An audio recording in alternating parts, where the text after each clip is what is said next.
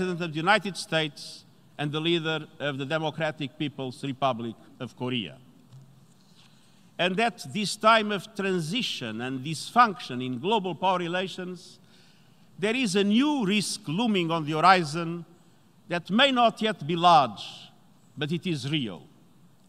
I fear the possibility of a great fracture, the world splitting in two, with the two largest economies on Earth creating two separate and competing worlds, which with their own dominant currency, trade and financial rules, their own internet and artificial intelligence capacities, and their own zero-sum geopolitical and military strategies.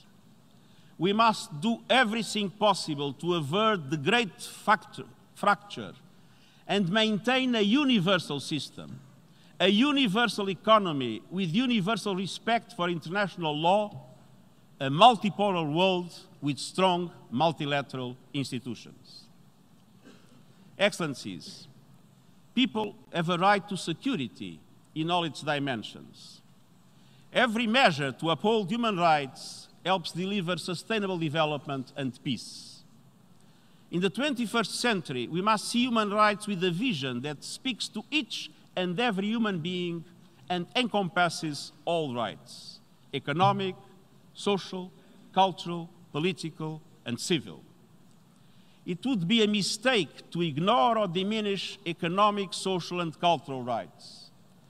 But it would be equally misguided to think that those rights are enough to answer people's yearnings for freedom. Human rights are universal and indivisible. One cannot pick and choose, favoring some while disdaining others. People have a right to well-being and dignified standards of life, with health, housing, and food, social protection, and a sustainable environment. Education, not only to learn things, but to learn how to learn and prepare to the future. And decent jobs, especially for young people. These rights permeate the 2030 Agenda for Sustainable Development, and they are among our best tools for preventing conflict. Yet, we are not on track. Inequality is exploding. Our global economy generates great flows of income, but this prosperity is captured by a small number of elites. It is a sad fact of our world today that one's chances of leading a life free of want and in full human dignity still depend more on the circumstances of one's birth than one's innate capacities. Today's Sustainable Development Goals Summit and the Thursday's dialogue on financing are opportunities to ramp up ambition, including by utilizing the promise of technology and innovation as recommended by the high-level panel on digital cooperation that has concluded its report. Excellencies, as was emphasized in yesterday's Climate Action Summit, the climate emergency is a race we are losing, but it is a race we can win if we change our ways now. Even our language has to adapt. What once was called climate change is now truly a climate crisis. And what was once called global warming has more accurately become global heating. We are seeing unprecedented temperatures, unrelenting storms, and undeniable science. 10 days ago, in the Bahamas, I saw the ruin caused by Hurricane Dorian. That aftermath is a mere prelude to what science tells us is on its way. But something else is on its way: solutions. And the world is starting to move, not yet fast enough, but move in the right direction, away from fossil fuels and towards the opportunities of a green economy. And the Climate Summit highlighted some of the solutions we need to scale up in order to dramatically reduce emissions, keep temperatures rise to 1.5 degrees, and reach carbon neutrality by 2050. But we are not yet there. We must build on this momentum and do much more to be able to defeat climate change. Excellence. Excellencies, people have a right to the fundamental freedoms that every country has promised to uphold. Yet, we today are at a critical juncture where advances made across decades are threatened, reversed, or undermined. We see wide-ranging impunity, including impunity for violations of international humanitarian law. We also see new forms of authoritarianism appearing, and the civic space is narrowing and citizens' voices are being stifled. Human rights advocates, environmental activists, and journalists are being targeted.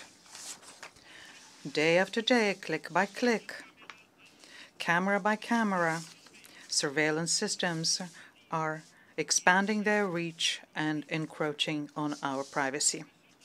But these breaches go beyond the breakdown in rules governing the behavior of states and businesses. They are playing out on a deeper level. They bring into question our very compassion and our humanity. At a time when record numbers of refugees and internally displaced people are on the move, solidarity is on the run. We see borders, but also hearts closing and whole societies become hostile to foreigners. We can see refugees' families torn apart and the right to seek asylum flouted. We must restore the integrity of the international refugee protection regime and fulfill the promises of responsibility sharing set out in the Global Compact on Refugees. We must also build on the landmark adoption of the first ever Global Compact on Migration last December. And we have to strengthen international cooperation for orderly and regular migration and counter the smugglers and criminals who enrich themselves on the backs of vulnerable people. All migrants must see their human rights respected. Excellencies, around the world today, fear, sadly, is gaining ground. Isolation and mistrust are being used for political purposes, and that is why I launched two initiatives. The first one is a UN system-wide strategy to tackle hate speech. And the second one is an action plan to support efforts to safeguard religious sites and to uphold the right to religious freedom. Any minority, religious, ethnic, or other, must fully enjoy their basic rights. Social cohesion is rarely easy to obtain. Strong investments need to ensure that diverse community feels that their identities are respected and that they have a stake in the society as a whole. To those who insist on oppression or division, I say diversity is not a threat, it's a richness. It is unacceptable in the 21st century for women and men to be persecuted because of their identity, belief, or sexual orientation. We, of course, must also secure the rights of vulnerable and marginalized people. This year, I launched the first United Nations Disability Inclusion Strategy. And, of course, we mustn't forget the world's most pervasive manifestation of discrimination, which affects fully half of humankind, discrimination against women and girls. Gender equality is a question of power, and power still essentially lies with men. And we can see that anywhere from parliaments to boardrooms, and even, we must say, this week in the halls and corridors and the meeting rooms of the United Nations. We must break with the rigidity of the past and truly see women's rights and representations as our common goal for the humanity as a whole. And I am working on this with the United Nations. Every day we're working to ensure gender parity as well as regional balance. Today, we have achieved parity in my senior management group and amongst the resident coordinators, that is, amongst those people who lead United Nations work at the country level. Excellencies, I will not let up until we have reached gender parity at all levels at the United Nations and full equality for women and girls around the world. That means continuing to push back against the pushback against women's rights. It also means calling out a troubling commonality in terrorist attacks, extremist ideologies, and brutal crimes, the violent misogyny of the perpetrators. And it means stepping up our efforts to expand opportunity.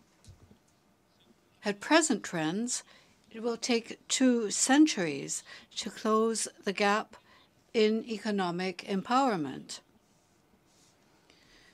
We cannot accept a world that tells my granddaughters that equality must wait for their granddaughters' Excellencies, as we continue all this vital work and more, I've launched ambitious reforms to make the United Nations more effective. I count on you to place our organization on sound financial footing. In an ever more divided world, we need a strong United Nations. Next year, we will mark the 75th anniversary of the UN, a critical moment to renew our common project. And the problems we face are real, but so is hope. As we strive to serve people, we also can be inspired by people. Over the past 2.5 years, I've spent time with young African girls, as we strive to serve people, with teachers, equipping young people with new skills for the future, with entrepreneurs in many fields, leading the world innovation by innovation into the green economy. They and so many others are helping to build the future we want. Their aspirations and their human rights must always be our touchstone. We are here to serve. We are here to advance the common good while upholding our shared humanity and values. That vision united the founders of our organization. At a time of division today, we must reconnect with that spirit. Let us restore trust, rebuild hope, and move ahead together. Thank you.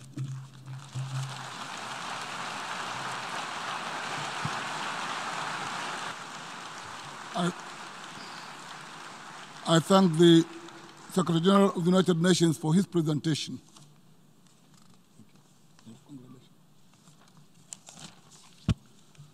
The General Assembly will now turn to Agenda Item 8, entitled General Debate. Heads of State and Government, Secretary General, Ministers, Excellencies, ladies and gentlemen, it is with great pleasure that I welcome you all to the general debate of the 74th session of the United Nations General Assembly. Excellencies, your presence is a veritable testament to the diplomacy of this great multilateral body. The issues herein raised are most critical and increasingly urgent for the attainment of international peace and security, as well as the achievement of the Sustainable Development Goals, SDGs. We have remained for too long at the crossroads of human development.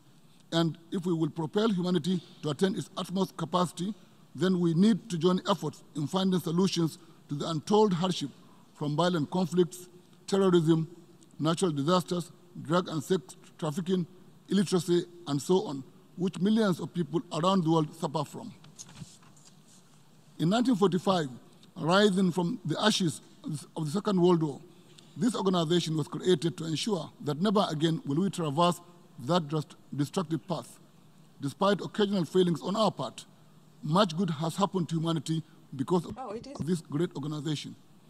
Excellencies, our most recent achievement is the adoption of the transformative and ambitious 2030 Agenda for Sustainable Development in 2015. The implementation of the SDGs by 2030 must be a priority in the interest of the billions of people who may never step inside this great hall, but who hope that the work undertaken here would galvanize efforts for poverty eradication, zero hunger, quality education, climate action, and inclusion. Achieving our targets under the SDGs requires cooperation in both financing and the sharing of experience. Without doubt, the challenges posed by health pandemics, terrorism, displacement, climate change, as well as illiteracy and poverty will not be resolved by individual countries, as they all require focused cooperation to stem. As President of the 74th session, I'll work with all delegations and with the other organs of the United Nations to advance the implementation of the priorities which I have set out for the 74th session of the Assembly. The promotion of international peace and security is at the heart of the work of the United Nations. We must continue to strengthen the organization by ensuring that its peace and security architecture is appropriate for the 21st century, particularly making a priority of prevention. Drivers of conflict, such as poverty, inequality, human rights abuses, lack of access to education and employment opportunities must be tackled head-on. Through proper sharing of ideas and functional partnerships, we can address them successfully. Excellencies, poverty eradication remains a great challenge globally. While many countries around the world have succeeded in taking millions out of poverty, we have to do more to take hundreds of millions more out of abject poverty, misery, and squalid existence. Accordingly, I urge you to reflect specifically on how your countries can, among other things, ensure improved social protection systems and channel a significant proportion of government spending to hitherto marginalized or excluded groups who are most affected by poverty. In addition, countries need to cooperate on the development of entrepreneurial capacity and in the modernization of agriculture. The fact that poverty and food shortages around the world have been exacerbated by climate change means that special focus must be placed on tackling climate change, as the repercussions of not acting pose grave dangers for our world now and in the future. These dangers are evident in the financial and human impact that climate change-related disasters like floods, cyclones, hurricanes, droughts, and wildfires cause around the world. We need to deploy the knowledge and technologies available to us to ensure that we do not condemn our children to an irreparable world. I call for cooperation among nations to ensure that coalitions for climate resilience and mitigation actions are formed and strengthened. Accordingly, we should deliver on our commitments made in Paris in 2015 and devise creative ways of bridging the huge financial and technical gaps required for meaningful impact. Ensuring access to free and quality primary and secondary education, as well as affordable and inclusive vocational and technical education, is vital. This is imperative, given the reality that no nation can develop beyond its educational capacity, particularly the capacity of its teachers. In this regard, there is an immediate need, among others, to ensure that students around the world are taught by qualified teachers in science, technology, engineering, and mathematics, as well as in the humanities. I urge countries endowed and better placed to deepen cooperation with those currently in greater need for capacity development of their teachers. In addition, there is need to reflect on the gains that have been made and opportunities that are available to the girl child and disabled children. Ensuring inclusion, particularly as it relates to the rights and empowerment of youth, women, and the disabled, is the right thing to do. It is also a guarantor of the expansion of the economy and the accentuation of inclusion in all countries. While many countries have made considerable advancement in this aspect, all countries have ample room for improvement in this direction. Clearly, Excellencies, effectively implementing the aforementioned would require that we never relapse into the bitter rivalries of the past, while prioritizing cooperation, mutual interest, and respect. We must pool our resources and energies and try harder to urgently address major global challenges in humanity. Accordingly, it is important that we continue to strengthen South-South as well as triangular cooperation to reinforce the work of the United Nations. Excellencies, ladies and gentlemen, evidence abounds that we can do great things if we are courageous, steadfast, and show empathy. From Mahatma Gandhi, who led a successful campaign for India's independence, to the young Greta Thunberg, who leads the demand for action on the climate, from Nelson Mandela, who stood resolutely and sought the dismantling of apartheid, to Malala Yousafzai, who, against all odds, insisted on her rise to education, from Martin Luther King Jr., a Baptist minister and leader of the civil rights movement, to Abubakar Abdullahi, a Nigerian imam who saved the lives of over 250 Christians when they fled his community during an attack on a community in Nigeria, to the various acts of courage and generosity of ordinary people in all countries, we are reminded that hope is not lost. In conclusion, we should not forget the fact that we stand in this magnificent hall today in the presence of leaders from around the globe to debate how best to achieve the world of our collective dream is a remarkable feat in itself. I am certain that during the remainder of this event-packed week, we will see us all shuttling between the various halls and meeting rooms of our great organization. We will be giving focused attention to the suffering of billions of people around the world and crafting stronger cooperation that is essential to creating a world where, in concert and in line with the founding principles of this organization, will give succor and hope to all people and nations for a more peaceful and prosperous world. There is great work to be done. We have no room for either cynicism or apathy. We should strive together to deliver for all. I thank you.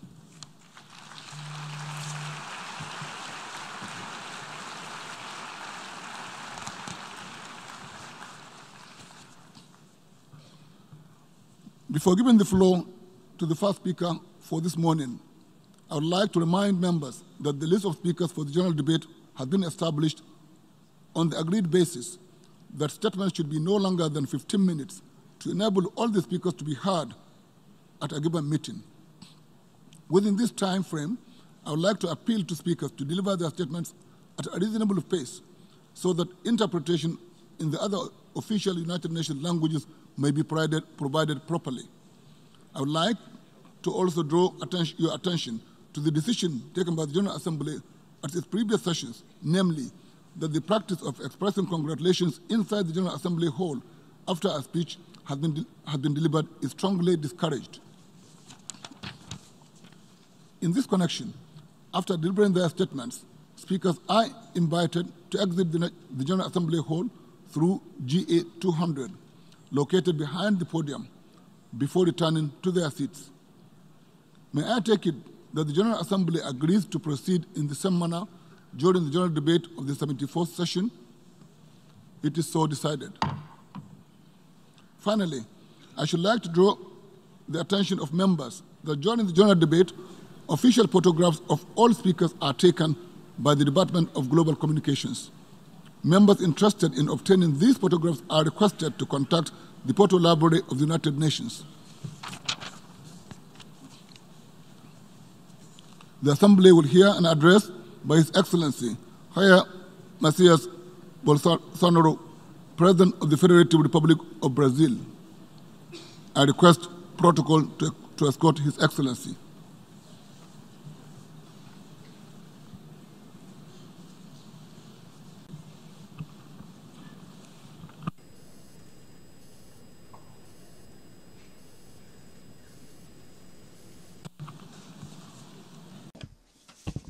Assembly, I have the pleasure to welcome to the United Nations His Excellency Jair Messias Bolsonaro, President of the Federative Republic of Brazil, and to invite him to address the Assembly.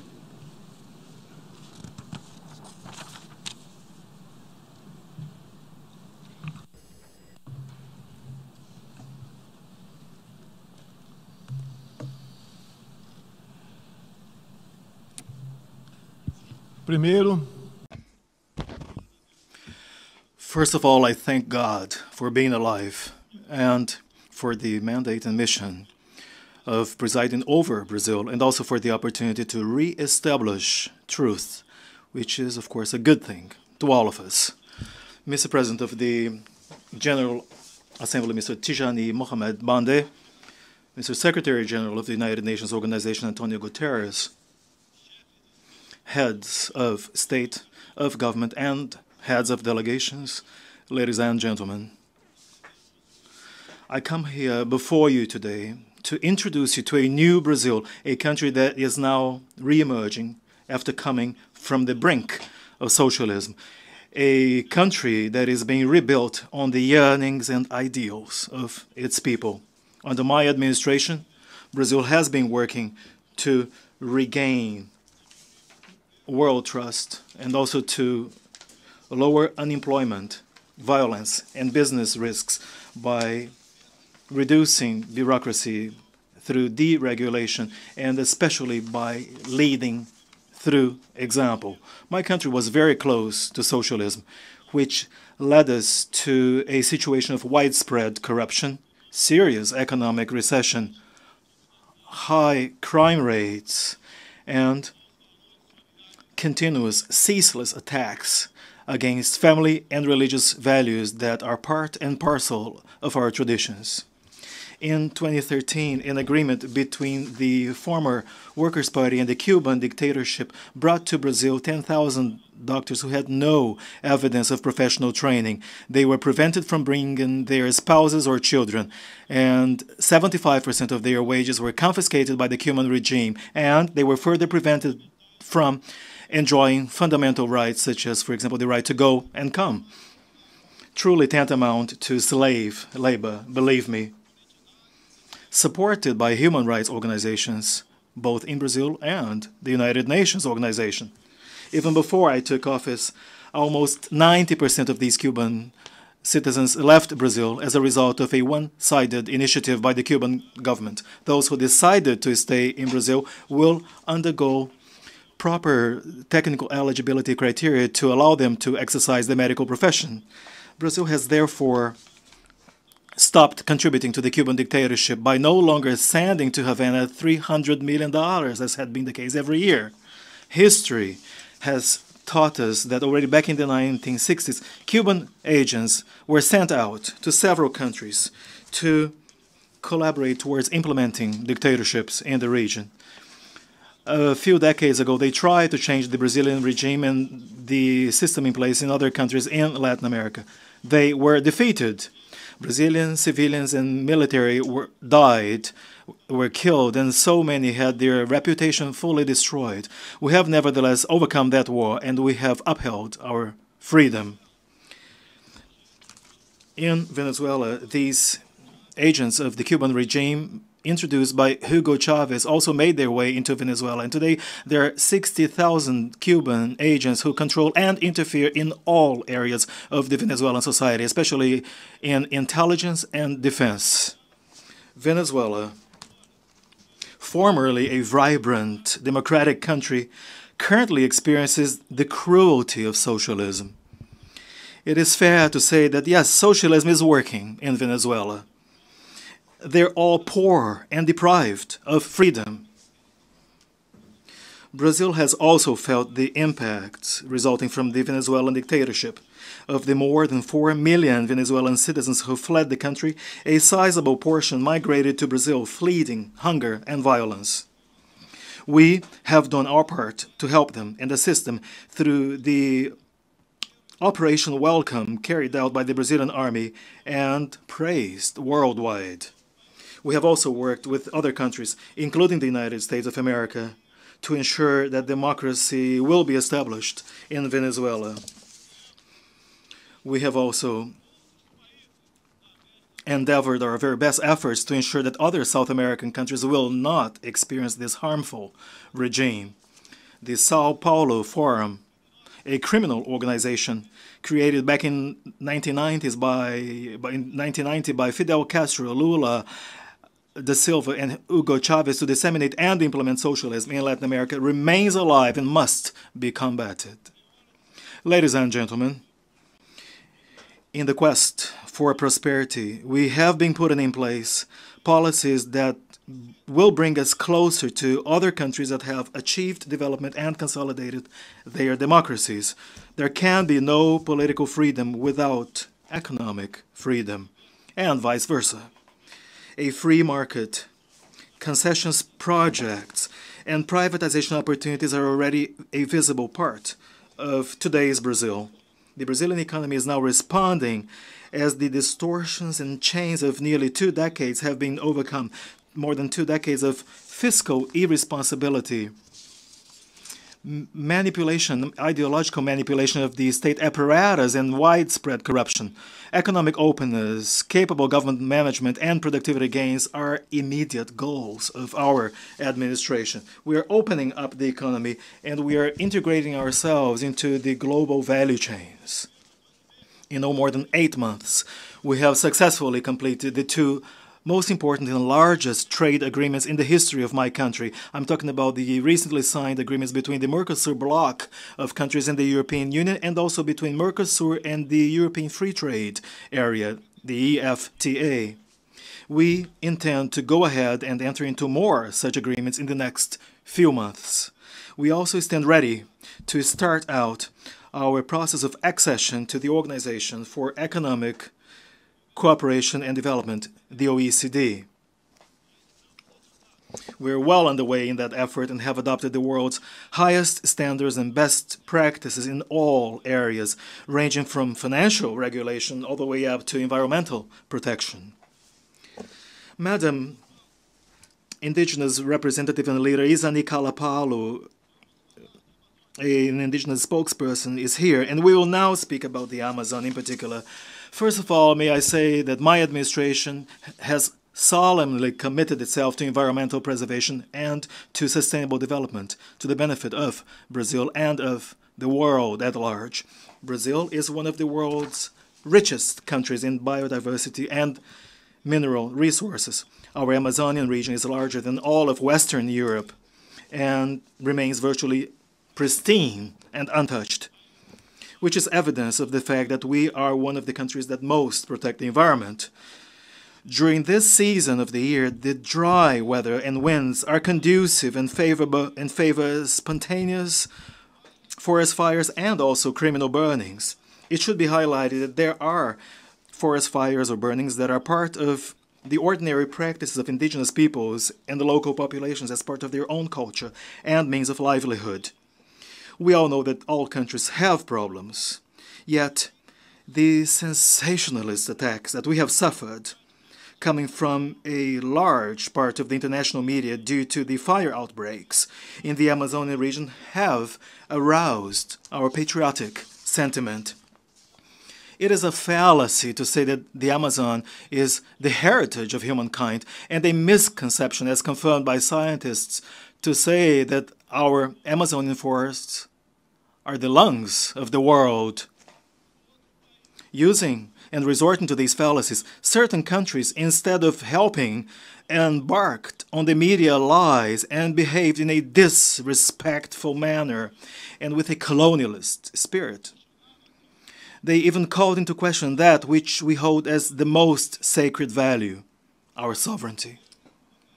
One of these countries during a recent G7 meetings dared suggest applying sanctions to Brazil without even consulting with or hearing Brazil. I thank those countries that did not accept to go ahead with this absurd proposal. In particular, I thank President Donald Trump, who very aptly summarized the spirit that should prevail among United Nations member countries, i.e., respect for the freedom and the sovereignty of each of us as nations. Currently, 14% of the Brazilian territory are demarcated officially as indigenous lands, but one must understand that our natives are human beings, just as any one of us here. They want and they deserve to enjoy the same rights as all of us. I want to make it plain and clear, Brazil will not increase to 20% her area already demarcated officially as indigenous lands, as some heads of state would like to see. In Brazil, there are 225 different indigenous peoples, in addition to about 70 tribes living in isolated locations nationwide. Each indigenous people or tribe has their own chief, their own culture, their own traditions and customs, and above all, they have their own way of seeing the world. The view of one indigenous leader does not represent the views of all Brazilian indigenous peoples. Oftentimes, some of these leaders, such as tribal chief Raoni, have been used as maneuvering tools manipulated by government or foreign governments in their information war to advance their interests in the Amazon. Unfortunately, some people, both in and outside of Brazil, supported by NGOs, have stubbornly insisted on treating and keeping our Indians as if they were real cavemen. Brazil now has a president that is concerned with those who were there in our territory before the Portuguese arrived back in the 1500s. The indigenous people do not want to be poor, large landholders sitting on rich lands. They do not. Especially sitting on the world's richest lands. That is precisely the case of the Yanomami Reserve and the Raposa Serra do Sol Reserve. These reserves are home to vast deposits of gold, diamond, uranium, niobium, and rare earths, among other resources. And these territories are huge. The Yanomami Reserve alone numbers approximately 95,000 square kilometers, an area equivalent to the size of Portugal or of Hungary, although only 15,000 indigenous people live in such a vast area. This goes to show clearly that those who attack us are not at all concerned about indigenous as human beings, but rather they are concerned more about the mineral riches and the biodiversity that exists in these areas. As evidence to you of the fact that there is no single authority among the indigenous peoples, I wish to read out to you a letter drafted and representing a substantial part of the indigenous communities in Brazil, addressed to you, the United Nations Assembly. Open letter to the indigenous peoples of Brazil. The group of indigenous farmers of Brazil, made up by several different ethnic groups and found in all states of the Brazilian Federation and inhabiting an area of more than 30 million hectares of the Brazilian territory, hereby respectfully addresses the Brazilian society to express its total and unconditional support to indigenous spokesperson and representative Isani Calapo, who is here with us from the Xingu Indigenous Park, Mato Grosso State, so that she may attend the UN Assembly, the UN General Assembly in New York in the US, and there voice and explain the reality experienced by the indigenous peoples in Brazil, and also bring to the fore the current situation of lies disseminated and propagated by the international and national media. They have insisted on turning Brazil's indigenous peoples into an endless market reserve, serving the interests of foreign countries that still view Brazil as a colony without rules or without sovereignty. 14% of Brazil's national territory are duly and regularly established as official indigenous lands. Many such communities are thirsty and eager and hope that the development of this portion of the country will finally take place without ideological chains, which will in turn enable achievement of a higher quality of life and standard of living in fields such as entrepreneurship, healthcare, and education. A new policy is needed for indigenous peoples in Brazil, and time is of the essence here. Bold measures can and should be encouraged in the pursuit of autonomy, economic empowerment of the indigenous peoples. Quite certainly, if a series of decisions are taken to that effect, we will be able to envisage a new approach to the Brazilian indigenous agenda.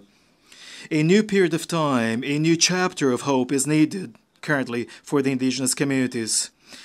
The situation of extreme poverty in which they find themselves, surviving on nothing but a family stipend and basic baskets of foodstuffs, has never delivered dignity or development.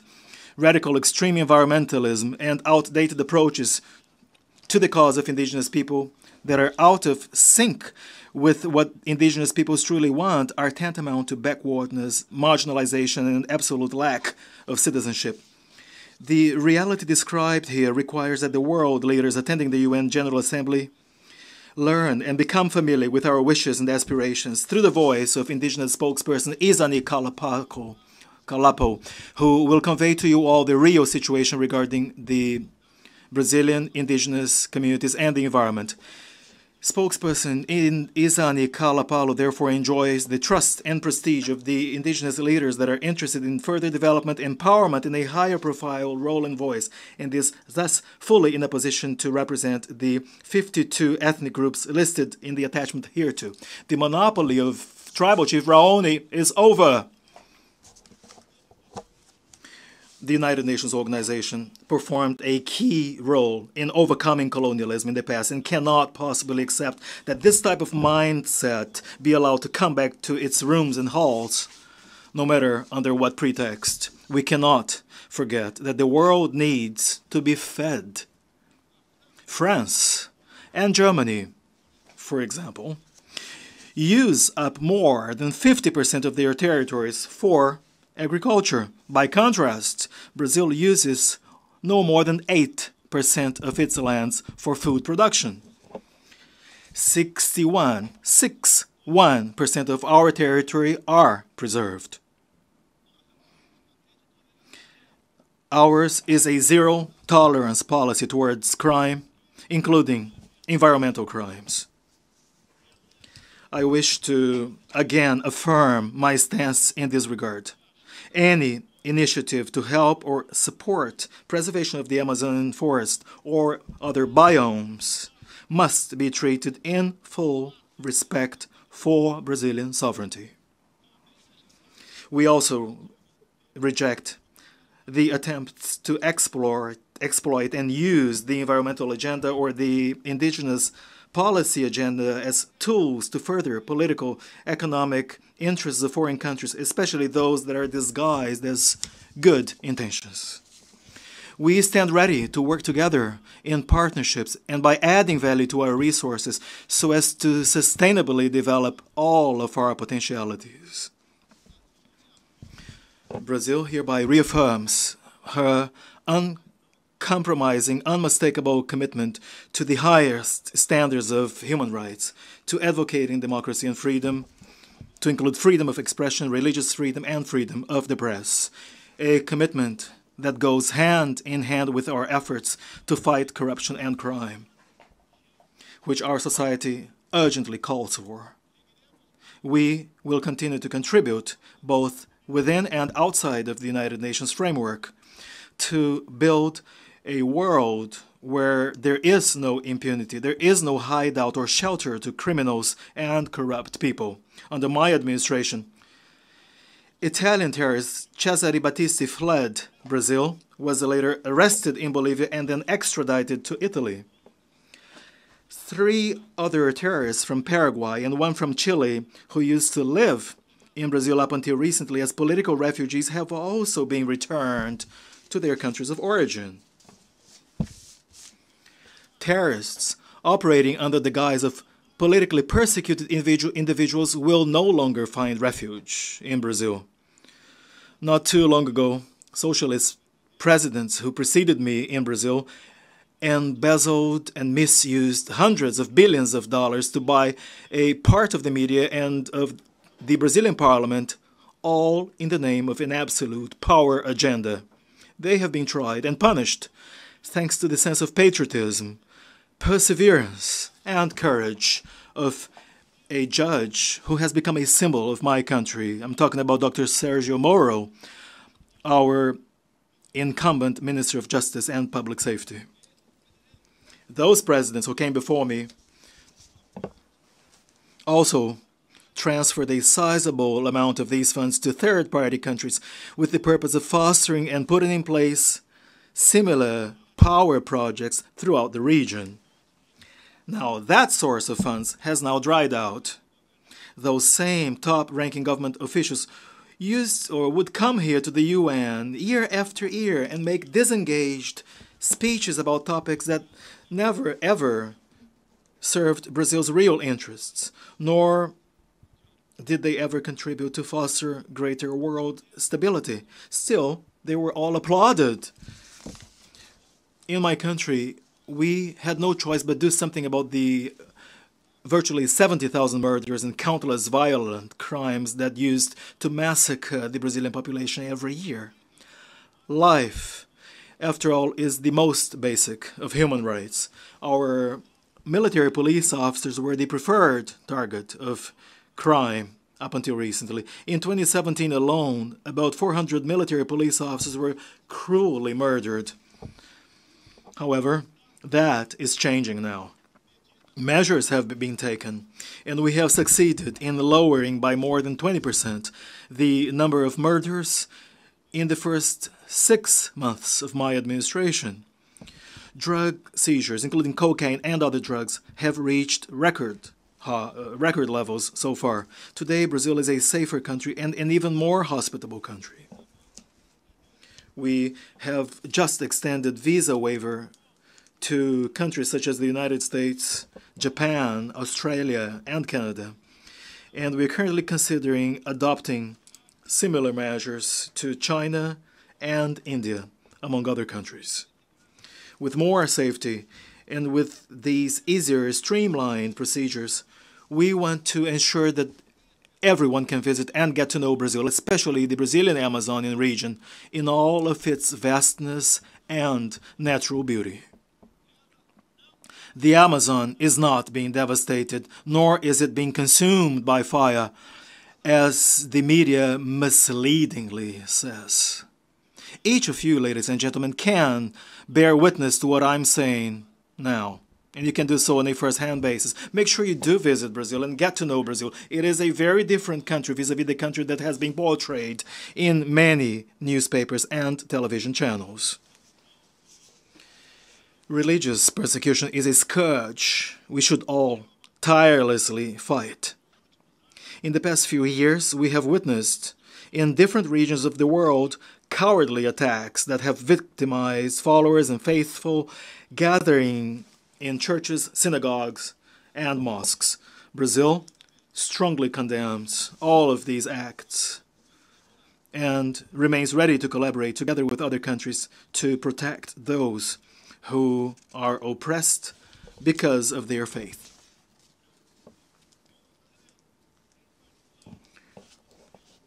The Brazilian people is particularly concerned about the increasing persecution, discrimination, and violence against missionaries and religious minorities, as has been seen in different geographies of the world. We therefore support establishing the International Day in memory of victims of acts of violence as a result of creed, religion, and related values. On that date, we will yearly celebrate those who suffer the harmful consequences of religious persecution. It is not acceptable at all that in the 21st century, with so many tools, instruments, treaties, organizations aimed at ultimately enshrining all types of rights, it is not acceptable that today we see millions of Christians and people of other religions who have ultimately lost their lives or freedom because of their faith. Evidence of Brazil's devotion to the peace cause is found in the solid history of Brazil's contributions to United Nations missions. For 70 years now, Brazil has given actual effective contributions to the United Nations peacekeeping operations. And we support all ongoing efforts to ensure that these missions become more effective and ultimately bring about real, concrete benefits to the countries receiving them. Under extremely diverse situations in countries such as Haiti, the Lebanon, in the Democratic Republic of Congo, Brazilian troops have been recognized for the high quality of their work and for their respect towards the population, respect for human rights, and the guiding principles in peacekeeping operations. May I again reaffirm our willingness to uphold our concrete contributions to the United Nations missions, including in areas such as skills development and professional training of troops, an area in which Brazil is widely recognized for her experience.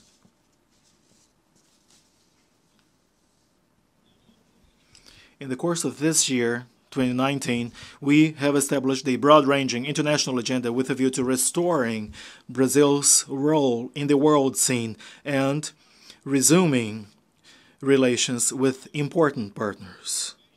Last January, we were in Davos for the World Economic Forum, where we presented our ambitious reforms program to the investors community from all over the world. In March, we visited Washington, D.C., where we launched a comprehensive and bold partnership with the U.S. government, the government of the United States in all areas, with an emphasis on political coordination and economic and military cooperation.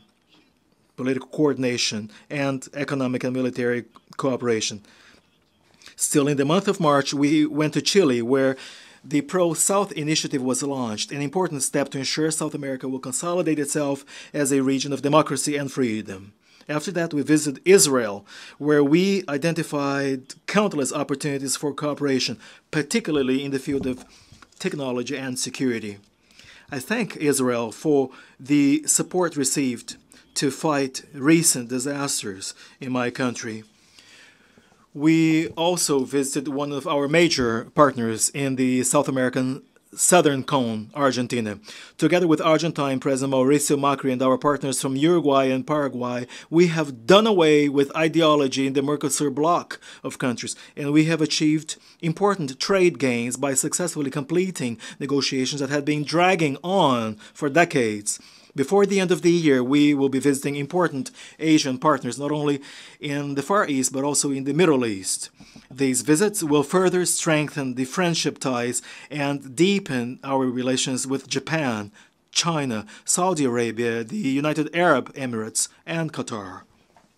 We do intend to follow the same pathway and approach towards all of the Arab world and Asia. We are also keenly looking forward to visiting our partners in Africa, partners and friends in Africa, Oceania, and Europe. As you can see, Brazil is a country that is open to the world and seeking partnerships with all of those who are interested in working for prosperity, for peace, and for freedom.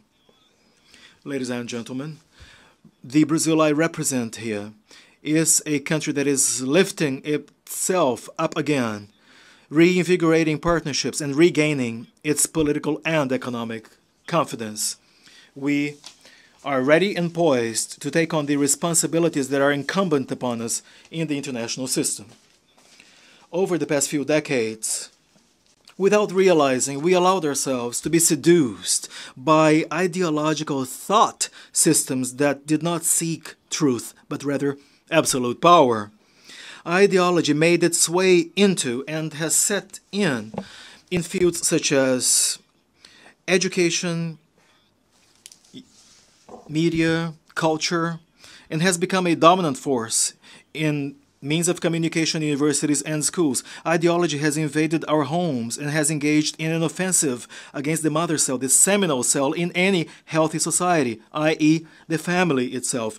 They even try to destroy the innocence of our children by going as far as perverting their most basic and elementary identity, i.e., biology itself. The politically correct has become a prevalent constant in public debate to expel rationality and replace it with manipulation, repeated commonplaces, and buzzwords. Ideology has invaded the human soul itself to expel God from it and the dignity with which He has endowed us. And with these methods, this ideology has always left behind it a trail of death, ignorance, and stark poverty wherever it passed through. I am myself living evidence of that. I was cowardly stabbed by a left-wing activist, and I only survived because of a miracle operated by God. Once again, I thank God for my life. The United Nations organization can help overcome the current materialistic and ideological atmosphere that undermines some basic principles of human dignity. This organization was, after all, designed and established to promote peace among sovereign nations and social progress, with liberty in accordance with the preamble of the United Nations Charter. On matters such as climate, democracy, human rights, equality of rights and duties between men and women, and on so many other issues, all we need is precisely this: envisage and aim at the truth in line with the Gospel of John 8:32, which reads as follows: And you shall know the truth, and the truth shall set you free. All of our national and international instruments should be ultimately geared towards achieving that objective. We are not here to erase nationalities and sovereignties in the name of an abstract global interest. This is not the Global Interest Organization. This is the United Nations Organization, and it must remain as such. With a sense of humbleness and trust in the liberating power of truth, you can be sure that you will certainly be able to count on this new Brazil that I am presenting to you, ladies and gentlemen. I thank you all for the grace and the glory of God. Thank you very much.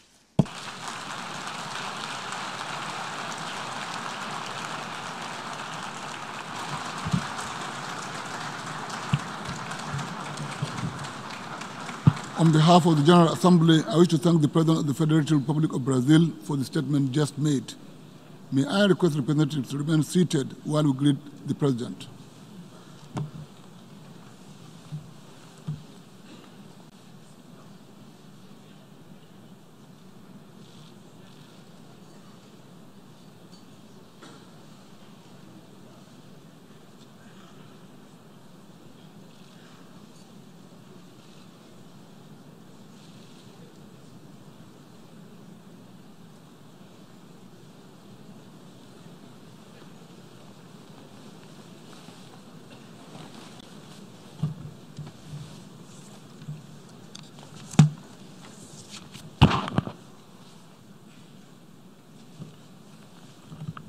The Assembly will hear an address by His Excellency Donald Trump, President of the United States of America. I request protocol to the Assembly will hear an address by His Excellency Donald Trump, President of the United States of America. I request protocol to the Assembly will hear an address by His Excellency Donald Trump, President of the United States of America. I request protocol to the Assembly will hear an address and invite him to address the Assembly.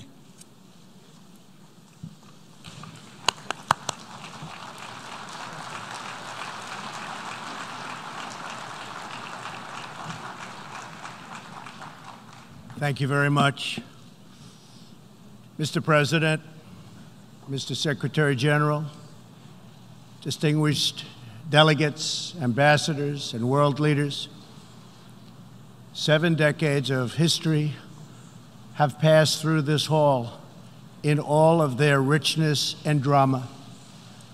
Where I stand, the world has heard from presidents and premiers at the height of the Cold War. Excellency Donald Trump, we have seen the President of the United States of America. Of nations. I request protocol to Trump, we have President of the United States, by His Excellency Donald Trump. Will hear an address by His Excellency protocol to the Assembly who stirred us with passion. By inviting him to address the protocol to the Assembly will hear an address. All here to share plans, proposals, visions, and ideas on the world's biggest stage. Like those who met us before, our time is one of great contests, high stakes, and clear choices. The essential divide that runs all around the world and throughout history is once again thrown into stark relief. It is the divide between those whose thirst for control deludes them into thinking they are destined to rule over others, and those people and nations who want only to rule themselves. I have the immense privilege of addressing you today as the elected leader of a nation that prizes liberty, independence, and self-government above all. The United States, after having spent over $2.5 trillion since my election to completely rebuild our great military, is also by far the world's most powerful nation. Hopefully, it will never have to use this power. Americans know that in a world where others seek conquest and domination, our nation must be strong in wealth, in might, and in spirit. That is why the United States vigorously defends the traditions and customs that have made us who we are. Like my beloved country, each nation represented in this hall has a cherished history, culture, and heritage that is worth defending and celebrating, and which gives us our singular potential and strength. The free world must embrace its national foundations. It must not attempt to erase them or replace them. Looking around and all over this large, magnificent planet, the truth is plain to see. If you want freedom, take pride in your country. If you want democracy, hold on to your sovereignty. And if you want peace, love your nation. Wise leaders always put the good of their own people and their own country first. The future does not belong to globalists. The future belongs to patriots. The future belongs to sovereign and independent nations who protect their citizens, respect their neighbors, and honor the differences that make each country special and unique. It is why we in the United States have embarked on an exciting program of national renewal. In everything we do, we are focused on empowering the dreams and aspirations of our citizens. Thanks to our pro-growth economic policies, our domestic unemployment rate reached its lowest level in over half a century. Fueled by massive tax cuts and regulations cuts, jobs are being produced at a historic rate. 6 million Americans have been added to the employment rolls in under 3 years. Last month, African American, Hispanic American, and Asian American unemployment reached their lowest rates ever recorded. We are marshaling our nation's vast energy abundance, and the United States is now the #1 producer of oil and natural gas anywhere in the world. Wages are rising, incomes are soaring, and 2.5 million Americans have been lifted out of poverty in less than 3 years. As we rebuild the unrivaled might of the American military, we are also revitalizing our alliances by making it very clear that all of our partners are expected to pay their fair share of the tremendous defense burden which the United States has borne in the past. At the center of our vision for national renewal is an ambitious campaign to reform international trade. For decades, the international trading system has been easily exploited by nations acting in very bad faith. As jobs were outsourced, a small handful grew wealthy at the expense of the middle class. In America, the result was 4.2 million lost manufacturing jobs and $15 trillion in trade deficits over the last quarter century. The United States is now taking that decisive action to end this grave economic injustice. Our goal is simple. We want balanced trade that is both fair and reciprocal. We have worked closely with our partners in Mexico and Canada to replace NAFTA with the brand new and hopefully bipartisan U.S.-Mexico-Canada agreement. Tomorrow, I will join Prime Minister Abe of Japan to continue our progress in finalizing a terrific new trade deal. As the United Kingdom makes preparations to exit the European Union, I have made clear that we stand ready to complete an exceptional new trade agreement with the UK that will bring tremendous benefits to both of our countries. We are working closely with Prime Minister Boris Johnson on a magnificent new trade deal. The most important difference in America's new approach on trade concerns our relationship with China. In 2001, China was admitted to the World Trade Organization. Our leaders then argued that this decision would compel China to liberalize its economy and strengthen protections to provide things that were unacceptable to us, and for private property, and for the rule of law. 2 decades later, this theory has been tested and proven completely wrong.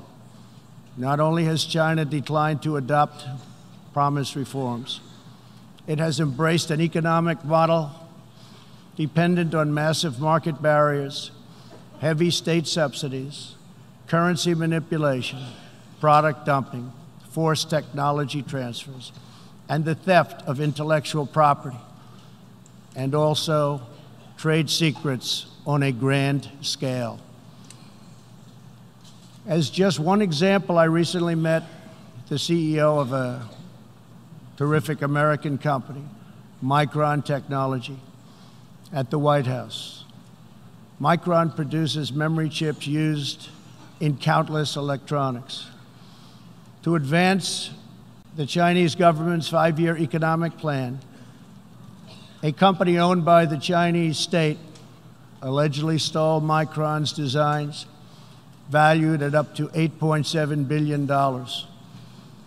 Soon, the Chinese company obtains patents for nearly an identical product, and Micron was banned from selling its own goods in China.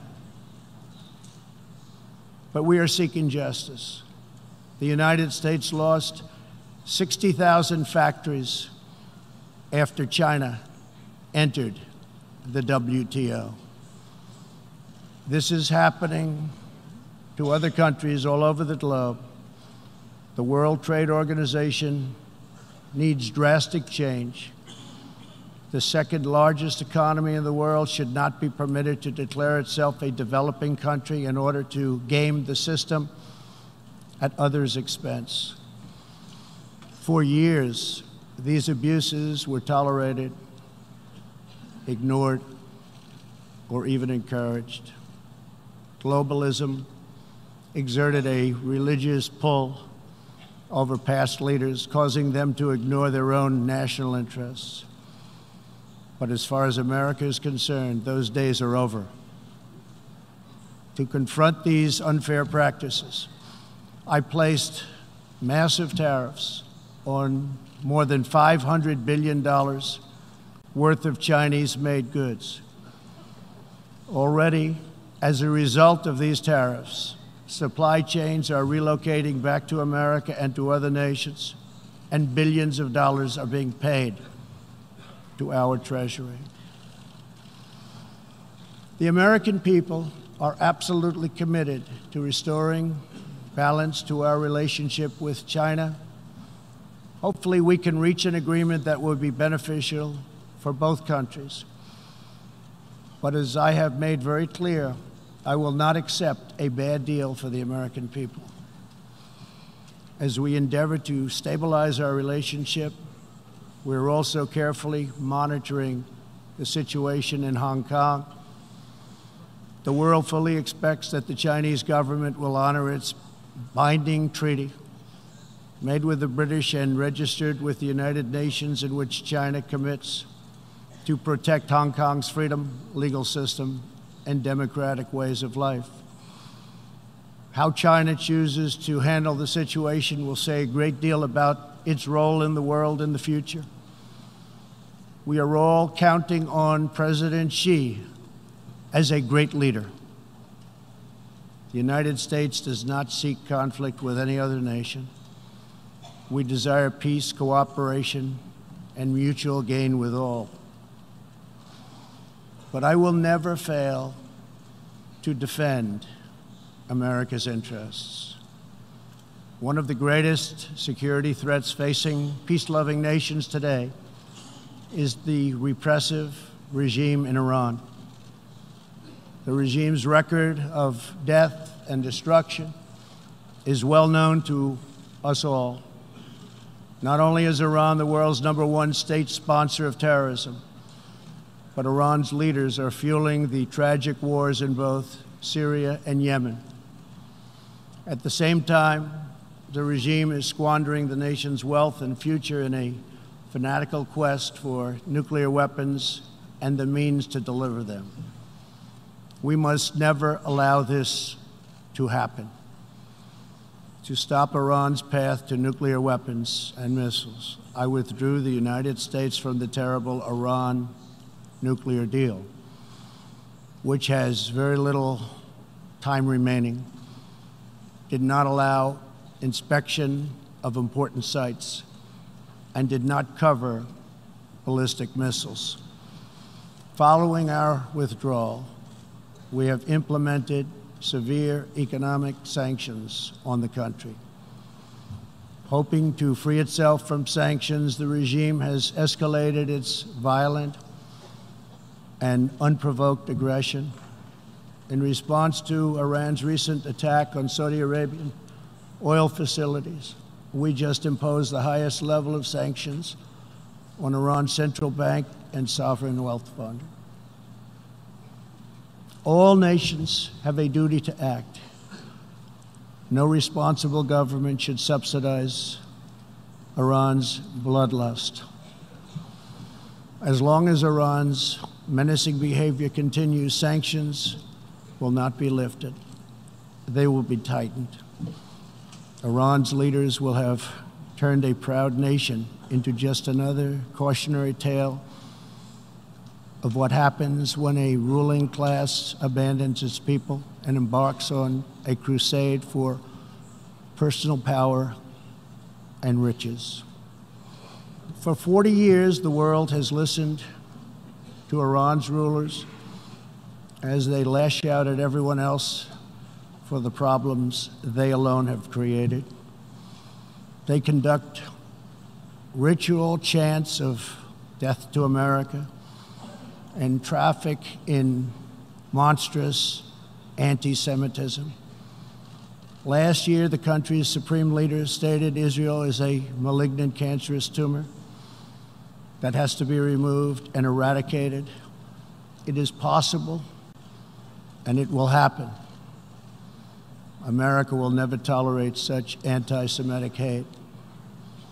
Fanatics have long used hatred of Israel to distract from their own failures.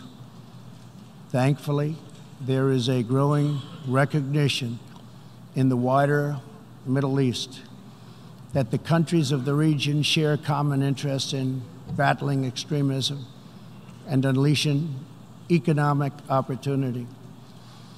That is why it is so important to have full, normalized relations between Israel and its neighbors.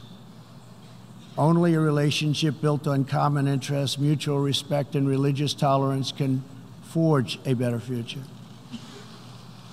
Iran's citizens deserve a government that cares about reducing poverty, ending corruption, and increasing jobs, not stealing their money to fund and massacre abroad and at home. After 4 decades of failure, it is time for Iran's leaders to step forward and to stop threatening other countries and focus on building up their own country. It is time for Iran's leaders to finally put the Iranian people first.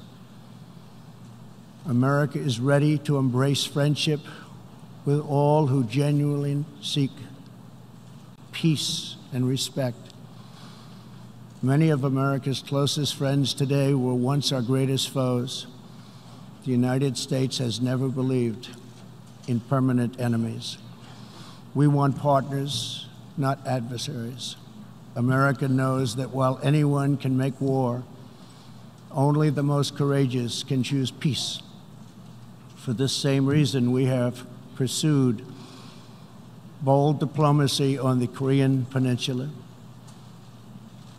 I have told Kim Jong-un what I truly believe, that like Iran, his country is full of tremendous untapped potential, but that to realize that promise, North Korea must denuclearize. Around the world, our message is clear. America's goal is lasting. America's goal is harmony. And America's goal is not to go with these endless wars, wars that never end. With that goal in mind, my administration is also pursuing the hope of a brighter future in Afghanistan. Unfortunately, the Taliban has chosen to continue their savage attacks. We will continue to work with our coalition of Afghan partners to stamp out terrorism, and we will never stop working to make peace a reality. Here in the Western Hemisphere, we are joining with our partners to ensure stability and opportunity all across the region. In that mission, one of our most critical challenges is illegal immigration, which undermines prosperity, rips apart societies, and empowers ruthless criminal cartels. Mass illegal migration is unfair, unsafe, and unsustainable for everyone involved. The sending countries and the depleted countries, and they become depleted very fast, but their youth is not taken care of, and human capital goes to waste. The receiving countries are overburdened with more migrants than they can responsibly accept, and the migrants themselves are exploited, assaulted, and abused by vicious coyotes. Nearly 1/3 of women who make the journey north to our border are sexually assaulted along the way. Yet here in the United States and around the world, there is a growing cottage industry of radical activists and non-governmental organizations that promote human smuggling. These groups encourage illegal migration and demand erasure of national borders. Today I have a message for those open border activists who cloak themselves in the rhetoric of social justice. Your policies are not just. Your policies are cruel and evil. You are empowering criminal organizations that prey on innocent men, women, and children. You put your own false sense of virtue before the lives, well-being, and countless innocent people. When you undermine border security, you are undermining human rights and human dignity. Many of the countries here today are coping with the challenges of uncontrolled migration. Each of you has the absolute right to protect your borders. And so, of course, does our country. Today, we must resolve to work together to end human smuggling, end human trafficking, and put these criminal networks out of business for good. To our country, I can tell you sincerely, we are working closely with our friends in the region, including Mexico, Canada, Guatemala, Honduras, El Salvador, and Panama, to uphold the integrity of borders and ensure safety and prosperity for our people. I would like to thank President López Obrador of Mexico for the great cooperation we are receiving and for right now putting 27,000 troops on our southern border. Mexico is showing us great respect, and I respect them in return. The U.S., we have taken very unprecedented action to stop the flow of illegal immigration. To anyone conducting crossings of our border illegally, please hear these words. Do not pay the smugglers. Do not pay the coyotes. Do not put yourself in danger. Do not put your children in danger, because if you make it here, you will not be allowed in. You will be promptly returned home. You will not be released into our country. As long as I am President of the United States, we will enforce our laws and protect our borders. For all of the countries of the Western Hemisphere, our goal is to help people invest in the bright futures of their own nation. Our region is full of such incredible promise, dreams waiting to be built, and national destinies for all. And they are waiting also to be pursued. Throughout the hemisphere, there are millions of hardworking, patriotic young people eager to build, innovate, and achieve. But these nations cannot reach their potential if a generation of youth abandon their homes in search of a life elsewhere. We want every nation in our region to flourish and its people to thrive in freedom and peace. In that mission, we are also committed to supporting those people in the Western Hemisphere who live under brutal oppression, such as those in Cuba, Nicaragua, and Venezuela. According to a recent report from the UN Human Rights Council, women in Venezuela stand in line for 10 hours a day waiting for food.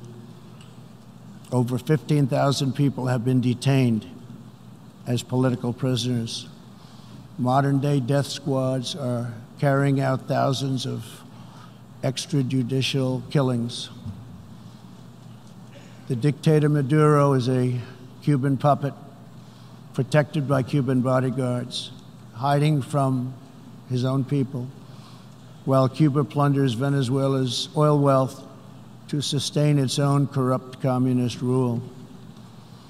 Since I last spoke in this hall, the United States and our partners have built a historic coalition of 55 countries that recognize the legitimate government of Venezuela. To the Venezuelans trapped in this nightmare, please know that all of America is united behind you. The United States has vast quantities of humanitarian aid ready and waiting to be delivered. We're watching the Venezuela situation very closely. We await the day when democracy will be restored, when Venezuela will be free, and when liberty will prevail throughout this hemisphere. One of the most serious challenges our countries face is the specter of socialism.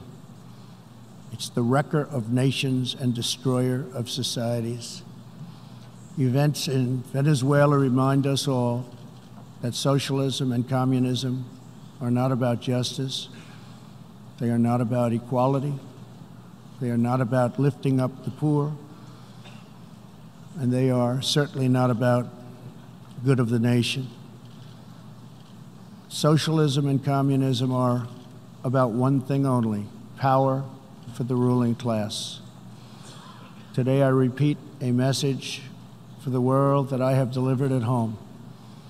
America will never be a socialist country. In the last century, socialism and communism killed 100 million people. Sadly, as we see in Venezuela, the death toll continues in this country. These totalitarian ideologies, combined with modern technology, have the power to excise new and disturbing forms of suppression and domination. For this reason, the United States is taking steps to better screen foreign technology and investments and to protect our data and our security. We urge every nation present to do the same. Freedom and democracy must be constantly guarded and protected, both abroad and from within. We must always be skeptical of those who want conformity and control. Even in free nations, we see alarming signs and new challenges to liberty. A small number of social media platforms are acquiring immense power over what we can see and over what we are allowed to say. A permanent political class is openly disdainful, dismissive, and defiant of the will of the people. A faceless bureaucracy operates in secret and weakens democratic rule. Media and academic institutions push flat-out assaults on our histories, traditions, and values. In the United States, my administration has made clear to social media companies that we will uphold the right of free speech. A free society cannot allow social media giants to silence the voices of the people, and a free people must never, ever be enlisted in the cause of silencing, coercing, canceling, or blacklisting their own neighbors. As we defend American values, we affirm the right of all people to live in dignity. For this reason, my administration is working with other nations to stop criminalizing of homosexuality, and we stand in solidarity with LGBTQ people who live in countries that punish, jail, or execute individuals based upon sexual orientation. We are also championing the role of women in our societies. Nations that empower women are much wealthier, safer, and much more politically stable. It is therefore vital not only to a nation's prosperity, but also is vital to its national security to pursue women's economic development. Guided by these principles, my administration launched the Women's Global Development and Prosperity Initiatives. The WGDP is the first ever government-wide approach to women's economic empowerment, working to ensure that women all over the planet have the legal right to own and inherit property, work in the same industries as men, travel freely, and access credit and institutions. Yesterday, I was also pleased to host leaders for a discussion about an ironclad American commitment protecting religious leaders and also protecting religious freedom. This fundamental right is under growing threat around the world. Hard to believe, but 80% of the world's population lives in countries where religious liberty is in significant danger or even completely outlawed. Americans will never fire or tire in our effort to defend and promote freedom of worship and religion. We want and support religious liberty for all. Americans will also never tire of defending innocent life. We are aware that many United Nations projects have attempted to assert a global right to taxpayer-funded abortion on demand, right up until the moment of delivery. Global bureaucrats have absolutely no business attacking the sovereignty of nations that wish to protect innocent life. Like many nations here today, we in America believe that every child, born and unborn, is a sacred gift from God. There is no circumstance under which the United States will allow international entries to trample on the rights of our citizens, including the right to self-defense. That is why this year I announced that we will never ratify the UN Arms Trade Treaty, which would threaten the liberties of law-abiding American citizens. The United States will always uphold our constitutional right to keep and bear arms. We will always uphold our Second Amendment. The core rights and values America defends today were inscribed in America's founding documents. Our nation's founders understood that there will always be those who believe they are entitled to wield power and control over others. Tyranny advances under many names and many theories, but it always comes down to the desire for domination. It protects not the interests of many, but the privilege of few. Our founders gave us a system designed to restrain this dangerous impulse. They chose to entrust American power to those most invested in the fate of our nation, a proud and fiercely independent people. The true good of a nation can only be pursued by those who love it, by citizens who are rooted in its history, who are nourished by its culture, committed to its values, attached to its people, and who know that its future is theirs to build or theirs to lose. Patriots see a nation and its destiny in ways no one else can. Liberty is only preserved, sovereignty is only secured, democracy is only sustained, greatness is only realized by the will and devotion of patriots. In their spirit is found the strength to resist oppression, the inspiration to forge legacy, the goodwill to seek friendship, and the bravery to reach for peace.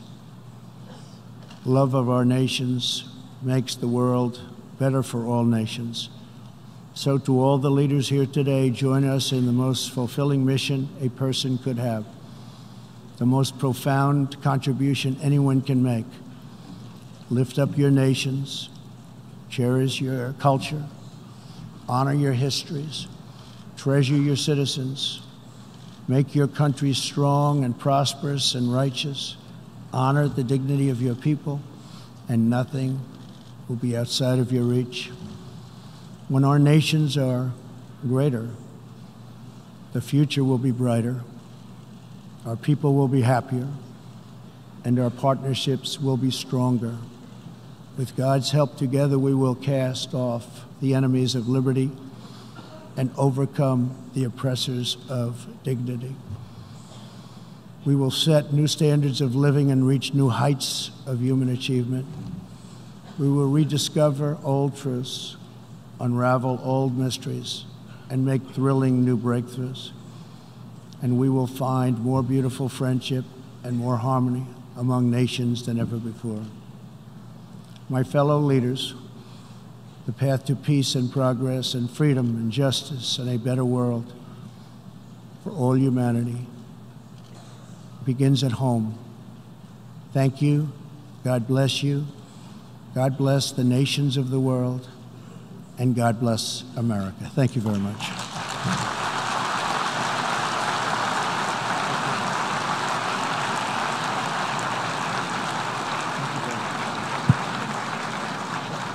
On behalf of the General Assembly, I wish to thank the President of the United States of America for the statement just made. May I request the representatives to remain seated while we greet the President, after which the meeting will stand suspended for 5 minutes before resuming to hear the next speaker.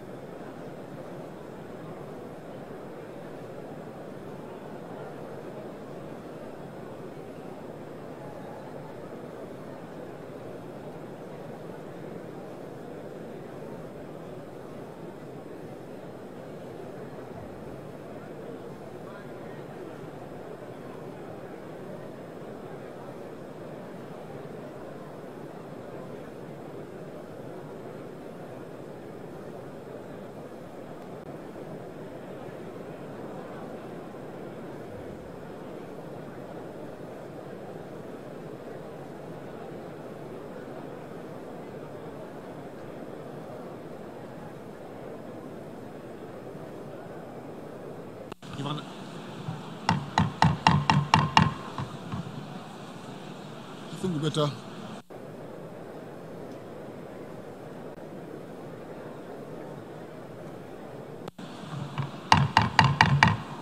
Please be seated. The session is resumed. Please be seated. 5 minutes is over, please. 5 minutes is over, please. Please be seated.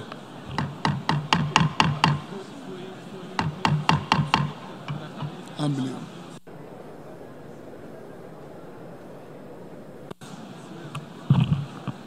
Ladies and gentlemen, please be seated. The session is resumed.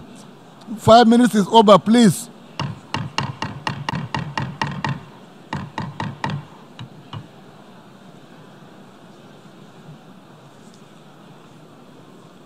Should we start?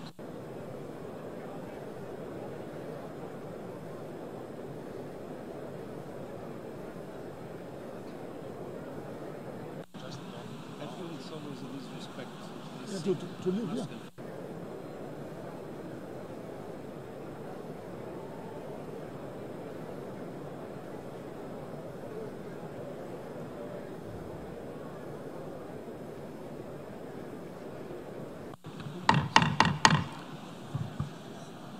Ladies and gentlemen, the session is resumed, please.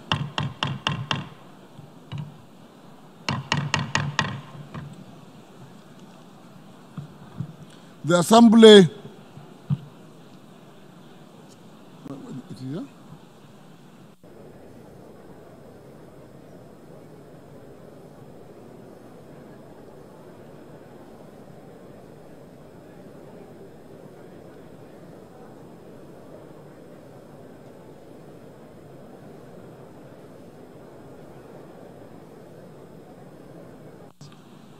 Is President Assistant here? Okay. Okay. The assembly will hear an address by His Excellency Abdel Fattah al-Sisi, President of the Arab Republic of Egypt. May I request protocol to export His Excellency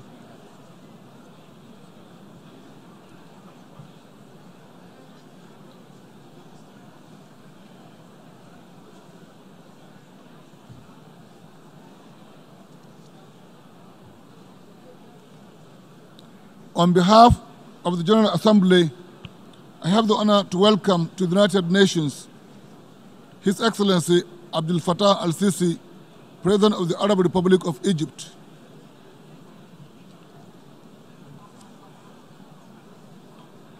And to invite him to address the Assembly.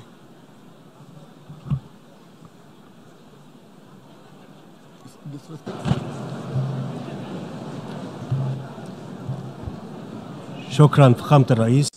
I thank you, Mr. President. In the name of God, Mr. President, at the outset, it gives me great pleasure to congratulate you on your assumption of the presidency of the General Assembly at its 74th session. I would like to seize this opportunity to express my heartfelt appreciation to Ms. Maria Fernanda Espinosa, the president of the previous session. Ladies and gentlemen, our gathering this year comes at a time when the magnitude of all the challenges facing our world is increasing. It is thus imperative that we all engage in an in-depth discussion on the prospects for advancing our work under the umbrella of the United Nations, while upholding the noble values upon which our organization was founded. This can be achieved through reaffirming our commitment to an effective and just international order that is based on dialogue, cooperation, mutual respect, and the promotion of a culture of peace. Egypt, as a founding member of the United Nations and of a number of regional organizations, including the African Union, which we are honored to chair this year, We are also a founding member of the League of Arab States, and we have always possessed our own unique vision and contribution towards addressing the most important and daunting challenges of our time. Allow me here, from this August forum, to present Egypt's perspectives in this regard. Mr. President, respecting the principle of national ownership of solutions to national problems is imperative to ensuring the effectiveness of the multilateral system. Egypt has a pioneering experience in this regard. In recent years, it has embarked on an ambitious plan to comprehensively advance its society. This includes decisively combating terrorism and launching the most ambitious economic reform program in its modern history. This has been conducted in accordance with national plans and priorities, and have wholeheartedly been embraced by the Egyptian people, who have graciously shouldered the burden of its successful implementation in a manner that exceeded all expectations. Regionally, and as the current chair of the African Union, and alongside our African brothers and sisters, we have worked on consolidating the principle of African solutions to African problems. This aims to formulate a comprehensive approach which lays the foundations for development through a continent-wide vision that is based on our common history, unity of destiny, and confidence in our ability to achieve progress towards integration and upholding the interests of our peoples. To this end, a new mechanism has been launched in Cairo, which will focus on post-conflict reconstruction, namely the African Union Center for Reconstruction and Development.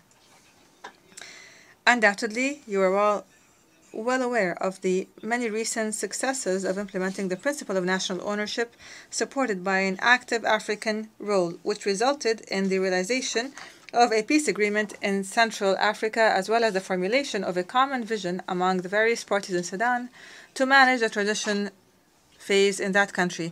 And here I would like to support deleting Sudan's name from the states that sponsor terrorism in order to acknowledge the efforts of the sisterly state and to enable it to confront the economic challenges it faces by enabling it to interact with international economic organizations in order to fulfill the ambitions of its people so that it would return to the place it deserves among the international family.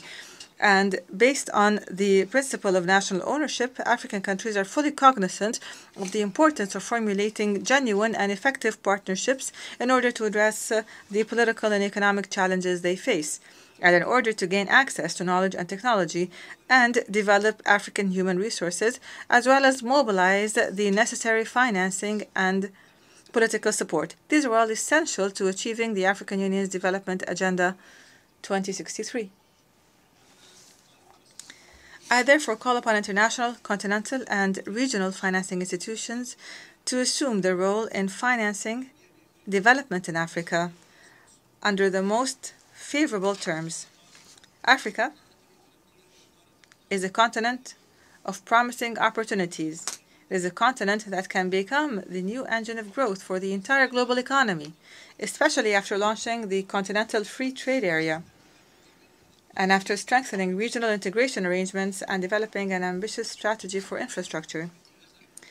I would like to refer in this regard to the recent initiative launched by Egypt to convene the first edition of the Aswan Forum for Sustainable Peace and Development in December this year, in the city of Aswan, where it will be a platform for dialogue between international and regional actors, including political leaders, financing institutions, the civil society, and the private sector, all to implement international and regional initiatives and mechanisms targeting Africa.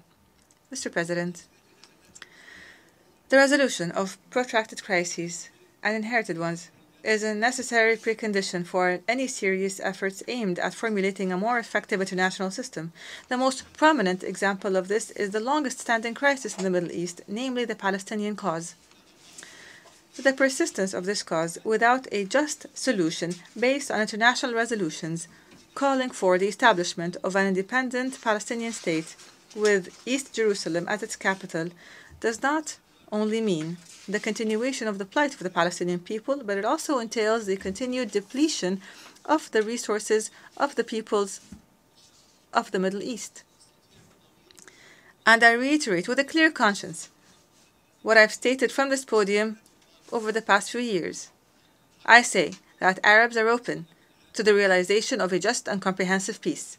The Arab Peace Initiative is still on the table, and there remains an opportunity to launch a new phase in the Middle East. However, we need bold decisions that restore the rights to the Palestinians, that pave the way for a major change in the reality of this region. And I say this without exaggeration.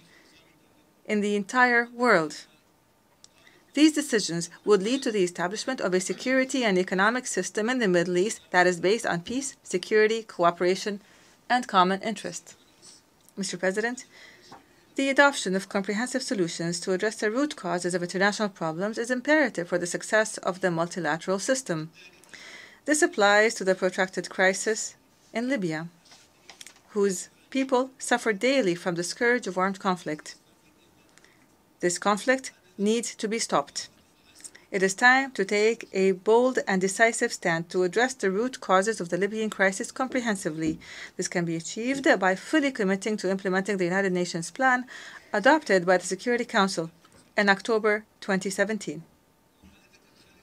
It can be achieved by addressing the grave imbalance in the distribution of wealth and power and the absence of public oversight via the Libyan people's elected representatives over political and economic decision-making. We also need to work on unifying all national institutions in order to save our dear neighbor from the ensuing chaos by militias and prevent the intervention of external actors in Libya's internal affairs. Similar to the imperative for a comprehensive solution in the Libyan crisis, a political solution for the crisis in Syria has also become an urgent need. We can no longer afford to waste more time and continue in this vicious cycle which Syria has been enduring for over 8 years. Egypt, while welcoming the announcement of the formation of the Constitutional Committee, nevertheless calls for the immediate commencement of its work without any delay as a fundamental step towards the realization of a comprehensive political settlement in accordance with Security Council Resolution 2254. This should be done in a manner that safeguards the unity and territorial integrity of Syria and its institutions. It eliminates terrorism and must put an end to the bloodshed. And in the same logic, I say that the time has come to take a decisive stand to end the protracted crisis in Yemen through the implementation of a political solution based on the well-known parameters. We need to end foreign interventions by non-Arab regional parties which seek to curtail Arab national security. We also need to address the unprecedented threats facing the Arabian Gulf region, including threats facing navigation, as well as recent attacks on oil installations in the Kingdom of Saudi Arabia. Mr. President, the principle of addressing matters comprehensively also applies to one of the most daunting challenges of our time, namely terrorism. Egypt has persistently called for a comprehensive approach in combating terrorism based on the necessity of confronting all terrorist organizations with no exception. Here I stress the need for all to fully comply with the relevant Security Council resolutions and to hold accountable those who support terrorism, whether through funding or weapons or through safe havens or media platforms, in addition to those involved in facilitating the movement and travel of terrorists.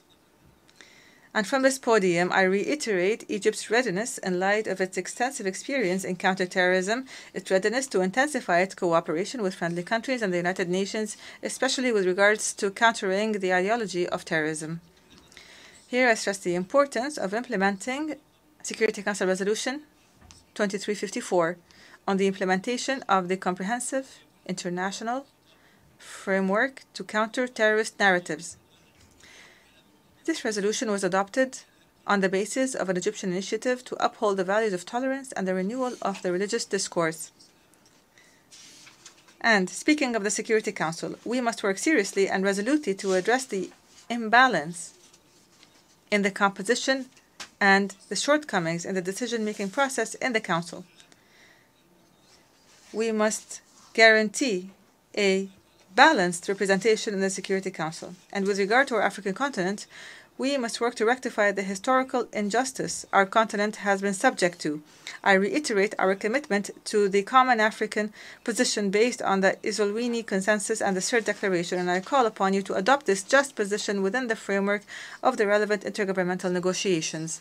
Mr. President, for decades, Egypt has sought to strengthen and deepen the bonds of cooperation with its brotherly Nile Basin countries, with whom it enjoys eternal relations. As a testament to its keenness to further the well-being of the peoples of the Nile Basin, Egypt expressed its understanding regarding Ethiopia's commencement to construct the Renaissance Dam, despite the fact that the latter did not conduct the necessary studies on the effects of this huge project to ensure that no harm befalls the water interests of downstream countries, including Egypt. Notwithstanding, Egypt took the initiative to bring forth the agreement on the Declaration of Principles signed on the 23rd of March 2015 in Khartoum, and this launched a 4-year-long negotiations process to reach an agreement governing the process of filling and operating the Renaissance Dam. Unfortunately, these negotiations have not yielded the desired results. Nevertheless, Egypt still hopes for an agreement that will secure the common interests of the peoples of the Blue Nile in Ethiopia, the Sudan, and Egypt. The continued impasse in the negotiations on the dam will have negative repercussions on the stability as well as on development in the region in general and in Egypt in particular. While we recognize Ethiopia's right to development, for Egypt, the water of the Nile is a matter of life. It is an existential matter, and this places a great responsibility on the international community to play a constructive role in urging all parties to demonstrate flexibility in order to achieve a mutually satisfactory agreement. In closing, Mr. President, Egypt's message today comes in the form of a call for the pursuit of peace, a call for action for the benefit of humanity, a call for cooperation and mutual understanding, a call for sustainable development, and the promotion and protection of human rights, and a call for the realization that this is the ideal path for the benefit of the international community. May God aid us all for the good of our peoples. Peace and God's mercy and blessings be upon you.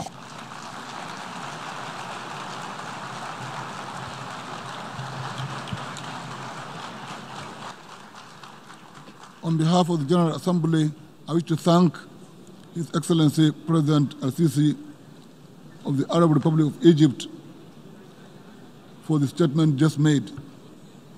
May I request representatives to remain seated while we greet the head of state.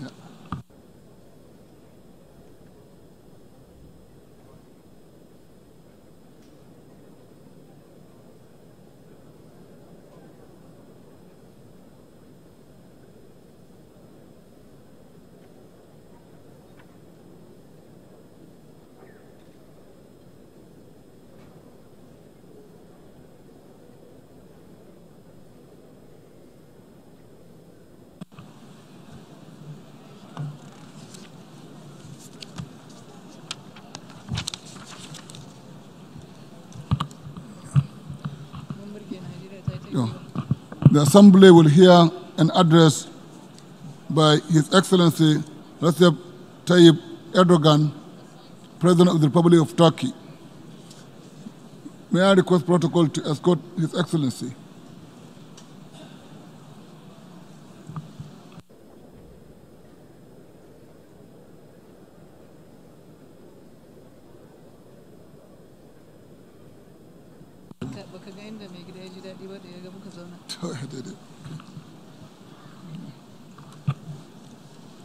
On behalf of the General Assembly, I have the honor to welcome to the United Nations His Excellency Recep Tayyip Erdogan, President of the Republic of Turkey, and to invite him to address the Assembly. Mr. President.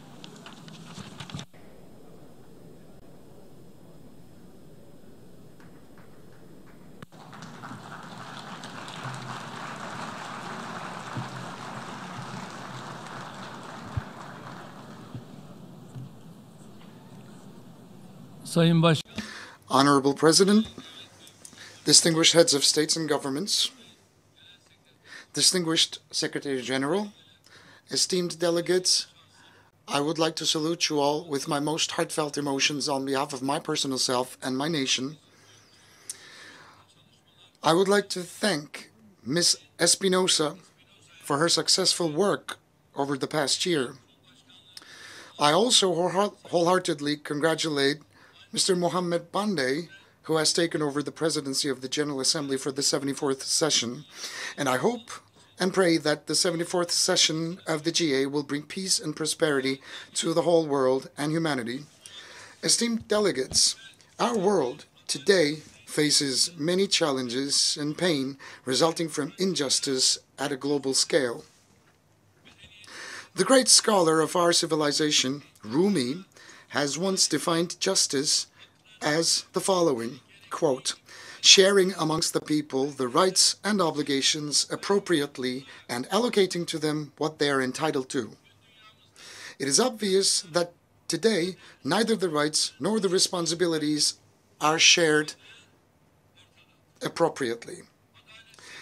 In the meantime, injustice generates instability, power struggles, crises, waste, and extravagance.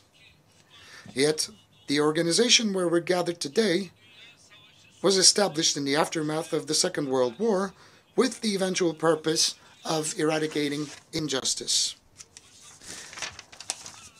Indeed, the international community is gradually losing its ability to find lasting solutions to challenges such as terrorism, hunger, misery, and climate change, which all threaten our own future. It is with no doubt that the General Assembly has a very fitting theme for the 74th session, galvanizing multilateral efforts for poverty eradication, quality education, climate action, and inclusion. But what's more important than that is to understand what we can achieve together. It is unacceptable to see that one part of the world lives in luxury and enjoys benefit of prosperity, while people in other parts of the world suffer in the hands of poverty, misery, and illiteracy.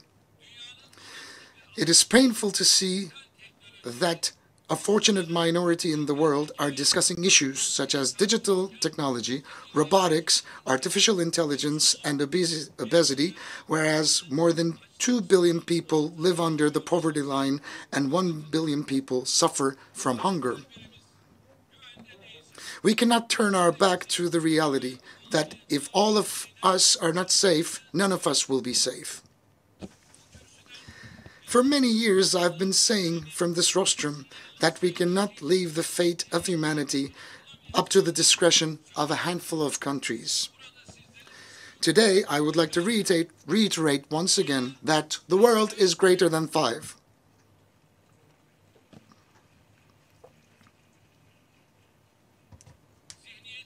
It is nighttime that we change our current mentality, our institutions, organizations, and rules.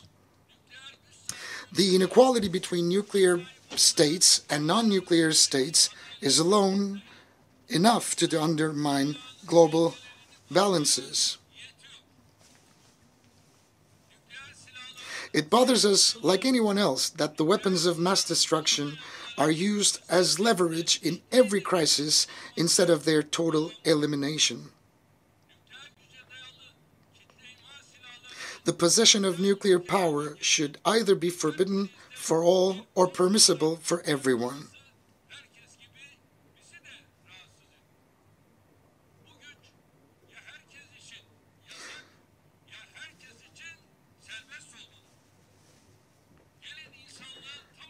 For the sake of a peaceful future for all humanity, let us solve this problem as soon as possible on the basis of justice.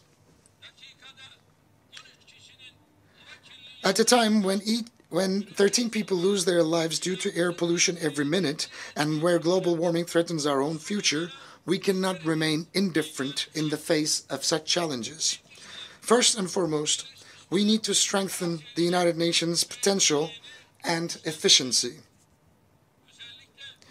In particular, we should carry out at once the much-needed fundamental reforms in line with the principles of justice and equality within the Security Council. With a proactive and a humane foreign policy, Turkey embraces the rest of the world and strives to find justice-based solutions to our problems. It is not without a reason that Turkey has earned the titles of the most generous country in terms of humanitarian aid, as well as the country hosting the largest displaced persons in the world. The third African Union-Turkey Partnership Summit, to be held in Turkey in 2020, will constitute another concrete example of our dedication and our proactive, humane policy.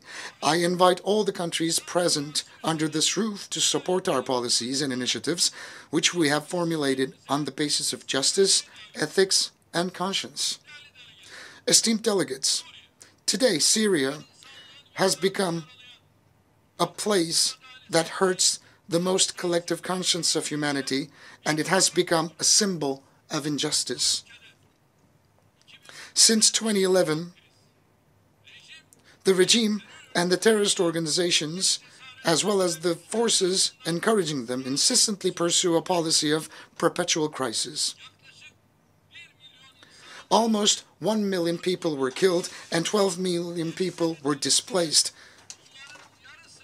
and half of that population were forced to live elsewhere. And the Syrian crisis has to be ended once and for all. Turkey is the country that has been mostly affected as a result of the imposition of Daesh threat. This terrorist organization has harassed our borders and targeted the very heart of our cities near the borders with suicide bombings, which have killed hundreds of Turkish citizens. Turkey is the country who has inflicted the first and the heaviest blow to the Daesh presence in Syria. With the Operation Euphrates Shield, we have neutralized approximately 3,500 Daesh terrorists, and we have paved the way to the collapse of this terrorist organization in Syria. We are also at the forefront of international efforts to identify terrorists and foreign fighters coming from all over the world to join Daesh through imposition of entry bans and deportations to and from our country. On the other hand, Turkey today is the most generous country in terms of humanitarian aid, taking into consideration the ratio of Turkish official humanitarian assistance to its GDP. We are currently hosting 5 million refugees fleeing conflict, starvation, and persecution. In other words, there are more asylum seekers in Turkey than the total population of 29 states in the United States. 3.6 million asylum seekers in our country are mainly from Syria. I mean, the number of the Syrian brothers and sisters that we are currently hosting in our country well exceeds half of the total population of NYC. We've spent $40 million for the asylum seekers in the last 8 years. But have we received anything as Turkey? Let me tell you. From the EU, we have until so far received, not directly into our national budget, by the way, just through international organizations, which was allocated to Disaster Relief Agency of Turkey and the Turkish Red Crescent, not more than 3 billion euros. 365,000 of the asylum seekers who fled to our country safely returned to the areas we have secured in Syria, such as cities of Jarablus and elsewhere. Nearly half of Syrian refugees are under the age of 18. The number of the Syrian children born on our territory reached 500,000. We're not only providing accommodation to them, but also essential services such as education and healthcare.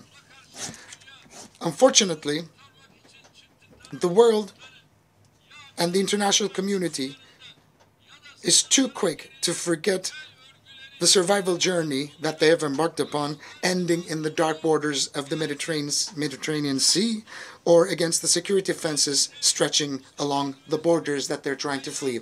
As you can see, this is the picture of baby Aylan that was beached, which was a long time ago, and it's been forgotten already. No, never forget that this can happen to you, because baby Aylans, there are many baby Aylans. There are thousands of millions of baby Aylans that we need to take measures for. This is a responsibility that we have to rise up to. Only within the first 8 months of this year, we have received 32,000 irregular migrants and saved them from drowning at sea. Also, during the first 8 months of this year, we have spent 58,000 irregular migrants back to their countries, excluding Syrians. And with those fleeing from other parts of the world, Turkey currently hosts 5 million oppressed and victimized people on its soil. Unfortunately, we were left alone in our selfless sacrifice towards asylum seekers. In Syria, there has been no genuine return to the regions controlled by the regime and the terrorist organizations such as PKK, YPG, and Daesh. The parts liberated and secured by Turkey are the only places that the Syrians could have returned to. Today, we face 3 important issues that we need to handle while we're trying to settle the humanitarian crisis in Syria. Number 1, the territorial integrity and the political unity of Syria. And in order for that to be possible, the Constitutional Committee is a very critical element, and it has to be operational in a very effective manner.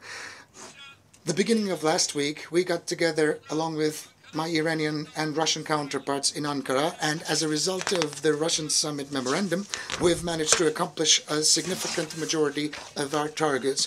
When we reach a permanent political solution in Syria, the territorial integrity will be restored once again. And the second important issue is the following. We need to do everything that is possible in order to prevent a possible massacre in the city of Idlib and an immigration influx consisting of 4 million individuals from Idlib. The agreement, the memorandum we reached with Russia in Sochi, still remains valid despite some setbacks. Turkey cannot afford to bear another migration influx. That's why we expect all countries around the world to support Turkey's efforts to ensure security and stability in Idlib. Thirdly,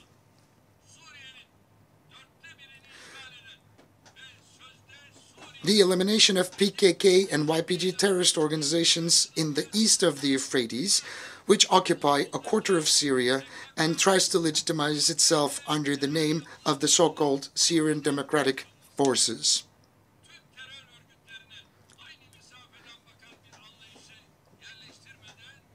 We will not be able to find a permanent solution to the Syrian conflict if we fail to handle all the terrorist organizations with the same perspective.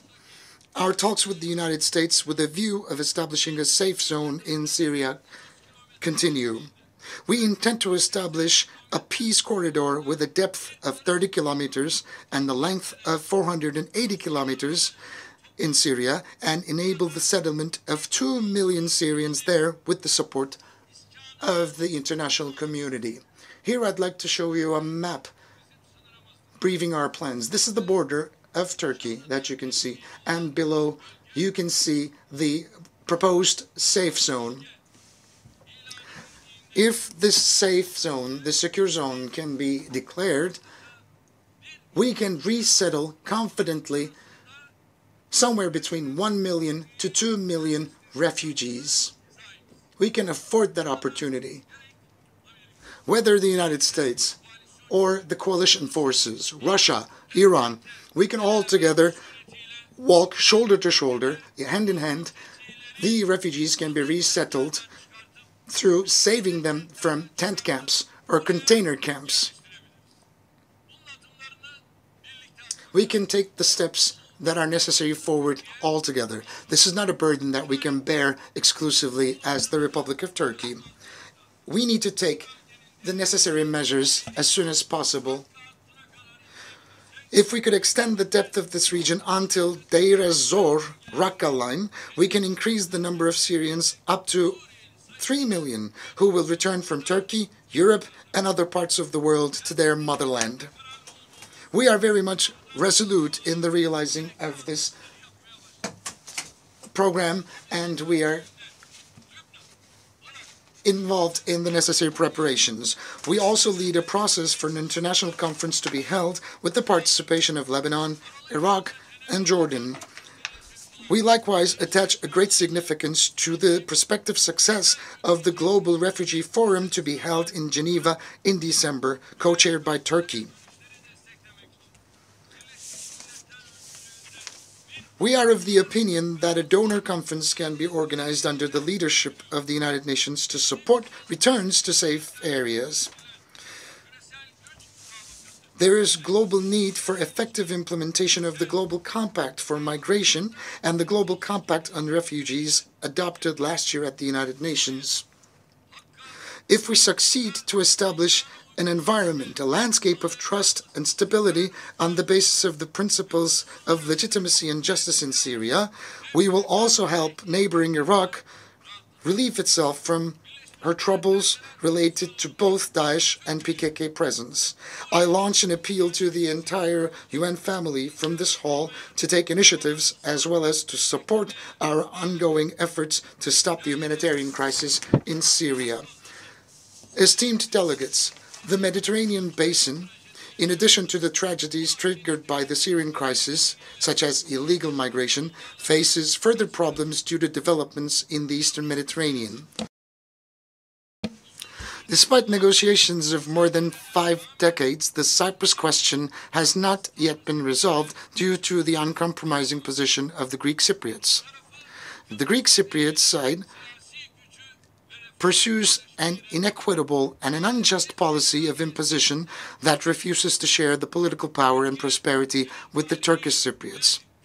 Turkey is the international treaty-based guarantor of the Turkish Cypriot people, with whom it has deep historical and cultural bonds. Similarly, Greece is a guarantor, and the UK is a guarantor.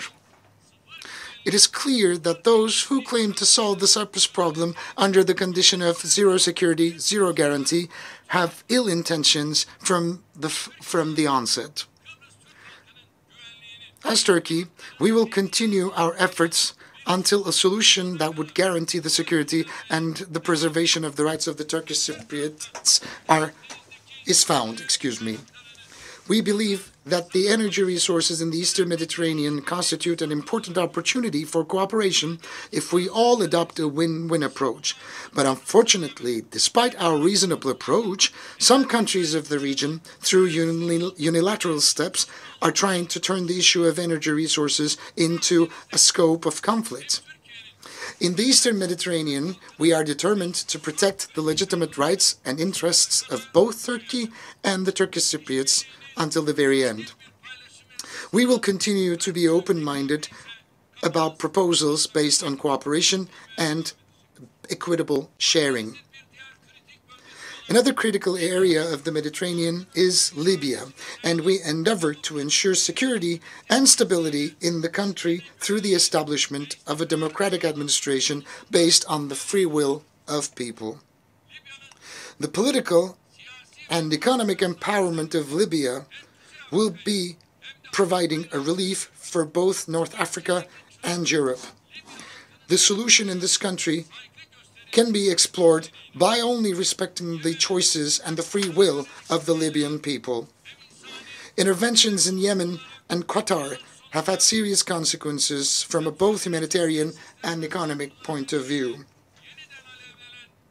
We should all seek an immediate settlement of the disputes in the region that re-emerged due to the attacks on oil production facilities.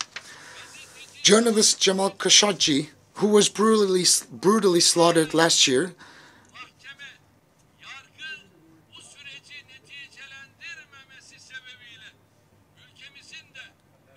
has become a symbol for the need of justice and equality in the region, as the courts have not reached yet a verdict regarding his demise. And we will keep on following up the developments there, as we are so much committed to this case.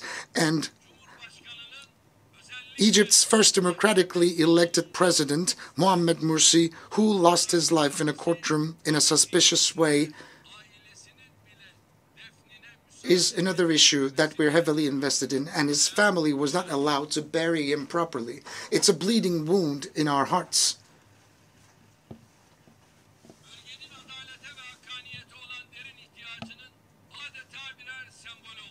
They have both become a deep symbol for the need to equality and justice in the region. We also hope that the discussions about Iran's activities, as well as related threats to this country, will be resolved in a rational framework. Esteemed delegates, today the Palestinian territory under Israeli occupation have become one of the most striking places of injustice. If the images of an innocent Palestinian woman who was murdered heinously by Israeli security forces on the street just a few days ago will not awake the global conscience, then we are standing at a point where words are not sufficient. I'm quite curious. What about this map of Israel? Where is Israel? Where does the land of Israel begin and end? Look at this map. Where was Israel in 1947? And where is Israel now, especially between the years 1949 and 1967? Where was Israel and where is Israel now?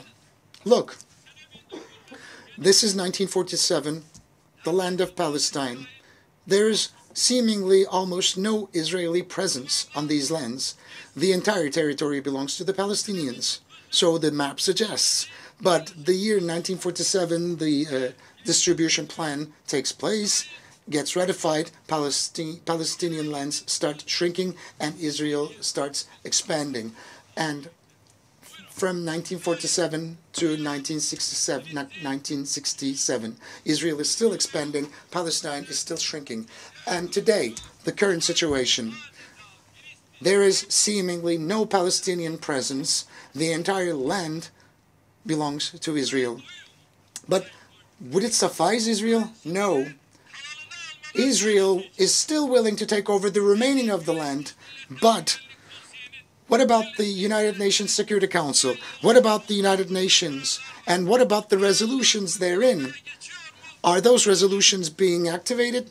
Are they being implemented and enforced? No. So we have to ask ourselves, what does the UN serve?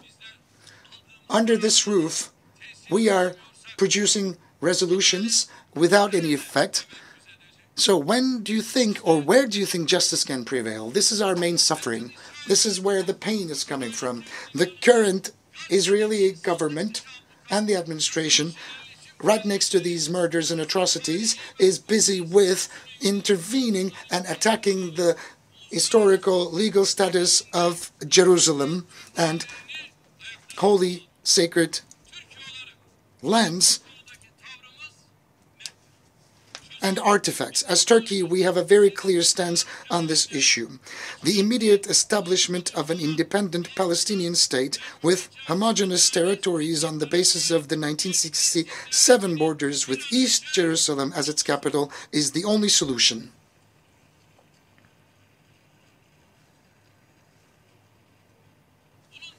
Any other peace plan other than this will never have a chance of being fair, just, and it will never be implemented. Now, I'm asking from the rostrum of the United Nations General Assembly, where are the borders of the State of Israel? Is it the 1947 borders? The 1967 borders? Or is there another border that we need to know of? How can the Golan Heights and the West Bank settlements be seized, just like other occupied Palestinian territories, before the eyes of the world, if they still are not within the official borders of this state? Is the aim of the initiative, promoted as the deal of the century, to entirely eliminate the presence of the state and the people of Palestine? Do you want another bloodshed? All actors of the international community, in particular the UN, should provide concrete support to the Palestinian people beyond more promises. In this regard, it's very important for the United Nations Relief and Works Agency for Palestinian refugees in the Near East to continue its activities effectively. Turkey will continue to stand by the oppressed people of Palestine as she has always done.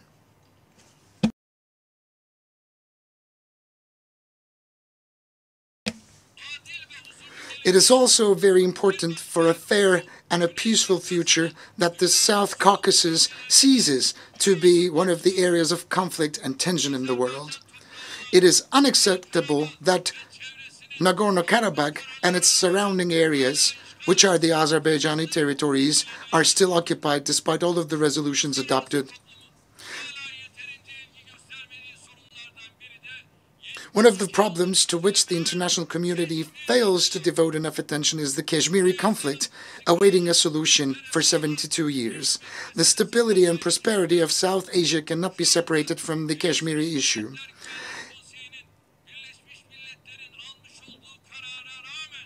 Despite the resolutions adopted by the United Nations Security Council, Kashmir is still besieged and 8 million people are still stuck in Kashmiri. They cannot get out. In order for the Kashmiri people to look towards a safe future with their Pakistani and Indian neighbors, it is imperative to solve this problem through dialogue on the basis of justice and equality instead of conflict. Another issue that the world seems to remain indifferent is the humanitarian tragedy Rohingya Muslims are currently facing. The Independent Commission of Inquiry established under the United Nations has recorded the existence of a genocidal intent behind the events perpetrated in Myanmar's Rakhine State. Turkey will continue to carry out its initiatives and endeavors to ensure the security and fundamental rights of the Rohingyas, as well as the humanitarian relief activities we have undertaken since the first day. The invasions, the conflicts, and terrorist activities that continued in an uninterrupted fashion for almost 4 decades in Afghanistan have led to significant challenges at a global level. It is now time for peace and security to be restored. This is up to us to assume responsibility and take up action. Esteemed delegates, today one of the biggest threats to global peace and stability is the skyrocketing racist, xenophobic, discriminatory, and anti-Islamic rhetoric. Muslims are ranking number 1 who are the subjects of hate speech, discrimination, and defamation against their sacred values. The most striking example is the terrorist attack that took place last March in Christchurch in New Zealand. Just like the terrorist attack targeting Muslims in New Zealand was unacceptable, the acts of terrorism targeting Christians in Sri Lanka and Jewish communities in the United States are equally wrong and unacceptable. We are responsible for turning this disease into a raging insanity. The populist politicians seeking to garner votes by provoking these tendencies, as well as the communities normalizing hate speech under the pretext of freedom of expression, are in the leading spots, and they are the ones to blame. The prejudice, the ignorance and bigotry, as well as the attempts of marginalization towards the migrants, particularly the Muslims, pave the way for the rising of these morbid tendencies. This scourge can only be defeated by common will and efforts. It is our fundamental duty as statesmen and stateswomen to adopt an inclusive and tolerant public rhetoric to eradicate this foe once and for all. The Honorable Secretary General of the UN has recently introduced an action plan for safeguarding religious sites. It's a UN initiative in the establishment of which Turkey has shown political leadership as a part of Alliance of Civilizations. We hope that this action plan will help raise awareness on this issue, and I hereby request the designation of March the 15th by the United Nations as the day when the Christchurch attack was carried out to become the International Day for Solidarity Against Islamophobia. I also invite the Islamic world to start a thorough assessment of all the issues, particularly the Sunni-Shia divide, which have provided so far the ground for its internal conflicts, as well, which served as political instruments for power struggles and settle the disputes once and for all. Turkey is a rightful successor to the collective heritage of both Eastern and Western civilizations due to our geographical location at the center of the ancient world. Therefore, we are obliged to take necessary steps forward and assume responsibility and rise up to the occasion. We continue to fulfill our responsibilities towards humanity as we are deeply affected, indirectly or directly, as a result of crises that besiege our region. A United Nations, and in particular a Security Council reformed on the basis of justice, moral values and conscience will provide hope and aspiration to humanity once again. Turkey stands ready to support all of the endeavors and initiatives in that regard. With this understanding, we are willing to assume the presidency of the 75th United Nations General Assembly. Therefore, we have nominated for this important post Ambassador Volkan Bozkır, former Minister of European Union and current Chairman of the Foreign Affairs Committee of the Grand National Assembly of Turkey.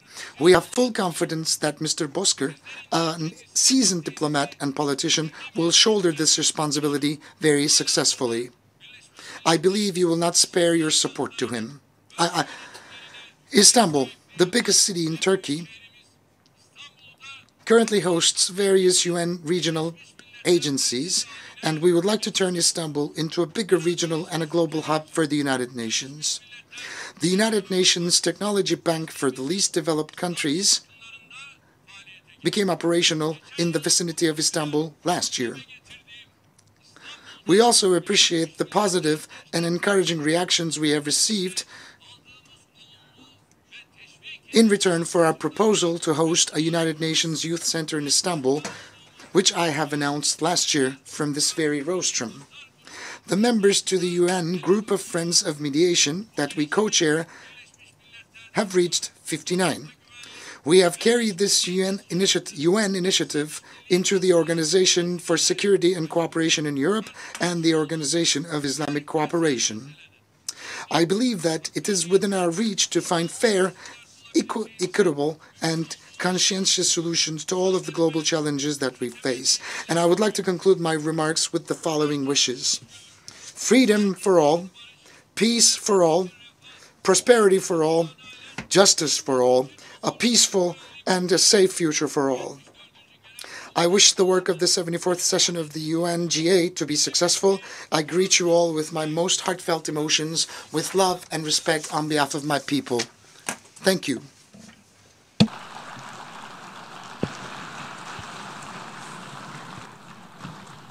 On behalf of the General Assembly, I wish to thank President of the Republic of Turkey, His Excellency Recep Tayyip Erdogan, for the statement just made.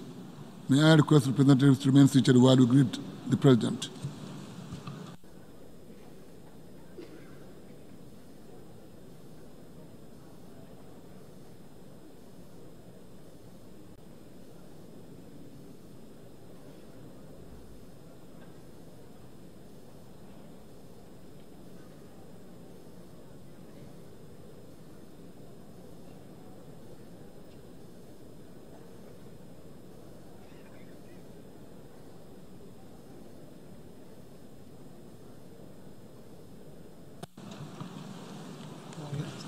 How are you?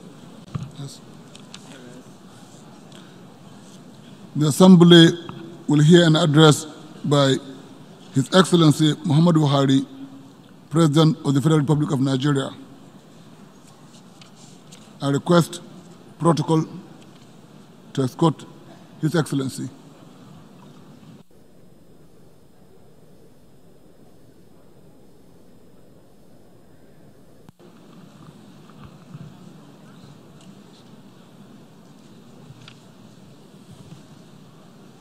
On behalf of the General Assembly, I have the honor to welcome to the United Nations His Excellency Muhammadu Buhari, President of the Federal Republic of Nigeria, and to invite him to address the Assembly. Mr. President.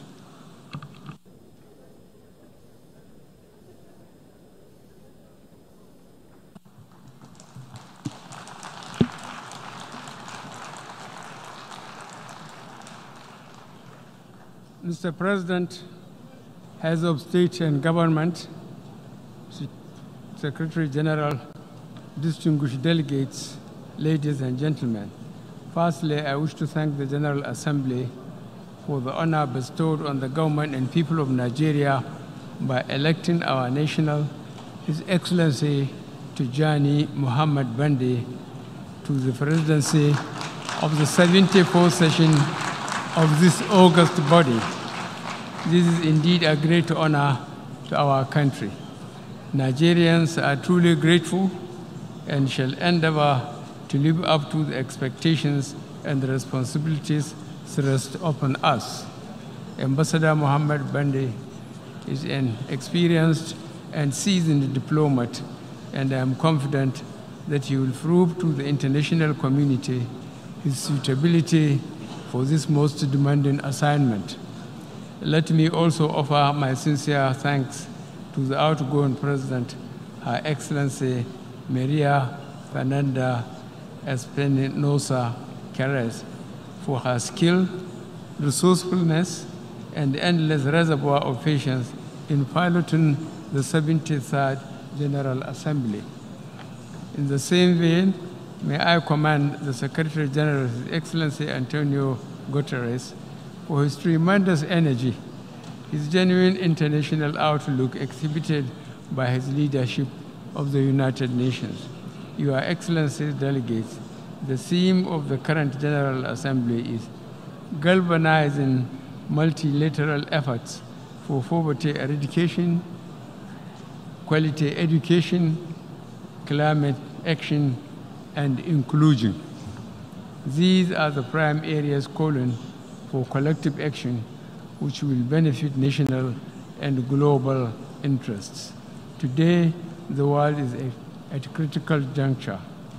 This year marks the first anniversary of the International Day of Multilateralism and Diplomacy for Peace. This year also marks the 100 years of the founding of the League of Nations, leading eventually to the establishment of the United Nations as a part of the post-war World War II international order. Article 1, Paragraph 4 of the United Nations Charter called for harmonizing the actions of nations in the attainment of common ends. These common ends include A, international peace and security, B, prosperity and social justice, C, respect for human dignity, and D, protection of environment. Multilateralism, symbolized by the United Nations system, has brought immense benefit to the people of the world. It has saved lives, prevented wars, restored peace and stability, as well as generated economic and social progress in many countries. Mr. President, Your Excellencies, we must admit that as the world grows richer, there are regrettable signals in the world economic and political order. Millions in Africa and around the world remain in abject poverty. Furthermore, we are witnessing a backlash against multilateralism in the shape of a rising tide of racism, xenophobia, resurgent nationalism, populism, and tendencies towards protectionism and unilateralism. The pristine principles of the United Nations appear threatened. On cessation of hostilities after World War II, the United States, in one of the greatest selfless undertakings in history, decided to revive Europe through the Marshall Plan and uplift and restore Japan economically. This generous policy catalyzed a great economic revival globally. This action of the United States not only benefited Europe and Japan, but the United States as well, through vastly improved trade and cross-investment. The United States and Europe have become friends and allies since the end of the war. The United States and Japan also become friends and allies. This example can be replicated with respect to Africa. A developed Africa will not be antagonistic to industrialized countries, but will become friends and partners in prosperity, security, and development. A prosperous Africa will mean greater prosperity for the rest of the world. A poor Africa will be a drag on the rest of the world. Is this what the international community wants? A coordinated multilateral effort should be set in motion to utilize and maximize the use of the enormous resources on the African continent for the benefit of all nations. Investing partners will be able to recoup their investment unifold over time. Current attempts to help develop Africa by industrial countries are uncoordinated and plainly incremental. We have the skills, the manpower, and the natural resources, but in many instances, we lack the capital. Hence my plea for industrial countries to take a long-term view of Africa. We request you to come and partner with us to develop the continent for the benefit of all. Africa charges you with the singular task of initiating the effort we are calling for. The United Nations has in place processes for promoting collective action to combat global threats. No threat is more potent than poverty and exclusion. They are the foul source from which common criminality, insurgency, cross-border crimes, human trafficking, and its terrible consequences draw their inspiration. Poverty in all its manifestations remain one of the greatest challenges facing our world. Its eradication is an indispensable requirement for achieving sustainable development. In this regard, Nigeria has developed a national social investment program, a pro-poor scheme that targets the poorest and most vulnerable households in the country.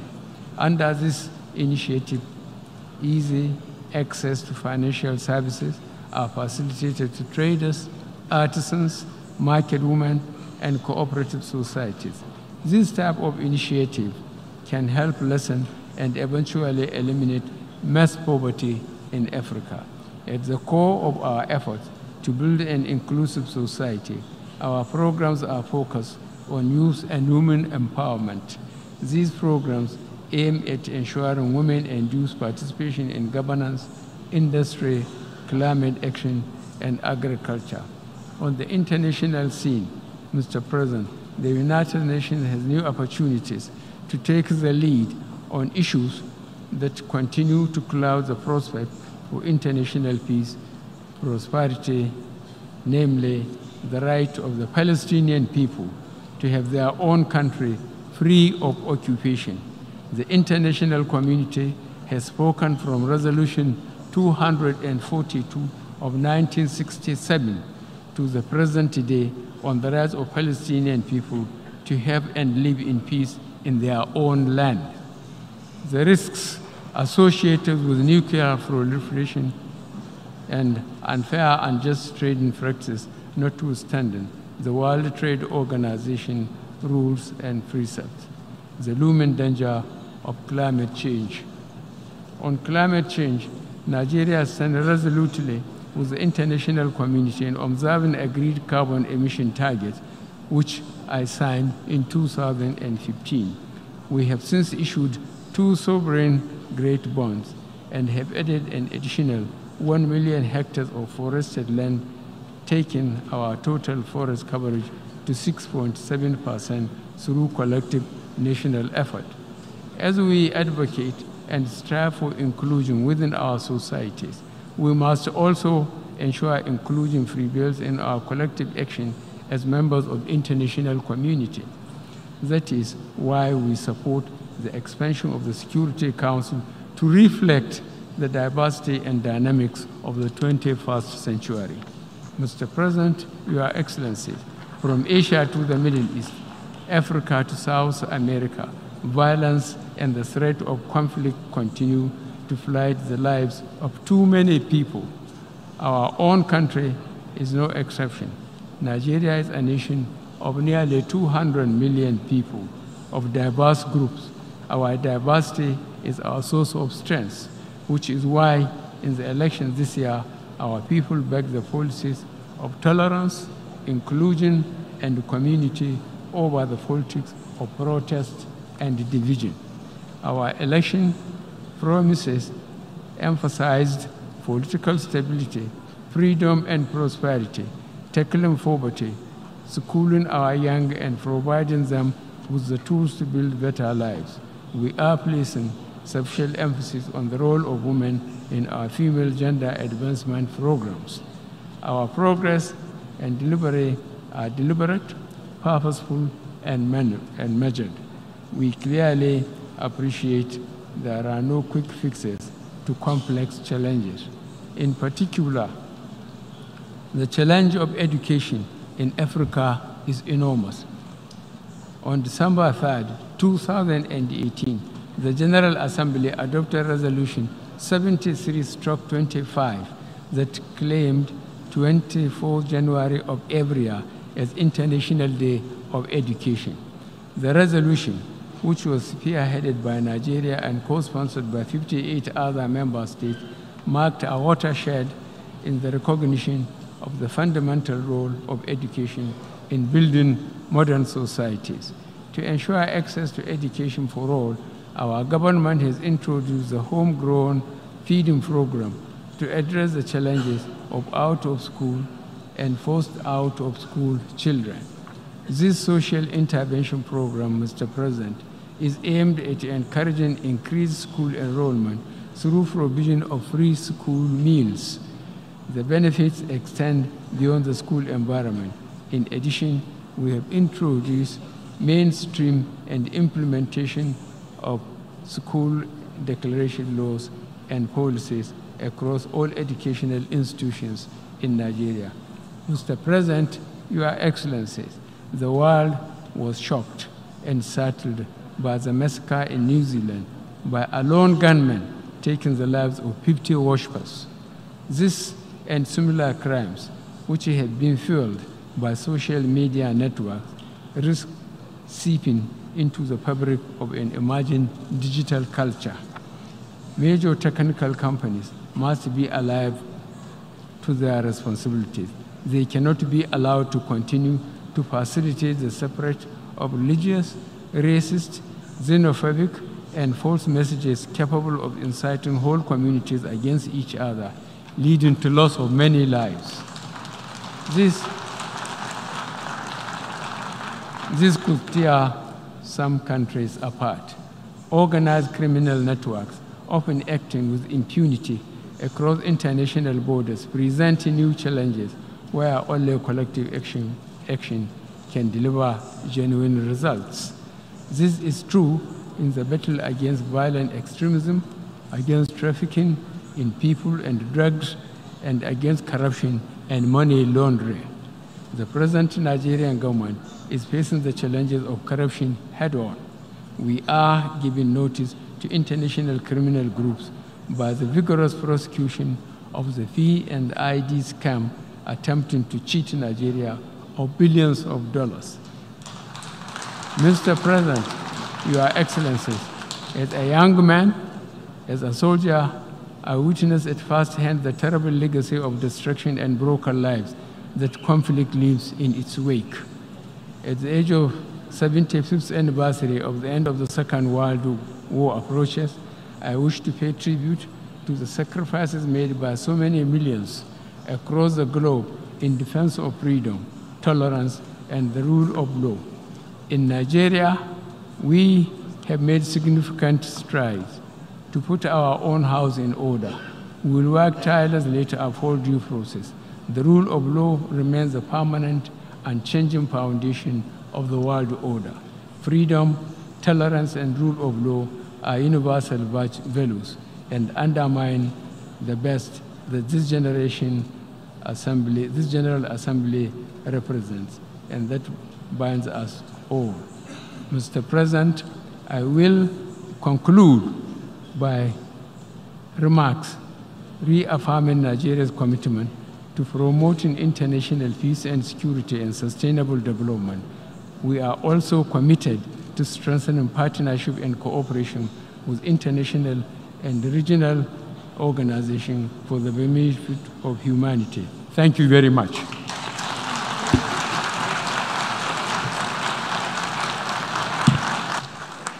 On behalf of the General Assembly, I wish to thank President Muhammad Buhari, President of the Republic of Nigeria, for the statement just made. May I request representatives to remain seated while we greet Mr. President.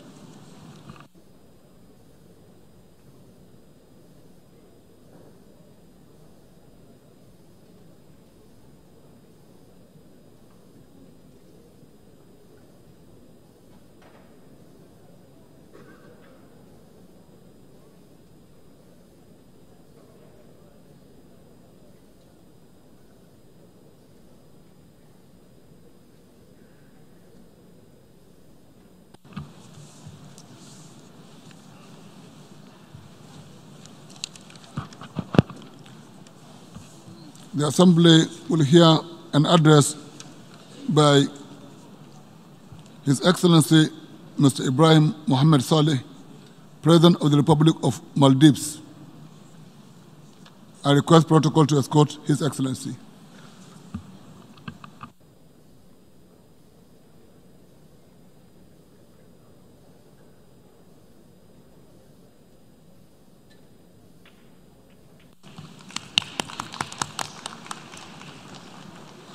On behalf of the General Assembly, I have the honor to welcome to the United Nations His Excellency Mr. Ibrahim Mohammed Saleh, President of the Republic of Maldives, to the United Nations, and to invite him to address the Assembly.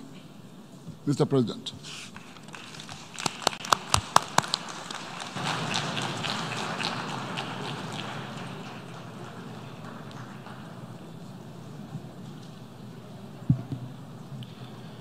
Bismillahir Rahmanir Rahim. Mr. President, Mr. Secretary General, distinguished guests, ladies and gentlemen. There is much that is wrong in this world. The post-multilateral order, which this institution helped usher in, shows signs of strain. Trade war threatened to plunge us into another worldwide recession. Populism, political extremism, and nativism have found currency among the disaffected within our societies. The promise of democracy, enshrined in the principle of self-determination on which this organization was found, is in retreat. Emboldened by populist rhetoric, racism and xenophobia in various guises threaten to rip our societies apart.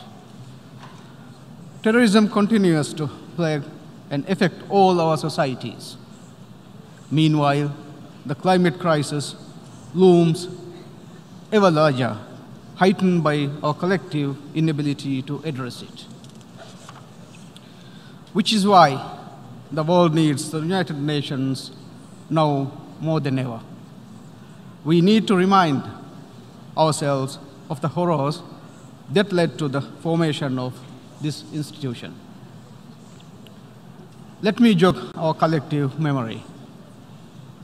The United Nations was formed out of the ashes of two devastating world wars in which more than 100 million people were killed. It was born out of a belief in the sanctity of human freedom and of self-determination, which means even small nations have a voice on the global stage. Its charter privileged peace and international cooperation so that we may avoid wars and enjoy the dividends of our peaceful coexistence. We need the United Nations because the problems of our times are extraordinary. Extraordinary because none of us alone can resolve them. We need the strength of the collective to fix the challenges of our times. Mr. President, in these difficult times, when the great wave of democracy that swept the world during the last century seems to have ebbed, the Maldives represent a remarkable story. It is a story of second chances, a story of people power, a story of how we as a nation managed to reverse a downward spiral towards autocratic rule. Exactly 1 year ago, in the early hours of 24 September 2018, results of the Maldivian presidential elections were announced. The elections were significant because they represented a one shot at rekindling democracy in our country. As many of you would know, our democratic journey that began in November 2008 was cut short within a few years. Lurking behind the high idealism for our democratic movement were remains of the old democracy. The judiciary was hijacked, parliament brought to a standstill, institutions of state co-opted, and the press gagged. Political opponents were constantly threatened, and opposition leaders either jailed or exiled. Many in the international community spoke out against this reversal. As is the want of autocrats, the regime turned its back to the world. We left the Commonwealth of Nations, insisting its call for democracy in the Maldives was an affront to our sovereignty. Isolationism became our default foreign policy. That we won the election last year in the face of such adversity against the odds that seem insurmountable in an immense credit to the Maldivian people. The responsibility they have entrusted in me is something I do not take lightly. There is much that needs to be done. From embedding good governance to delivering justice, from educating our young people to uplifting our most marginalized, from creating opportunities for businesses for leveraging the benefits of new technology, from protecting our fragile ecosystem and coral reefs to building a vibrant Islamic society that is just and modern in its outlook. Development without justice does not work, which is why we have a transitional justice program where we seek to redress human rights abuses, investigate murders and enforced disappearances, and bring to book the endemic corruption maligning all levels of government. We are engaged in a comprehensive police reform program and working closely with other institutions of state to reform the modernize of our judicial system. Meaningful democracy is about more than just holding elections. It is about involving citizens in the decision-making process, which is why we are working on legislation to decentralize our governance structure and devolve power to our local communities. Mr. President, as I said at the start, these are challenging times which require strong actions from us all. This is why, on the international front, we have reaffirmed old friendships long neglected and commenced new ones. We have begun the process of rejoining the Commonwealth of Nations. It is our intention to be a good international partner, to be part of a shared solution to the pressing issues of our time, from climate change to fighting the scourge of terrorism. Terrorism and violent extremism have become one of the biggest threats of the 21st century. Its roots are found not only in the disaffection and disenchantment brought on by a rapidly changing world, but also in the active efforts of opportunists who twist religion and poison young minds to do their bidding. As we have come to know, terrorism and terrorists do not recognize national boundaries. On Easter Sunday, we woke up to shocking news of terror attacks in Sri Lanka, our closest neighbor. The danger of these networks spilling over our borders is all too real. What is required is concerted global action.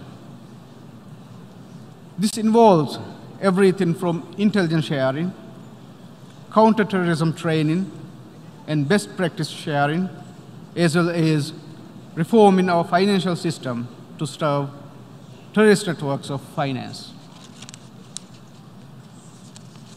Unilateral attempts to deal with this menace are largely futile without corresponding global coordination, which is why the UN remains so relevant to the world. Despite the best attempts by the UN and its member states spanning a number of decades, the question of Palestine remains unresolved and on the agenda in this revered assembly. Never before has the inalienable rights of the Palestinian people been so acutely and blatantly dismissed by Israel, marginalized and discriminated against in complete disregard of international law and the resolution of both the General Assembly and the Security Council. We are strongly of the view that the lasting peace in the Middle East can only lead to fruition through a two-state solution driven by genuine and meaningful dialogue between the Arab countries and Israel. We call on the United Nations and its member states to undertake every effort to work towards a settlement that would achieve this result. The Maldives will always stand unwavering in the support for the Palestinians in their endeavor to achieve an independent and sovereign state of Palestine based on the 1967 borders with East Jerusalem as its capital city. Mr. President, for more than 30 years, we have been struggling to meaningfully address the climate emergency. For 30 years, we Maldivians have been saying that this is the fight of our lifetime because it threatens our very existence as a nation. While the scientific evidence is irrefutable, there has been an alarming lack of global action. According to the Intergovernmental Panel on Climate Change, if the mean temperatures continue to rise above the 2 degrees threshold, we will be faced with a point of no return. While the Paris Agreement on climate change was a breakthrough for what we could collectively achieve, so much more needs to be done. Although this problem is not our making, the Maldives is determined to drive the solution.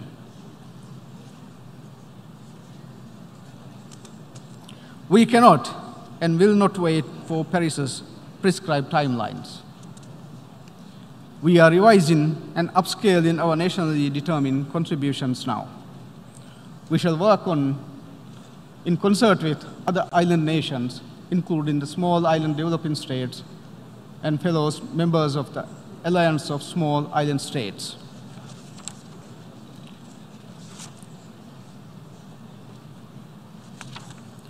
Just yesterday, at the Secretary General's Special Summit on Climate Change, the Maldives presented a plan entitled Climate Smart Resilient Islands, which seeks to utilize natural solutions, promote innovation, and leverage new technologies to build resilience in our communities.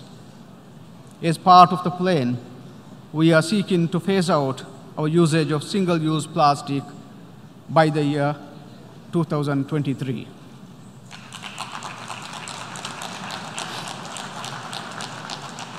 This will be one of the most far-reaching and ambitious plastics phase-out plans of any nation on Earth. Furthermore, you can't protect the oceans without solving climate change, and you can't solve climate change without protecting the oceans. For us, this is personal. Visit the Maldives and you cross over miles upon miles of our territory before ever spotting island. A stunning 99% of the Maldives is ocean. Just 1% is dry land, making us a very large ocean state. We can conceive of no climate and resilience plan without a sustainable ocean plan. This week, the Maldives will enter into a partnership with the Blue Prosperity Coalition on an ambitious blue economy plan, including marine protected areas to conserve the ocean resources that sustain our livelihoods and measures to protect them for future generations.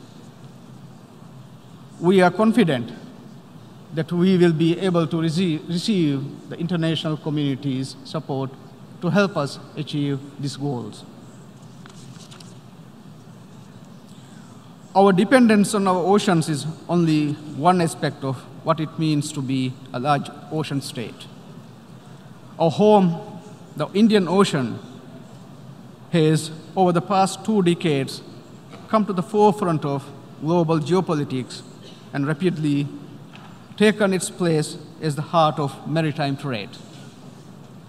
The peace and security of the Indian Ocean is inextricably linked to the peace and security of the world. Its importance to the global economy cannot be overstated. Sadly, I note that the Indian Ocean remains, especially in its South Asian core, one of the least integrated regions in the world, lacking regional governance and unable to reap the potential economic benefits of an effective multilateral order. The Maldives intends to promote regional integration through greater cooperation with our neighbors to make the Indian Ocean region peaceful and prosperous. Mr. President, this great institution has helped foster peace and avert conflict for over half a century. The world order that it helped build represents the pinnacle of what concerted diplomacy can achieve and continues to embody the hope of all who believe in peaceful dialogue to resolve global problems. While all of us present here represent the interests of our individual nations, we also represent something far larger than that. We represent the world community. We represent humanity. For its part, the Maldives shall continue to partner with our many international friends with a renewed spirit of openness and engagement so that together we can overcome obstacles and effectively resolve our common challenges. Thank you very much.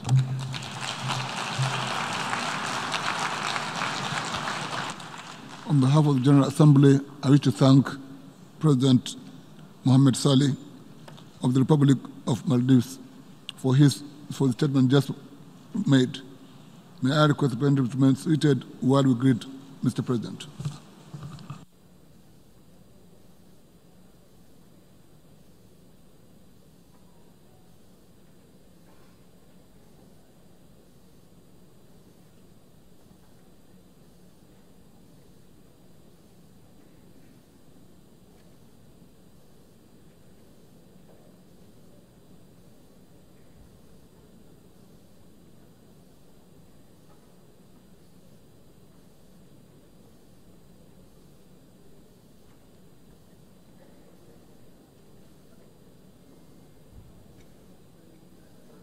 The Assembly will hear an address by His Highness Sheikh Tamim bin Hamad Al Thani, Emir of the State of Qatar. I request protocol to escort His Excellency.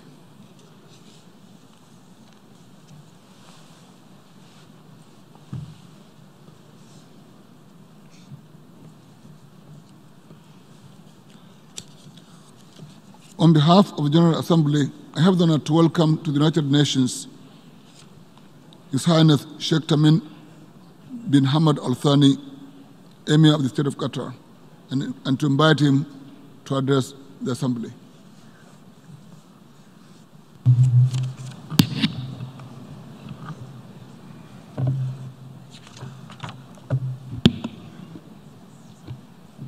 Bismillah ar-Rahman ar-Rahim. In the name of God, the Merciful, the Compassionate, ladies and gentlemen. At the outset, it is my pleasure to congratulate His Excellency, Mr. Tijani Mohammed Bandi, on his assumption of the presidency of the 74th session of the General Assembly, and I wish him every success. I express our appreciation to Her Excellency Ms. Maria Fernanda Espinosa Garces for her efforts in leading the work of the 73rd session of the General Assembly. We also appreciate the efforts of His Excellency, the Secretary General, Mr. Antonio Guterres, to enhance the role of the United Nations and achieve its lofty goals. Ladies and gentlemen, the world faces enormous and diverse cross-border challenges between peoples and states. This requires multilateral action, especially to address threats to international peace and security, environmental issues, sustainable development, asylum, and immigration. Regarding international peace and security, nothing can replace the wisdom of leaderships, especially those of the major powers, who are capable of embracing the purposes of the United Nations Charter. We have no means at our disposal other than activating the mechanisms adopted by the international community for collective security, deterring international law violators, ensuring the respect for the sovereignty and security of states, prohibiting the occupation and annexation of the lands of others by force or changing their nature, and preventing armed conflict through the peaceful resolution of disputes.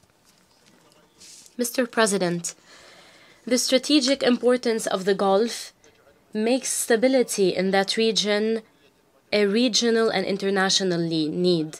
We stress our firm position to keep the region clear of risks by resolving differences through dialogue based on common interests and respect for the sovereignty of its states. Stirring up tension and dictating the will by blockading and using sanctions are not in the interest of any of these states.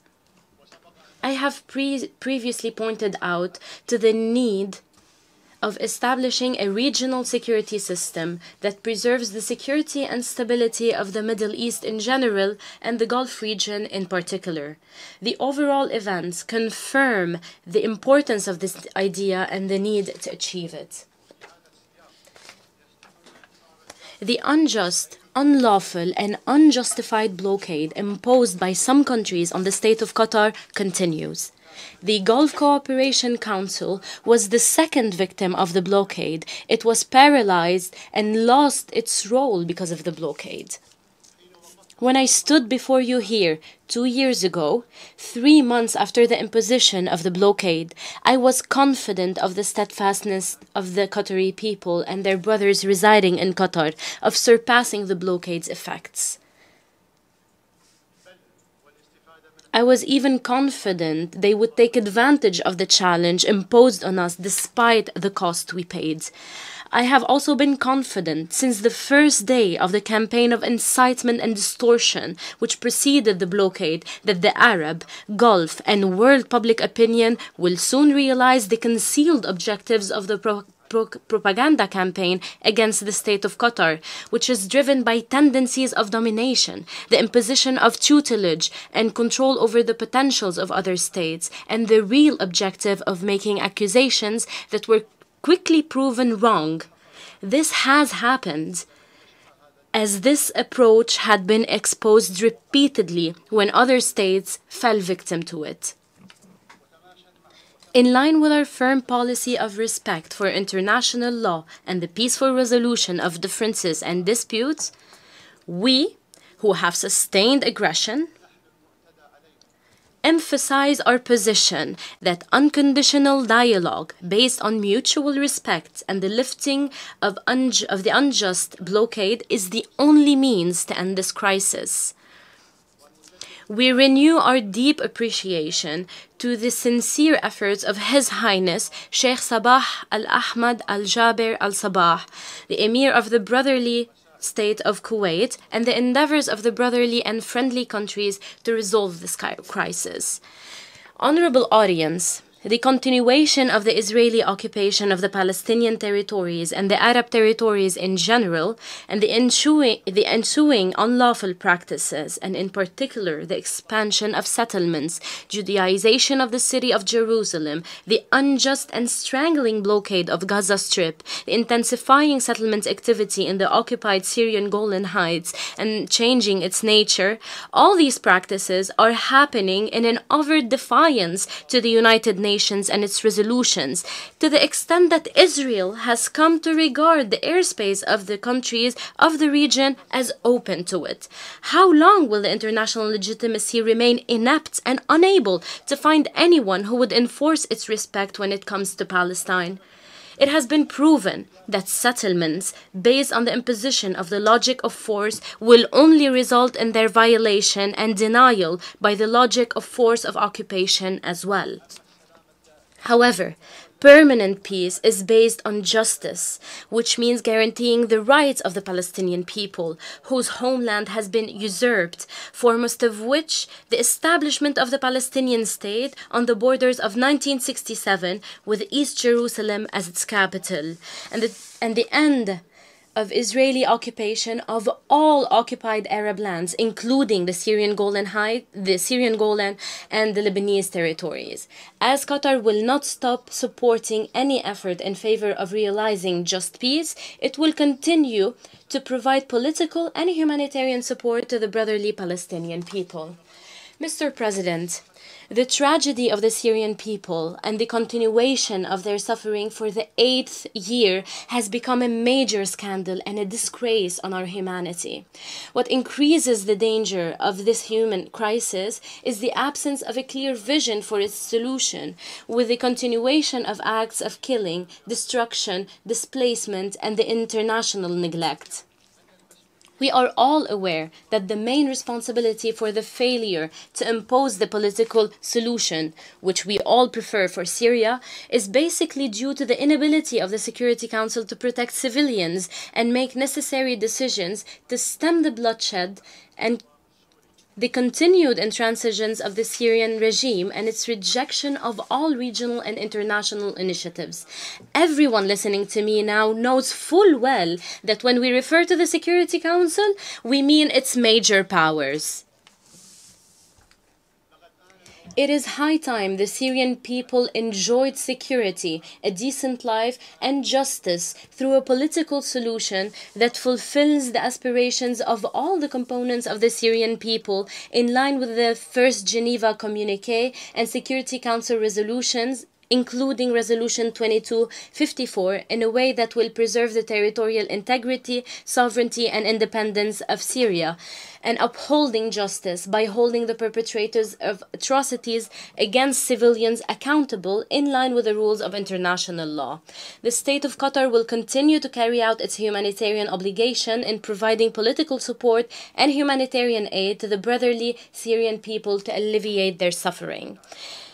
As to the brotherly Yemen, we stress our concern regarding the unity, territorial integrity, and sovereignty of this country. We stress the need to complete the political process in accordance with relevant Security Council resolutions, specifically Resolution 2216. In this respect, I stress that the outcomes of the national dialogue in January 2014, in which all the Yemeni parties took part, has provided equitable and just solutions for all the issues over which fighting is taking place, including the system of government, the federal structure of the state, and the issue of the South. Yemenis have achieved that through dialogue amongst themselves. Unless Yemenis implement solutions that they have reached without foreign intervention, there is no way but to support the United Nations efforts to end the war and support its humanitarian and relief efforts. In Libya, the latest developments threaten the national unity and stability. The latest military operations on the capital Tripoli have thwarted the holding of the Comprehensive Libyan National Conference. This is a new failure by the collective security system in the Middle East region. The double standards and selectivity in the implementation of the international legitimacy, because of the support extended by some countries to the military militias against the legitimate government. These militias did not hesitate to commit war crimes against civilians.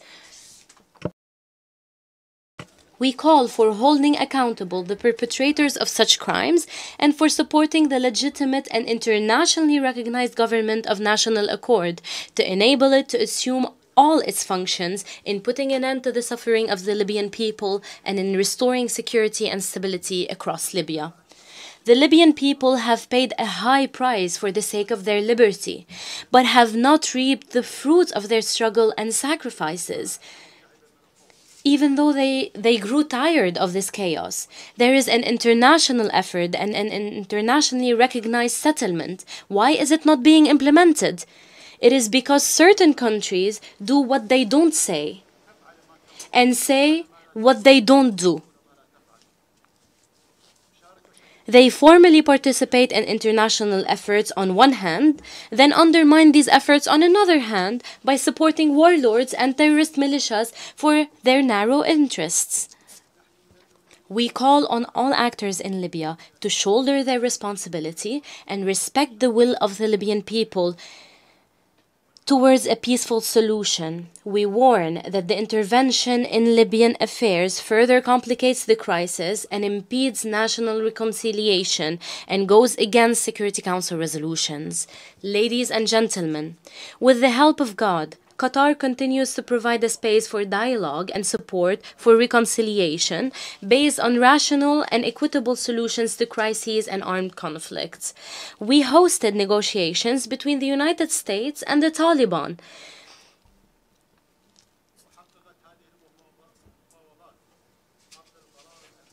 Before the United States decided to hold these negotiations, they had made significant progress between the two sides to achieve peace in Afghanistan. We call on the international community and effective regional states, in particular, to join these efforts to achieve peace and stability in that country. Ladies and gentlemen, developments over the last year in more than one country in our region have proven that repression and crimes against humanity, whose perpetrators have tried in vain to block the course of history, did not stop people's aspirations for justice and human dignity and the aspirations of Arab youth for a better future. It has also been proven that gradual reform is the optimum path to change in countries with complex societies in a region complicated in itself. Had some regimes opted for reform in response to the aspirations of its people, they would have spared the world enormous losses and countless victims. In this regard, we value the steps and agreements that have been reached among the Sudanese parties. We are confident that the Sudanese people are capable of moving beyond this sensitive transitional phase. We renew our commitment by standing alongside the brotherly Sudanese people and call on all regional and international powers to support the Sudan to realize the aspirations of its people for security, stability, and development. On this occasion, I call on the U.S. administration to remove Sudan from the list of states sponsoring terrorism. Ladies and gentlemen, the combination of terrorism and violent extremism has become a major threat to the entire world. The eradication of terrorism requires a comprehensive approach that includes tackling its political, economic, and social roots, along with the security and military action. We reiterate our condemnation of all forms of terrorism and our support for combating it. In this regard, many countries have begun to realize the mistake of linking terrorism to a particular religion after they were subjected to terrorist operations with racist and ideological motives. There is a political and a moral need to go beyond confining terrorism to individuals and groups and to also deal with state crimes against unarmed civilians as state terrorism. What is happening in Syria, Palestine, and Libya is known to all of us. It is also necessary to distinguish between terrorism and resisting occupation. The State of Qatar will continue to actively participate in the international efforts to combat violent extremism. In this respect, I refer to the conclusion of a partnership agreement between the State of Qatar and the United Nations Counterterrorism Office and our contribution of $75 million to strengthen the capacity of this office, as well as opening the International Center on Applying Behavioral Insights to Preventing and Countering Violent Extremism, and the partnership agreement between the Qatari institution, CELATEC, and the Counterterrorism Implementation Task Force for capacity building and launching projects in the Arab region aimed at preventing terrorism. Locally, efforts are continuing at the legislative level, and so is our support for national counterterrorism institutions, to the point where they have become a role model to be followed at the regional level. Today, Qatar is playing an active role in implementing the counterterrorism mechanisms adopted by the international community. Ladies and gentlemen, although the use of communication technology is of utmost importance in our modern world in various security, economic, commercial, and other fields, the misuse of this technology is threatening the security of states and cordial relations among them. It is infringing on the private sphere of individuals and causing economic damage. As you may know, Qatar News Agency was subject to digital piracy and espionage. Mindful of the growing importance of this issue, I renew my last year's proposal when I called for an international conference to address ways to regulate this issue in international law. I stress the readiness of the State of Qatar to host this conference under the auspices of the United Nations and to make every possible effort with international partners to ensure its success. Mr. President, we are all aware that the climate change repercussions are a common concern to the international community. It poses an existential threat to some countries. It has a negative impact on the implementation of the 2030 Agenda for Sustainable Development and on the quality of human life. In spite of disparity among countries in terms of situations and circumstances, today, more than ever, we are in need of international cooperation and to ensure the credibility of multilateral international action to counter the challenges of climate change. The State of Qatar has assumed an active role in the international efforts on climate change in partnership with France, Jamaica, and the United Nations, and we led the coalition on funding climate activities and carbon pricing. Mr. President, the State of Qatar has pursued a consistent policy to protect and promote human rights on the basis of our Arab and Islamic principles and values, which uphold human value. We honor our commitments in this respect at the national and international levels to defend individual and collective rights and ensure respect for human rights and dignity. Qatar has made significant achievements in terms of workers' rights and work conditions in coordination with the International Labour Organization. The success of the United Nations in countering common challenges depends on the implementation by member states of their commitments and responsibilities. In this regard, the State of Qatar has concluded partnerships with many UN organs, and Doha will soon host the United Nations House, which includes offices of various agencies of the international organization concerned with peace, development, human rights, the rule of law, humanitarian action, counterterrorism, and combating extremism to enable them to best perform their functions. The State of Qatar has recently announced its support for the core resources of the United Nations with the allocation of $500 million in addition to the support that we have already provided. Qatar has now become one of the biggest partners supporting the United Nations in various fields.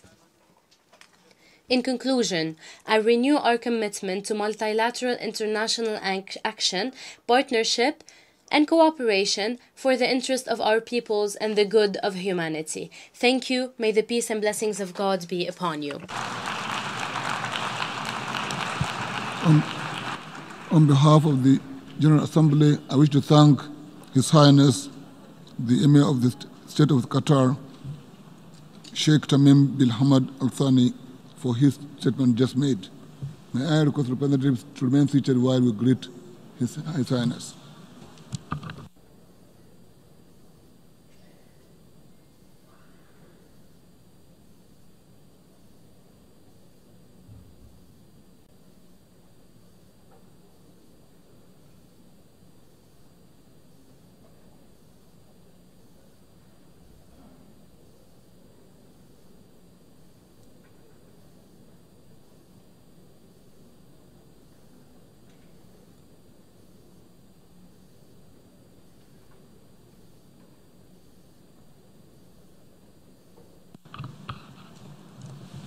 Set.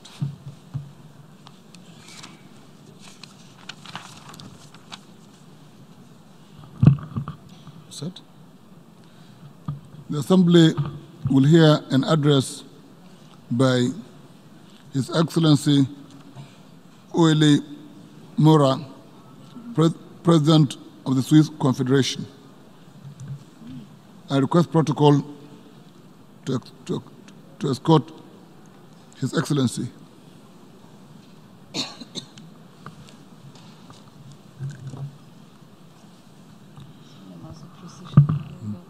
Yes. On behalf of the General Assembly, I have the honor to welcome to the United Nations President of the Swiss Confederation, His Excellency Oeli Mora, and to invite him to address the Assembly. His Excellency. Monsieur le Président. Mr. President, Your Excellencies, ladies and gentlemen, our world is changing quickly.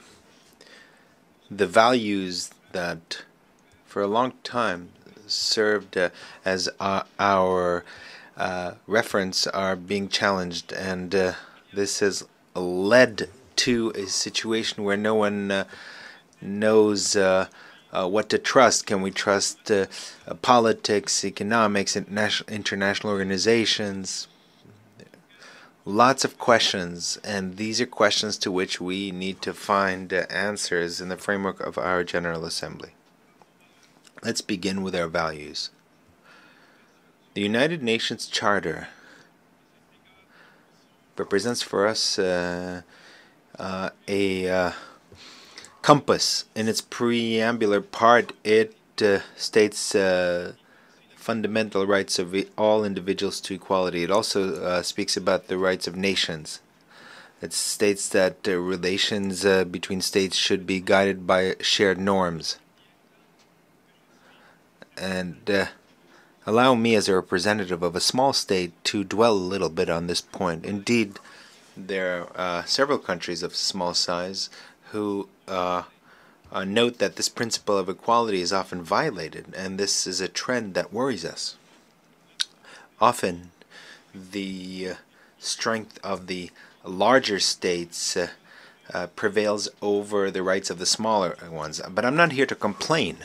I simply wanted to remind everyone that this is a reality that affects all of us.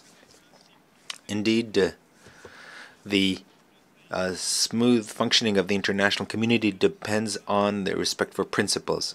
And it's not words that count, but rather actions. Small states have only laws and rights to rely on, and the international community must protect and uphold those rights. Let us say a few more words about fundamental rights. The Geneva Convention, which is an indisputable reference point and guide, these conventions will mark its 70th anniversary, and Switzerland is a depositary of these conventions. And so the humanitarian commitment is at the very heart of our foreign policy. And as devoted as we are to the international humanitarian cause, the list of violations of this cause and these rights is very long. It is up to all of us to make sure that these rights become a reality. We have no more important or noble mission than this. Allow me also to touch upon the following matters. We need to act against hunger to ensure that water and energy supplies are met, ensure that everyone has an education. We need to combat climate change. We need to reduce armed conflicts. These are just some of the challenges before us. And we often see hope replaced by despair. In the past, our efforts were often rewarded when we were able to take advantage of the latest technological advances for common good. The progress of our civilization to a large extent depends on these innovations and on sharing their benefits. To invest in research and training is to create the conditions of a world which offers more opportunities to all.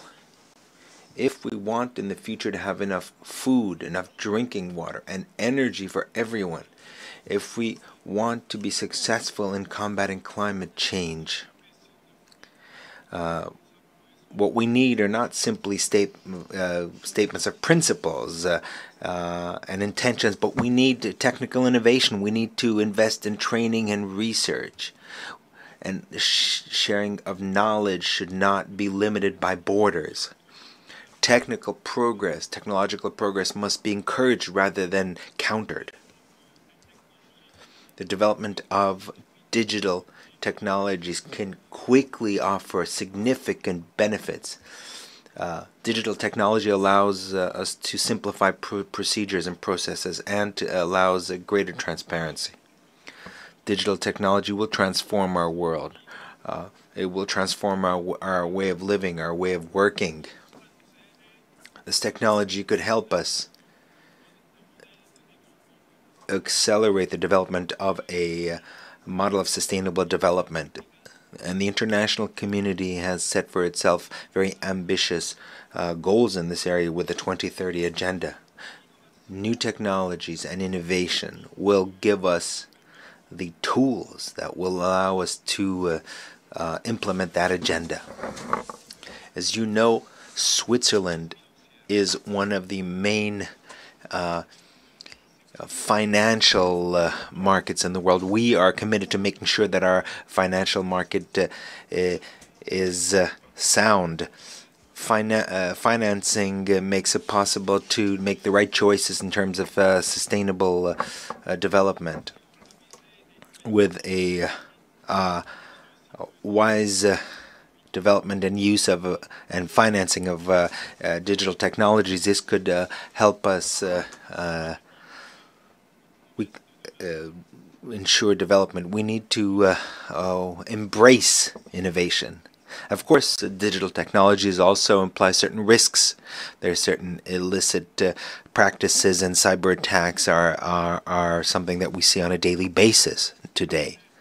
And so the protection of privacy is also a fundamental right. It is up to politicians to take action and to regulate the use of this kind of private information and data.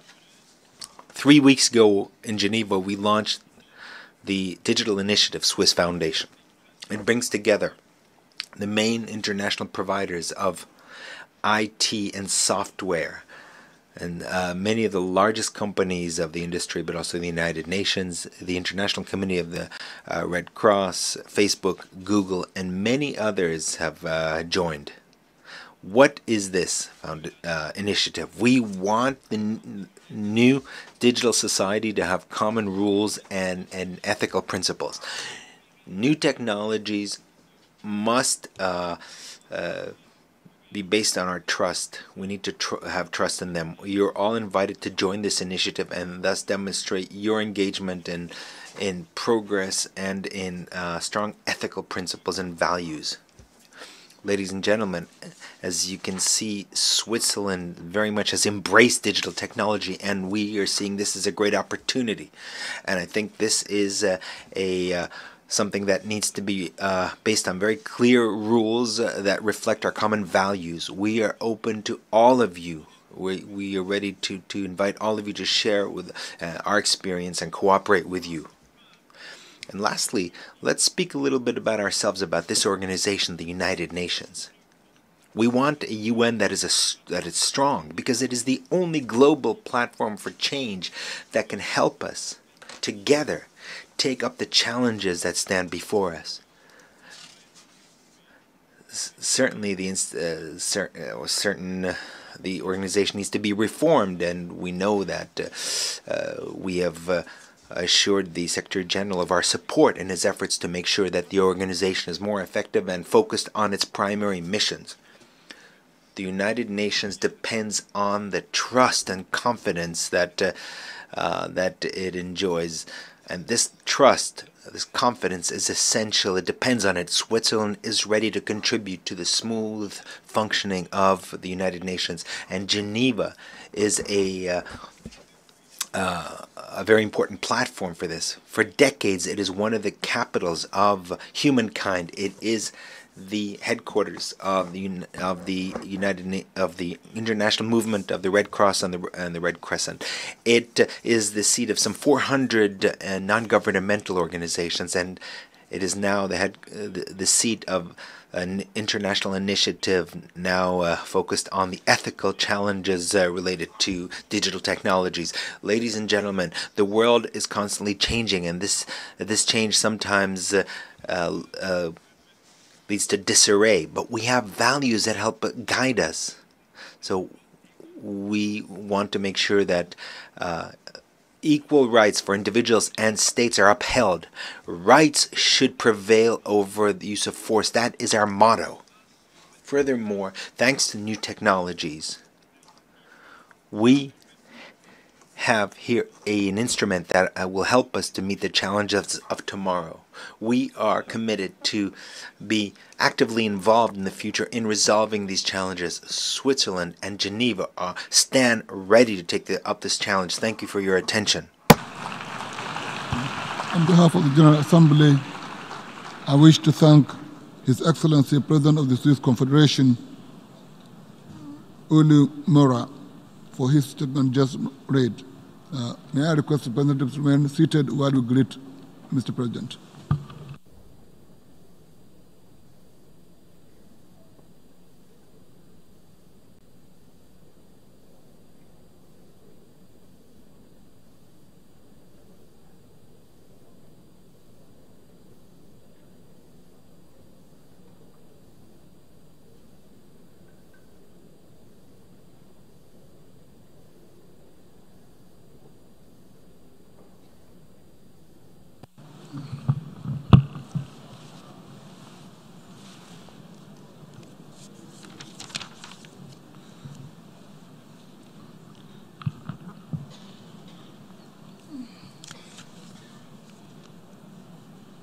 The Assembly will hear an address by Her Excellency Kolinda Gaber Kitorovic, President of the Republic of Croatia. I request protocol to escort Her Excellency.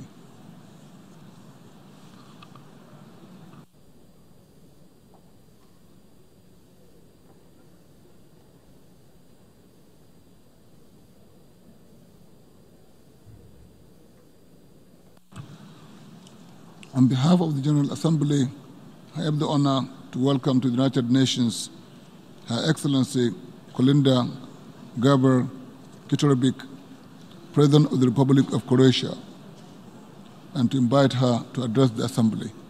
Madam President.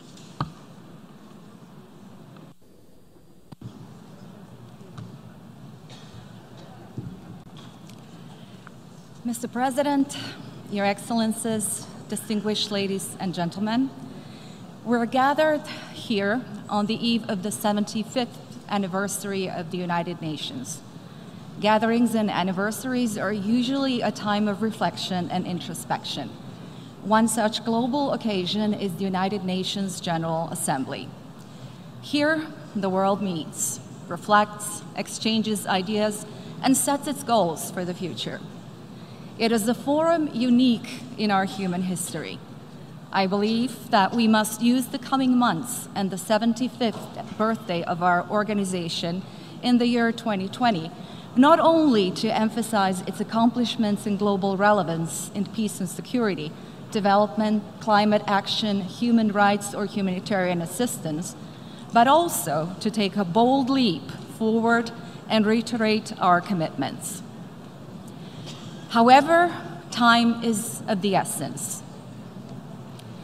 The Secretary General, Antonio Guterres, said last January, "The best-selling brand in our world today is indeed fear. It gets ratings. It wins votes. It generates clicks. Indeed, fear is present and inhibits us from taking that step in the right direction. It is hampering our potential and our creativity. We, gathered here, should lead by example. It is upon us to fearlessly use the instruments that we have at our disposal to advance our own nations and our own planet, and to boldly think of new ones, right now. It is upon us to address the greatest challenges of the globalized 21st century: climate change, sustainable development, migration, terrorism, weapons of mass destruction, and new technologies. So, how do we prevent unfavorable scenarios and harvest the benefits? How do we mobilize states and joint resources to respond adequately to emerging threats? We all know the answer, which is at the same time fairly simple and ever more difficult: by joining forces. We cannot deny that multilateralism is facing challenges. Reasons might be numerous and complex. However, it still remains our best chance of achieving our common goals. By standing alone and isolated, one fails. But many of us together, united around common ideas and working in good faith, have the tools in our hands to succeed. Let us use the existing mechanisms, transform them for the better, and make them more effective. No doubt, reforms are necessary. We also need to take a deep look at our organization, its strengths and weaknesses, and trace the path of decades to come. In that vein, I emphasize Croatia's full support to the UN reform agenda and the Secretary General's continued efforts in this regard. We have to revitalize the UN and double our own efforts to make this building a home to true global leadership and platform for the promotion and development of the rules-based international order. The goals before us: poverty eradication, quality education, inclusion, and climate action, cannot be achieved without individual national efforts coupled with our common dedication and action. For its part, Croatia is doing its best to fulfill the goals that we have set for ourselves. First, we're combating poverty and social exclusion and reducing social inequality. Secondly, for us, quality education is key to long-term social stability and economic progress. Thirdly, as regards inclusion, the ultimate values of our constitutional order are freedom, parity, gender equality, and respect for human rights. And finally, Croatia is dedicated to fighting climate change by implementing innovative solutions that will transform our economy and our society. Croatia remains committed to the efficient fulfillment of its obligations under the Paris Agreement. Just as EU accession provided us with a blueprint for the transformation of governance, economy, and society, so does Croatia see the Sustainable Development Goals as a matrix for our future and an obligation to our citizens and the international community. We need to reinvigorate the political momentum and our starting enthusiasm for the Agenda 2030. For us, the 17 Sustainable Development Goals are guidelines for our own development and a framework for securing a better and a more sustainable future, both locally and globally. Together with other EU member states, Croatia strives to become a leader in sustainable development. Our focus is and will be on green Croatia and the balanced regional development and territorial cohesion of all our geographic areas, including the sustainable development of our more than 1,000 Adriatic islands. I have given more than one speech in this very podium. Together with you, I have raised many issues that trouble our nations and the world. Today, I want to focus on the environment, in particular on our seas and oceans. They are the essence and foundation of all life on Earth. Without them, we would not be here. Croatia is both a Central European and a Mediterranean country with great biodiversity. The number of known species in Croatia is around 40,000, including significant populations of many species that are threatened in Europe and in the world today. Besides our talented people, biodiversity is our greatest treasure. In that vein, Croatia pays particular attention to the environmental protection of the Adriatic Sea. We're focused on the preservation and facilitation of the marine and coastal environmental recovery, the protection of biodiversity, and the sustainable use of the sea and the coastal areas. Croatia's national ecological network covers 37% of our entire land area and 15% of our marine area. However, climate change and pollution threaten our natural resources, our delicate ecosystems, and our Adriatic Sea. We cannot neglect further the severe implications on our nature and the significant economic losses that we're facing in the future. Marine litter is a problem of increasing concern. It threatens marine life in the world's oceans and in the Adriatic Sea, having already impacted more than 700 marine species. Croatian coastal areas, one of the world's cleanest and most wondrous, are at times severely affected by poorly managed waste from our southern neighboring countries. The plastic pollution in our seas and oceans is one of the greatest threats that humanity is facing today. Without the preservation of our waters and our marine life, there will be nothing to leave to future generations. Each year, around 8 million tons of plastic end up in our oceans and our seas. Plastics are found throughout the marine environment, from the surface of the water down to the seafloor. We know that pollution has an annual financial negative impact measured in billions of dollars. These are only immediate costs of the plastic's impact on marine life, tourism, fisheries, and businesses. However, plastic pollution carries toxic pollutants into our own food chain. A recent study has revealed that in general, and on average, people could be ingesting approximately 5 grams of plastic every week, which is the equivalent weight of a credit card. What we throw into the sea today, we reap in our food tomorrow.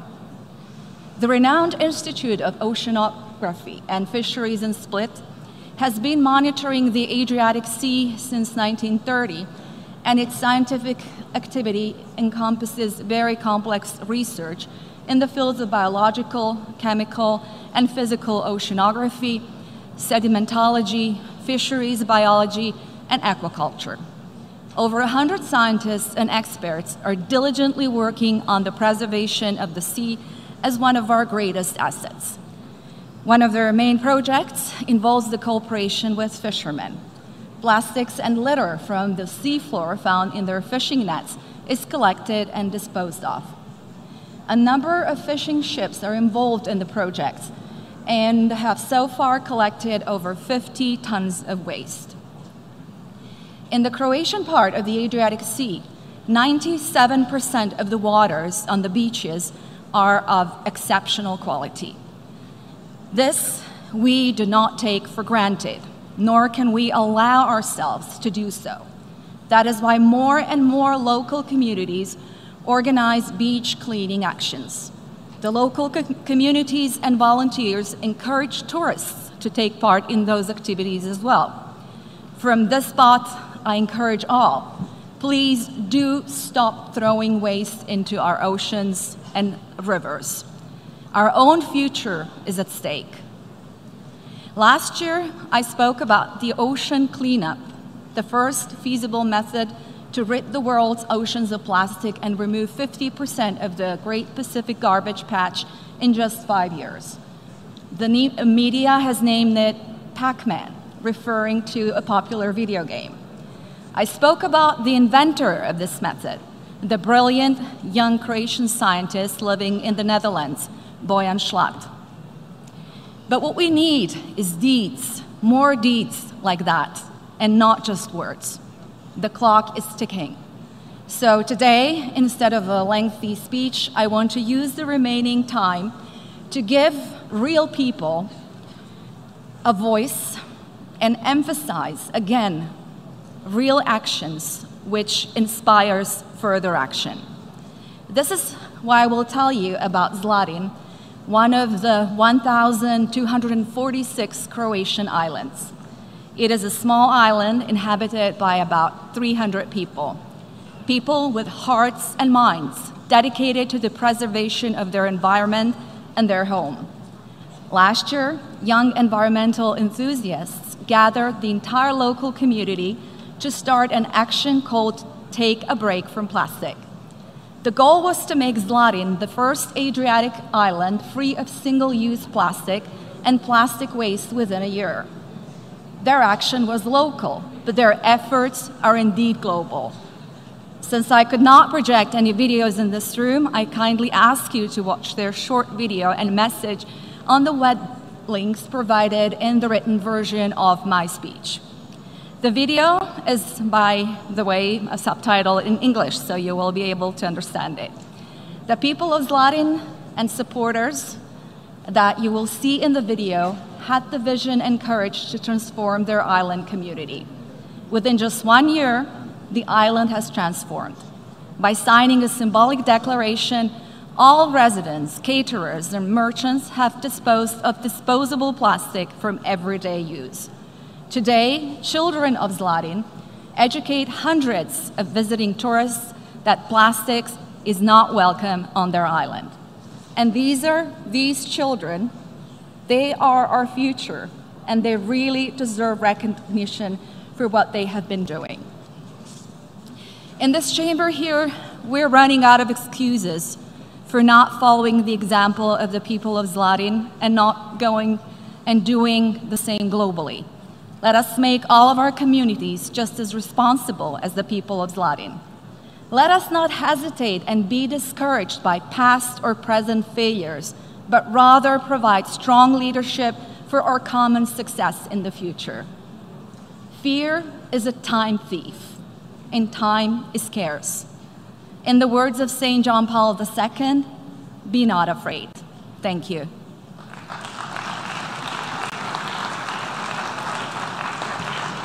On behalf of the General Assembly, I wish to thank Her Excellency, the President of the Republic of Croatia, for the statement just made. May I request representatives to remain seated while we greet the head of state.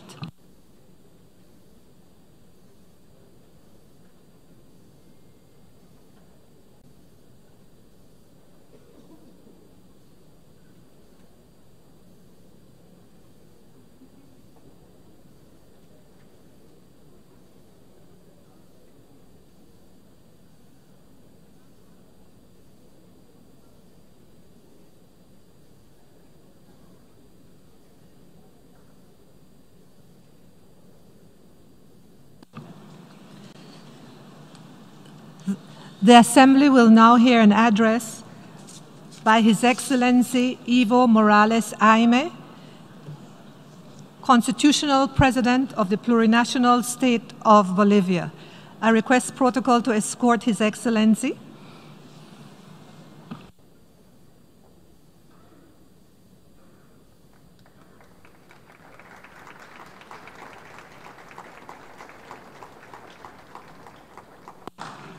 On behalf of the General Assembly, I have the honor to welcome to the United Nations His Excellency Evo Morales Jaime and to invite him to address the Assembly.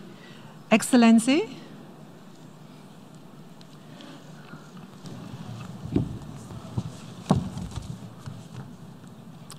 Muchas gracias. Thank you. I'd like to extend my greetings to my brother, President of the General Assembly of the United Nations, Tijani Mohamed Bande, Brother Secretary General of the United Nations, Antonio Guterres, brothers and sisters, presidents, chancellors, delegates, brothers and sisters, international organizations, and all the peoples of the world. Once again, we meet in this multilateral organization, which is the most important organization of mankind, in order to reflect and to collectively analyze global problems which are a concern for our peoples.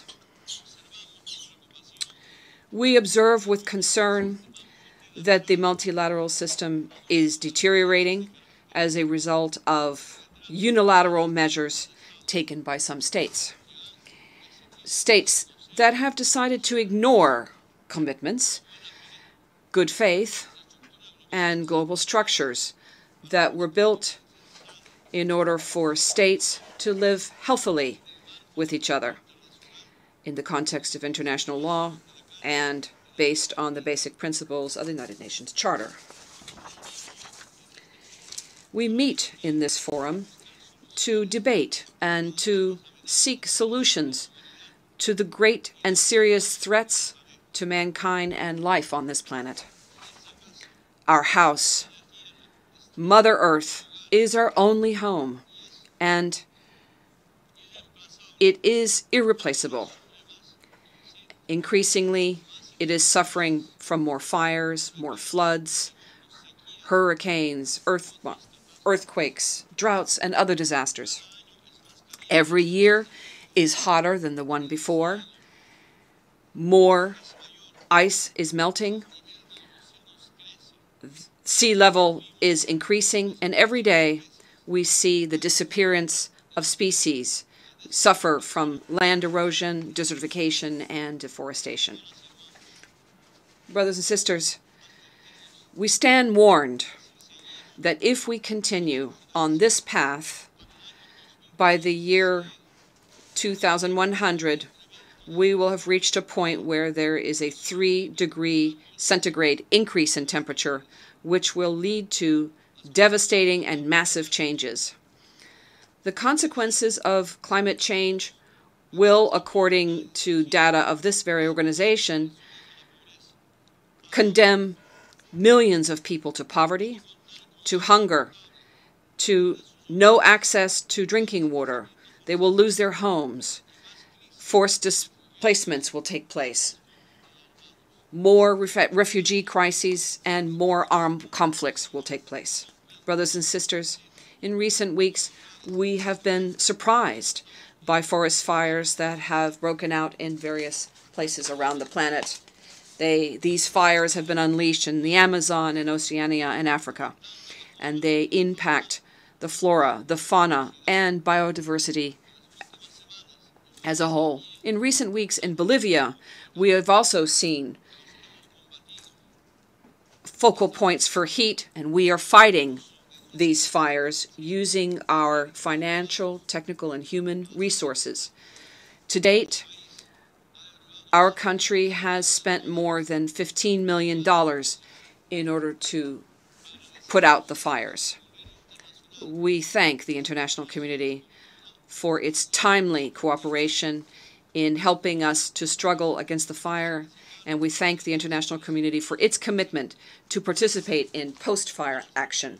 Brothers and sisters, and peoples of the world, the arms race, military spending, technology used in the service of death, unscrupulous arms trade, all have been on the rise. The financial system continues to be anti-democratic, inequitable, and unstable. The system continues to privilege tax havens and banking secrecy, forcing the weaker countries to accept conditions that only perpetuate their dependency. We observe with sadness that the huge social asymmetries continue to exist. According to Oxfam information, currently 1.3 billion people live in poverty, whereas 1% of the wealthiest on the planet hold 82% of world wealth in the year 2017. Inequality, hunger, poverty, the migratory crisis, epidemics of disease, unemployment. These are not just local problems, these are global problems. Moreover, humanity's creative capacity astonishes us on a daily basis with new inventions and new technology applications. These same technologies offer us fabulous solutions to complex problems. Technology has provided a qualitative leap forward for mankind, and yet it is necessary that in this multilateral body we establish agreements in order to provide for the participation of all states. Brothers and sisters, it is unavoidable to talk about the structural causes of the various crises. Transnational corporations control food, they control water, they control non-renewable resources, arms, and technology. These corporations control our personal data and are trying to turn everything into a business in order to accumulate more capital. The world is controlled by a global oligarchy where a handful of multimillionaires define the political destiny of mankind and economic destiny. 26 people have the same amount of wealth as 3.8 billion people. This is an insult. It's immoral, and it's unacceptable. The problem ultimately lies in the model of production and consumption, in ownership of natural resources, and the inequitable distribution of wealth. Let us speak plainly, and let us speak clearly. The root of the problem lies in capitalism, the capitalist system.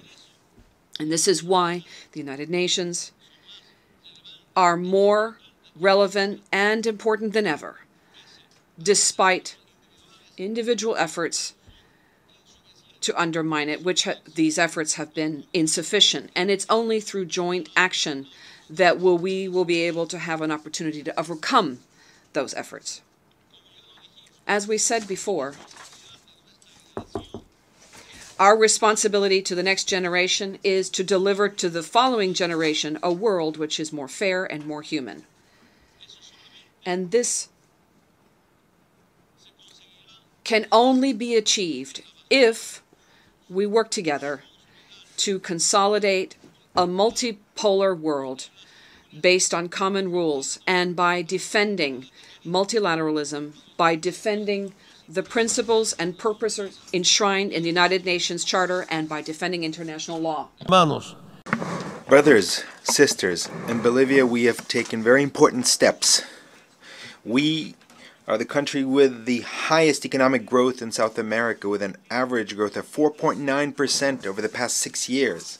Between 2005 and 2019, the gross domestic product increased from 9.5 billion to over $40 billion.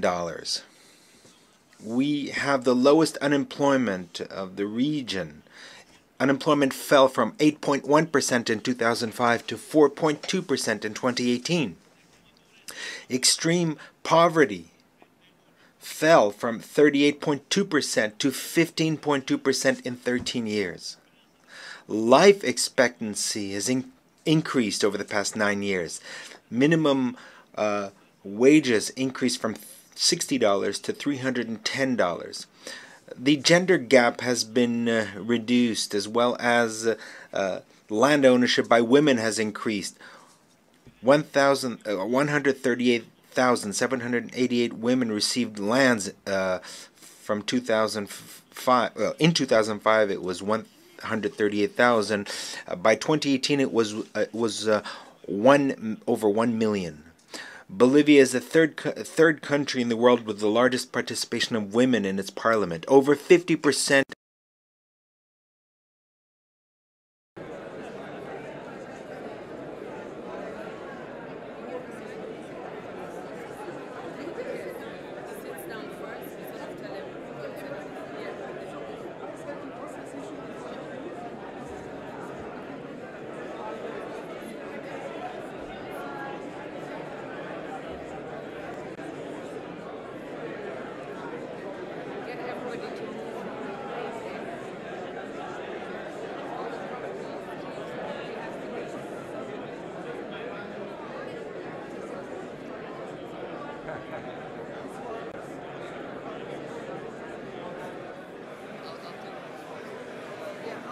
Yeah, cool.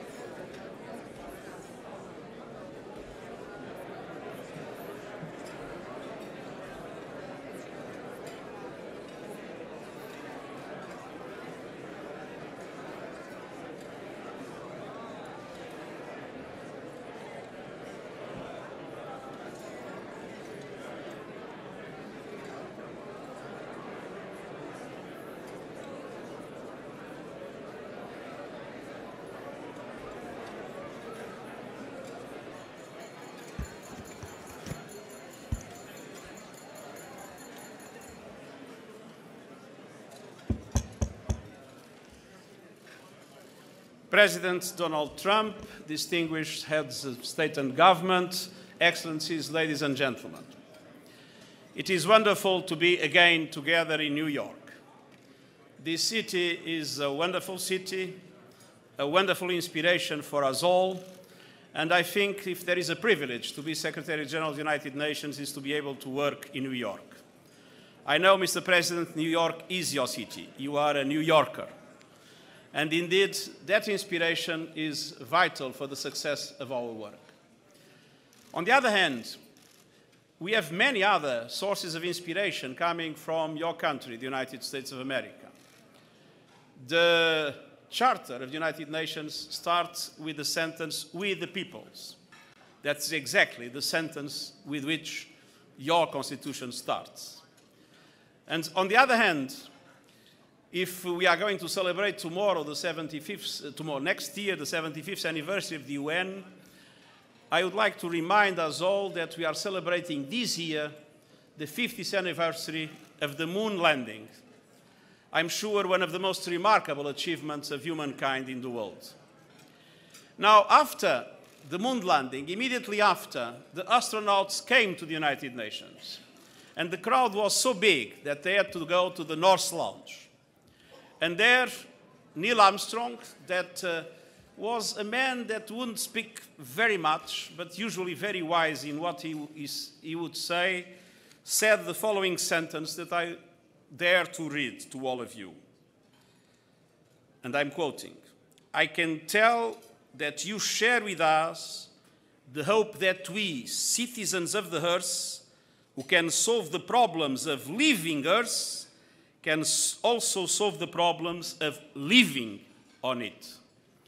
I think that these words are also a fantastic inspiration for what we have to do. Create together an Earth on which we all can live in peace and in prosperity.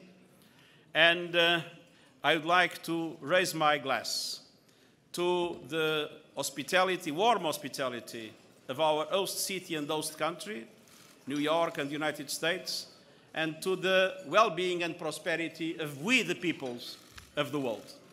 Cheers.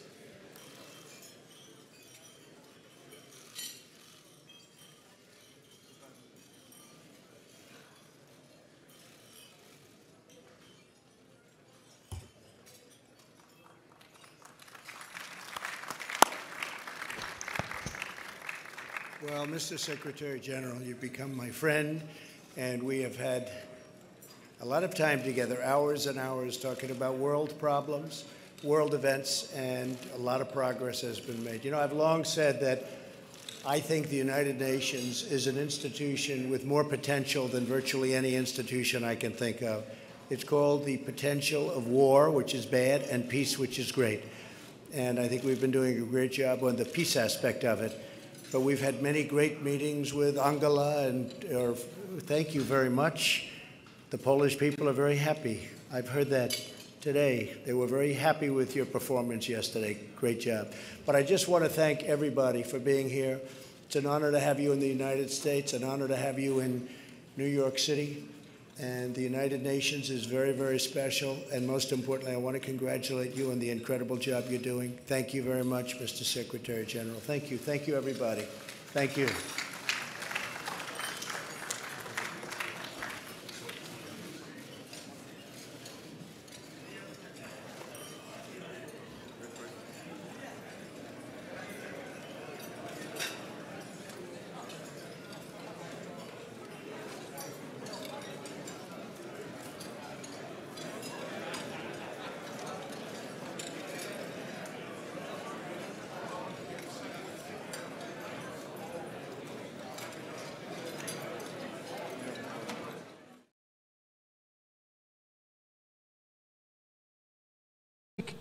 Individual actions of member countries coming together to shape a better future. And today we still urgently need each and every member country to act, and to act together with our global neighbors and achieve the better, safer world all of us need. For if we do not act, what hope do we have? What will our future look like if millions of the world's young people continue to be denied the rich fruits of new technology and global wealth? Can we afford to ignore the crisis of exclusion? Or will we do the right thing, support the energies and talents of all the world's youth, and drive all economies forward through fair and inclusive global growth? What will our world look like if we do not work together for a healthy and safe environment? Water-scarce countries like Jordan already know the dangers of climate change. A global crisis demands global action. How can we excuse delay? And let's ask ourselves, why in the 21st century are crises still displacing millions of people across our world? There are more forced displacements today than at any time since World War II. What will tomorrow's world look like if we do not help end these crises and give refugees and hosts alike the support they need to meet the future? And how is it that today people can still be disrespected and victimized for their faith? Atrocities as mosques, churches, synagogues, and temples have shocked the conscience of the world. But so should the dark criminal ideals from across the ideological spectrum that drive these and other attacks.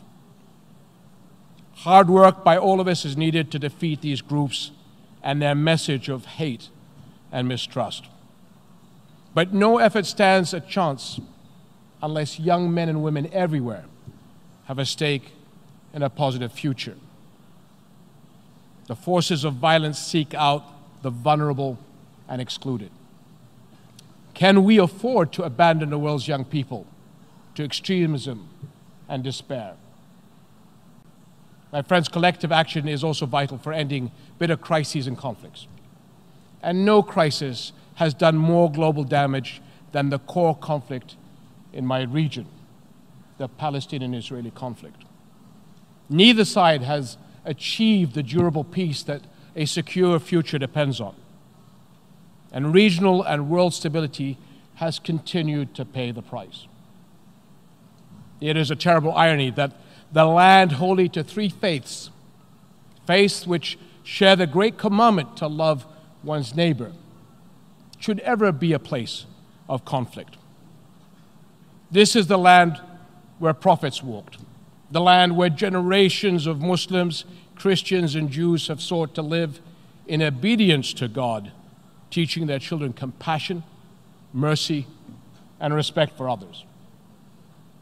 Segregation, forced displacement, violence, and mistrust do not belong in this holy land. 40 years ago, my father, His late Majesty King Hussein, who loved peace, stood in his very chamber and decried the occupation and attempts, in his words, to eradicate from the world's memory centuries of history and tradition and spiritual, moral, and cultural ideals. It is a global moral tragedy that the occupation continues. But no occupation, no displacements, no acts of force can erase people's history, hopes, or rights, or change the true heritage of our shared values among the three monolithic faiths. And nothing can take away the international rights of the Palestinian people to equality, justice, and self-determination. My friends,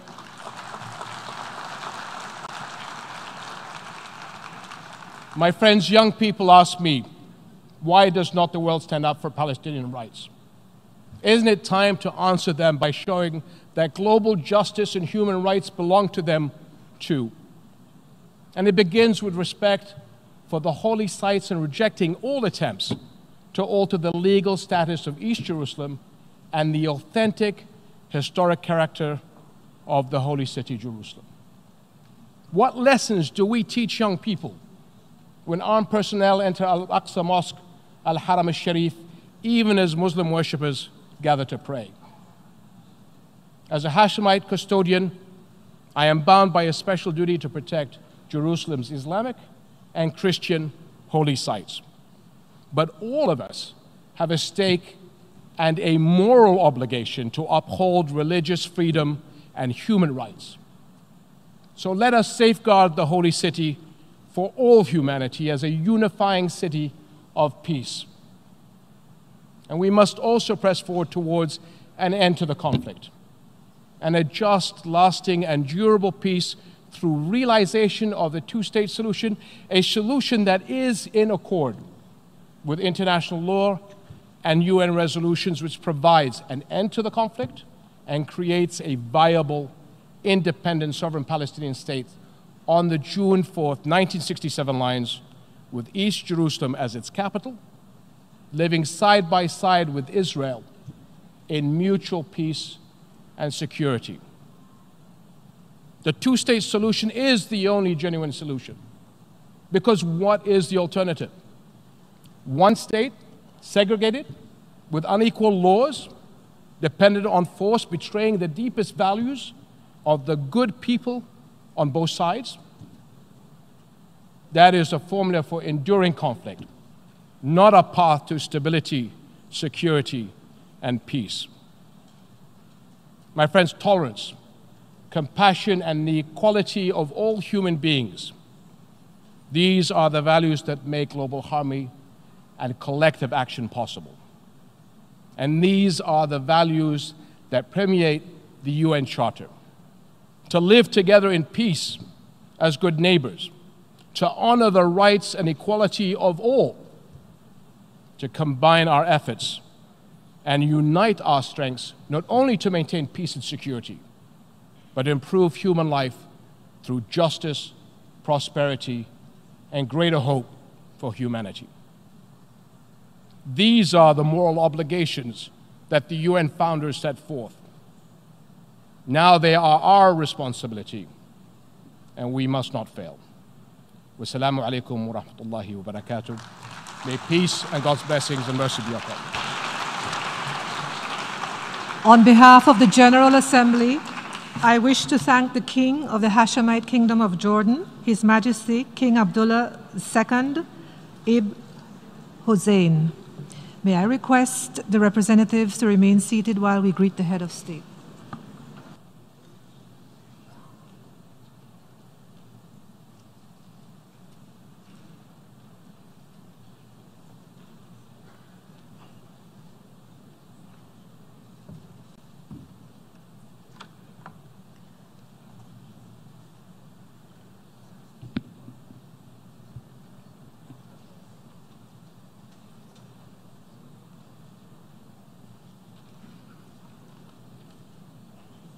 The Assembly will hear an address by His Excellency Moon Jae-in, President of the Republic of Korea. I request protocol to escort His Excellency.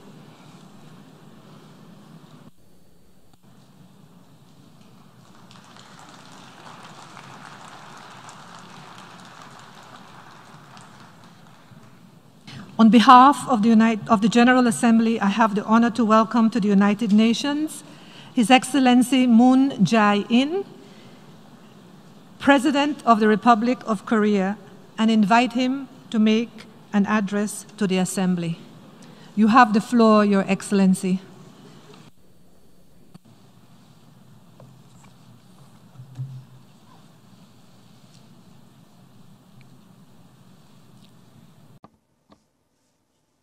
Thanks to the dedication of the United Nations and all the member states, many of the world's problems have been solved and your efforts toward peace are coming to fruition.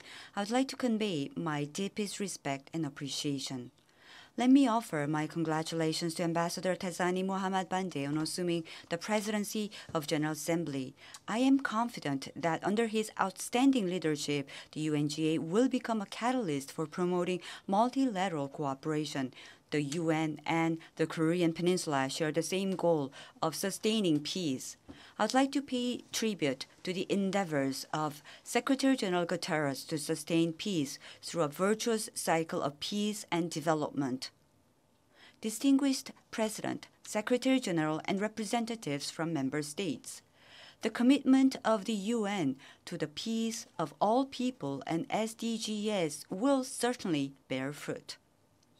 The world is joining forces to help each other in disaster and emergency relief operation as well as in peacekeeping efforts. The UN must continue to play a central role in fostering cooperation within the international community. The Republic of Korea is a country that has benefited immensely from the UN. It was liberated from colonial rule in the year of UN inception. It was able to overcome the scourge of war with the assistance of the UN and the international community, carrying a sense of responsibility commensurate with the progress it has made. Korea is now working together with the international community to bring about peace and prosperity in East Asia and the whole world. The Olympic Truce Resolution adopted in November 2017 by the UN gave a big help to us once more.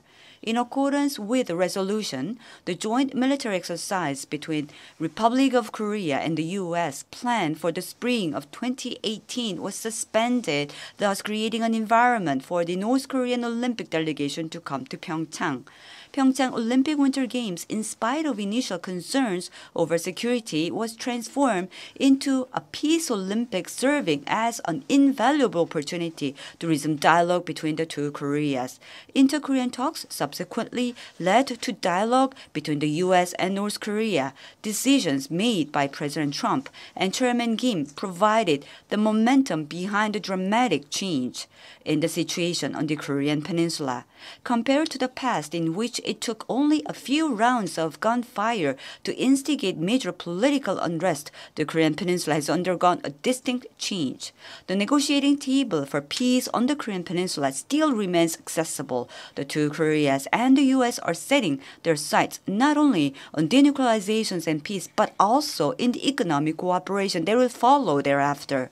The Republic of Korea intends to create a peace economy whereby peace can lead to economic cooperation, which in turn will reinforce all working in virtuous cycle. The examples of how the ECSC and the OSCE had a positive impact on peace and prosperity within Europe present a fine model for us to emulate. Peace on the Korean Peninsula remains an ongoing challenge, and peace on the peninsula and in the whole world are inextricably linked to each other. We will continue dialogue with North Korea and will find and make a way toward complete denuclearizations and permanent peace while maintaining cooperation with UN member states, distinguished President, Secretary General, and representative from member states. Peace can only be created through dialogue. Peace can be considered as genuine when underpinned by agreements and law, and only peace that has been accomplished on the basis of trust will last. Over the past year and a half, dialogue and negotiations have produced significant results on the Korean Peninsula. Panmunjom, which used to be a symbol of division, has now become a demilitarized area where not even single pistol exists. The two Koreas withdraw guard posts inside the DMZ, thereby transforming it, the very symbol of confrontation, into a peace zone. In the past, unceasing breaches of the armistice agreement had raised military tensions and at times escalated the threat of war, but not a single confrontation has occurred since the Inter-Korean Comprehensive Military Agreement was signed on September 19th last year. What I would like to inform you about in particular is the fact that a total of 177 sets of remains have been recovered so far from Arrowhead Ridge, site of the fiercest battle waged between South Korea and UN troops against those of North Korea and China on the other. Beside the remains of South Korean soldiers, those presumed to be soldiers from the US, China, France, and the British Commonwealth have also been retrieved. 66 years after the war, 3 sets of South Korean soldiers' remains with confirmed identities have been returned to their families. This is truly rewarding achievements made possible by the efforts to build peace. These efforts have also made it possible for President Trump to become the first sitting American president to cross the military demarcation line and set foot on North Korean soil. The easing military tensions and solid trust among the leaders of both Koreas and the U.S. set the stage for a momentous trilateral meeting at Panmunjom. President Trump's action in taking Chairman Kim's hand and stepping over the military demarcation was in itself a declaration of the true beginning of a new era of peace.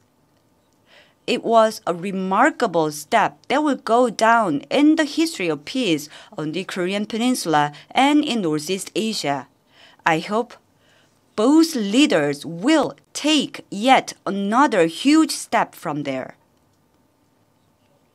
The principles that I firmly held on to in the course of resolving issues related to Korean Peninsula remain unchanged. The first principle is zero tolerance for war. Korea is still in a state of armistice. The war has yet to come to an end. The tragedy of war should never be repeated on the Korean Peninsula. To this end, We must put an end to the longest-running armistice in human history and achieve a complete end to the war. The second principle is a mutual security guarantee. South Korea will guarantee the security of North Korea. I hope North Korea will do the same for South Korea. When the security of both sides is assured, it will be possible to accelerate denuclearizations and the establishment of peace regime on the Korean Peninsula. At the very least, all hostile acts must be put on hold while the dialogue is ongoing. I hope the international community will also work together to alleviate the security concerns on the Korean Peninsula. The third principle is co-prosperity. Peace does not simply mean the absence of conflict. Genuine peace is all about enhancing mutual inclusiveness and interdependence while working together for co-prosperity. A peace economy in which the two Koreas take part will solidify peace on the peninsula and at the same time contribute to the economic development in East Asia and the whole world. Today, based on these three principles, which are in complete accord with the values upheld by the UN, I'd like to propose to the UN and all the member states the idea of transforming the DMZ that cuts across the midriff of the Korean Peninsula into an international peace zone. The DMZ is a colossal green zone that stretches 250 kilometers from east to west and then 4 kilometers from north to south. Its borders define a tragedy spawned by 70 years of military confrontation, but paradoxically, it has become a pristine ecological treasure trove. It has also become a symbolic space steeped in history, which embraces both the tragedy of division, as embodied by the Joint Security Area, guard posts and barbed wire fences, as well as the yearning for peace. The DMZ is the common heritage of humankind, and its value must be shared with the whole world. Once peace is established between the two Koreas, I will work together with North Korea to inscribe the DMZ as a UNESCO World Heritage Site. If we designate the area connecting Panmunjom and Kaesong in North Korea as a peace and cooperation district, and transform it into a zone where both Koreas and the international community can jointly explore the path to prosperity on the Korean Peninsula. And if the DMZ comes to house UN offices already stationed in the two Koreas and other international organizations related to peace, ecology, and culture, and emerge as a center for research on peace, peacekeeping, arms control, and trust building, it can become an international peace zone in name as well as substance.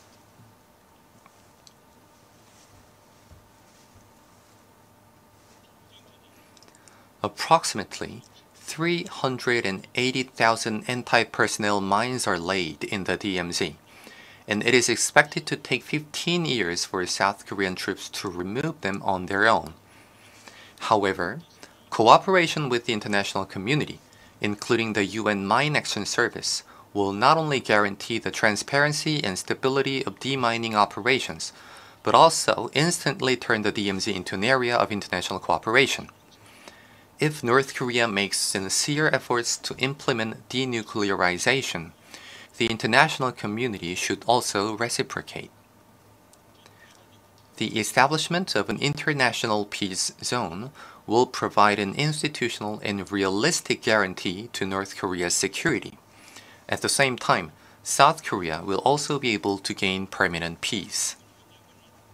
Chairman Kim Jong-un and I agreed on the peaceful use of the DMZ, and on-site inspections on the current state of North Korea's railroads were conducted after the two Koreas embarked on the reconnection of the severed railroads and roads.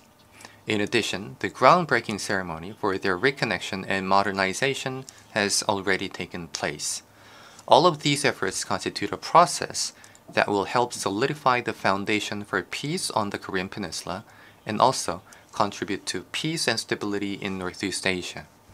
When the DMZ that cuts across the midriff of the Korean Peninsula is turned into a peace zone, the peninsula will evolve into a bridging nation that connects the continent and the ocean and facilitates peace and prosperity. The vision of an East Asian railroad community in which 6 Northeastern countries and the U.S. take part could also become reality. Distinguished President, Secretary General, and representatives from countries around the world.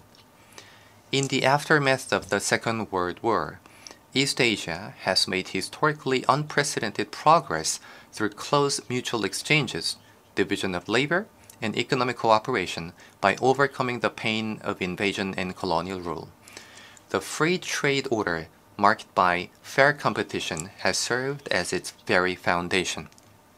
We will be able to make further progress when we cooperate while safeguarding the values of free and fair trade upon the foundation of an earnest self-reflection on past history.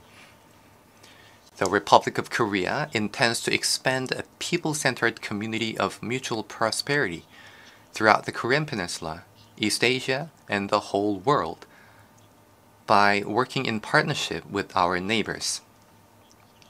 The ASEAN Republic of Korea Commemorative Summit and the Mekong Korea Summit to be held in Busan, Korea in November will serve as an opportunity to lay the foundation.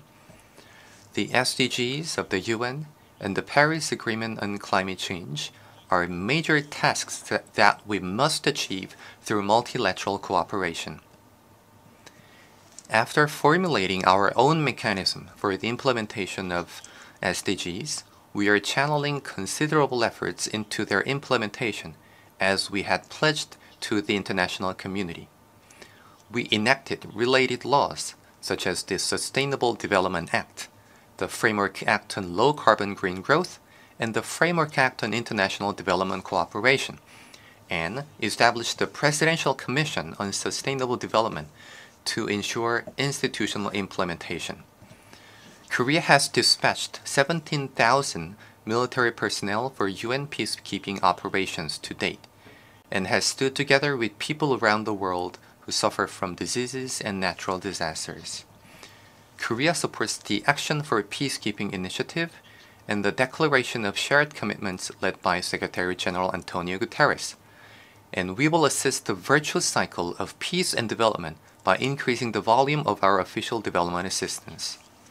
In particular, Korea will actively participate in the implementation of the UN Security Council Resolution 1325 on Women, Peace and Security, which will mark its 20th anniversary next year, and the LC Initiative for Women in Peace Operations that had been adopted in Vancouver 2017, will also host the next peacekeeping ministerial in Korea in 2021.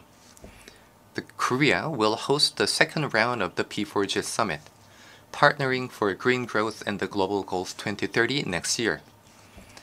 The second P4G Summit will serve as an opportunity to strengthen the international community's solidarity for the implementation of the Paris Agreement and the SDGs.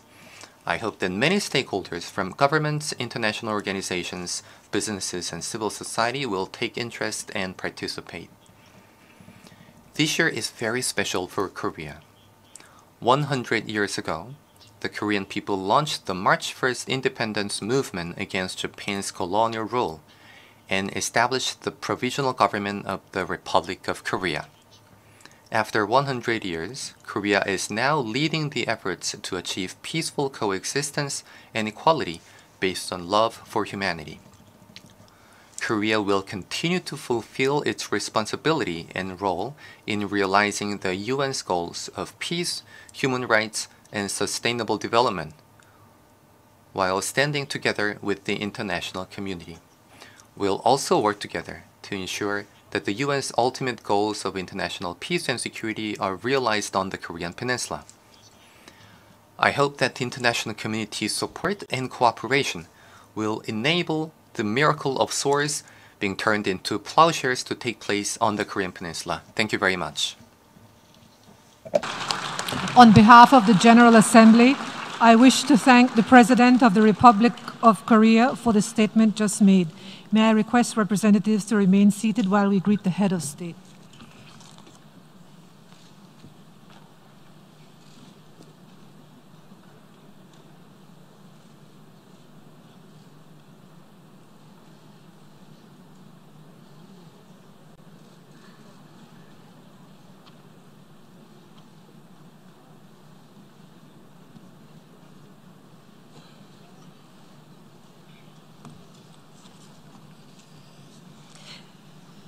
The Assembly will hear an address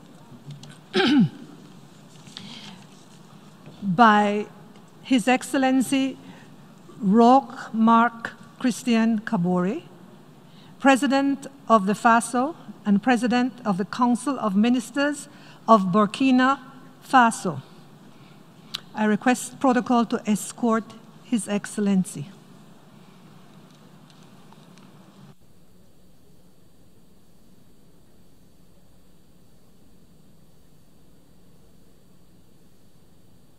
On behalf of the General Assembly, I have the honor to welcome to the United Nations His Excellency Roch Marc Christian Kabore, and to invite him to address the Assembly. You have the floor, Your Excellency.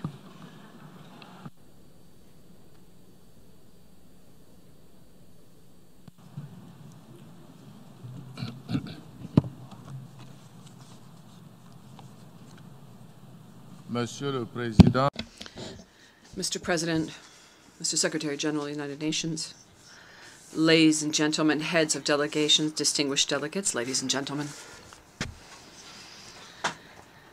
Mr. President, candidate for Africa to the position of President of the 74th General Assembly, you were brilliantly elected on the 4th of June of this year, and it is my great pleasure to address you on behalf of my delegation and on my own behalf to extend my hearty, heartfelt congratulations.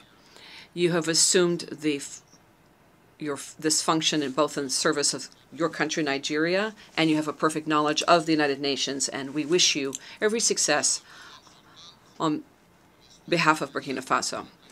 And Madam President, history will remember that in 40 years of existence of our organizations, you were the 4th woman to be elected President of the General Assembly and the 2nd in 50 years. Given the remarkable work that you achieved and the results, please receive, Madam President, my congratulations for having met such major challenges around the theme of the 73rd year. Mr. Secretary General, may I begin by renewing our recognition and gratitude to you on behalf of the Burkinabe people for your personal commitment and that of the United Nations and your support to my country in difficult times. This is the time to renew my encouragement for implementation, courageous implementation of reforms undertaken, and to congratulate you on your report presented on the 24th of July 2019 to the Security Council on activities of the Bureau and the Sahel. The declaration of the Security Council President on the issue of security on this occasion augurs well for the future. Mr. President, ladies and gentlemen, this year, this 74th session has the topic of, and I quote, galvanizing multilateral efforts for poverty eradication, quality education, climate action, and inclusion, end of quote. Burkina Faso is pleased with the theme chosen due to its relevance and to the fact that it is a very current topic. Because more than ever, multilateralism is, for my country, the only path to finding solutions to the great problems of the world. And to these challenges, we must add combating terrorism and violent extremism, organized crime, and cybercrime, which no country can vanquish alone, regardless of how powerful it is. And given all that has been achieved by the United Nations in peacekeeping, security, justice, human rights, development, and fighting climate change with the Paris Accord, given those achievements, we must imperatively work to bolster multilateralism and the role of the United Nations as a means to finding solutions to the problems of our planet, and to do so together. Sir, while there are phenomena that are sad in our world today, and they are first and foremost terrorism and poverty. Since January 2016, our country has had to face ongoing terrorist attacks, unprecedented in scope, the impacts of which at the human level, social and economic level, are heavy in consequences. Escalation of violence and insecurity has led to an unprecedented humanitarian crisis, with many victims, civilian and within the security and defense forces, with hundreds of and thousands of internally displaced, closed schools, healthcare infrastructure and other infrastructure closed down, all symbols of states that have been destroyed. Destabilization continues through destabilization of communities who are shifting given violent confrontation. Turning to public finance, I'd like to look at the increase in expenditure for security to the detriment of financing for social development and development. I'd take this occasion to applaud the United Nations accompaniment of Burkina Faso given its unraveling of the security and humanitarian situation. And indeed, Burkina Faso's eligibility to the Peacebuilding Fund announced by the Secretary General of the United Nations made it possible to have an interagency mission led by the Special Representative of the SG for Africa and West Africa and the Sahel, and to form an emergency task force under the leadership of the Undersecretary General to open 5 regional centers of the United Nations outside the capital to be closer to the population in their difficult moments, and to ensure support for international partners is well coordinated and aligned on agreed upon strategy, which is comprehensive and integrated and which establishes a link between prevention, emergency aid, recovery, and development. The government requested an assessment mission to look at prevention and peace building by the African Development Bank, the European Union, and the World Bank, all of which is currently underway, and recommendations are about to be issued. Turning to poverty, eliminating poverty is one of the main objectives of ODA because the United Nations says that thousands and millions of people live below the poverty level. And if this trend is not reversed, more than 168 million children will be living in abject poverty. More than ever, the international community must intensify its fight against poverty to eradicate it, which is the sine qua non condition for sustainable and inclusive development. And this struggle will have an impact only if we effectively ensure coordination of multi-forum action in the context of the 3rd United Nations Decade for the Elimination of Poverty, to wit 2018, 2027, and Agenda 2030. Mr. President, ladies and gentlemen, heads of delegation, the security situation in the G5 Sahel space is still a source of concern.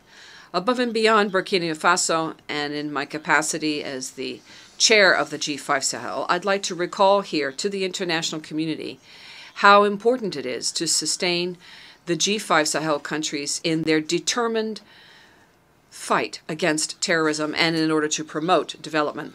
Indeed, the actions of terrorist arms groups are spreading geographically both within our countries and outside the G5 Sahel space.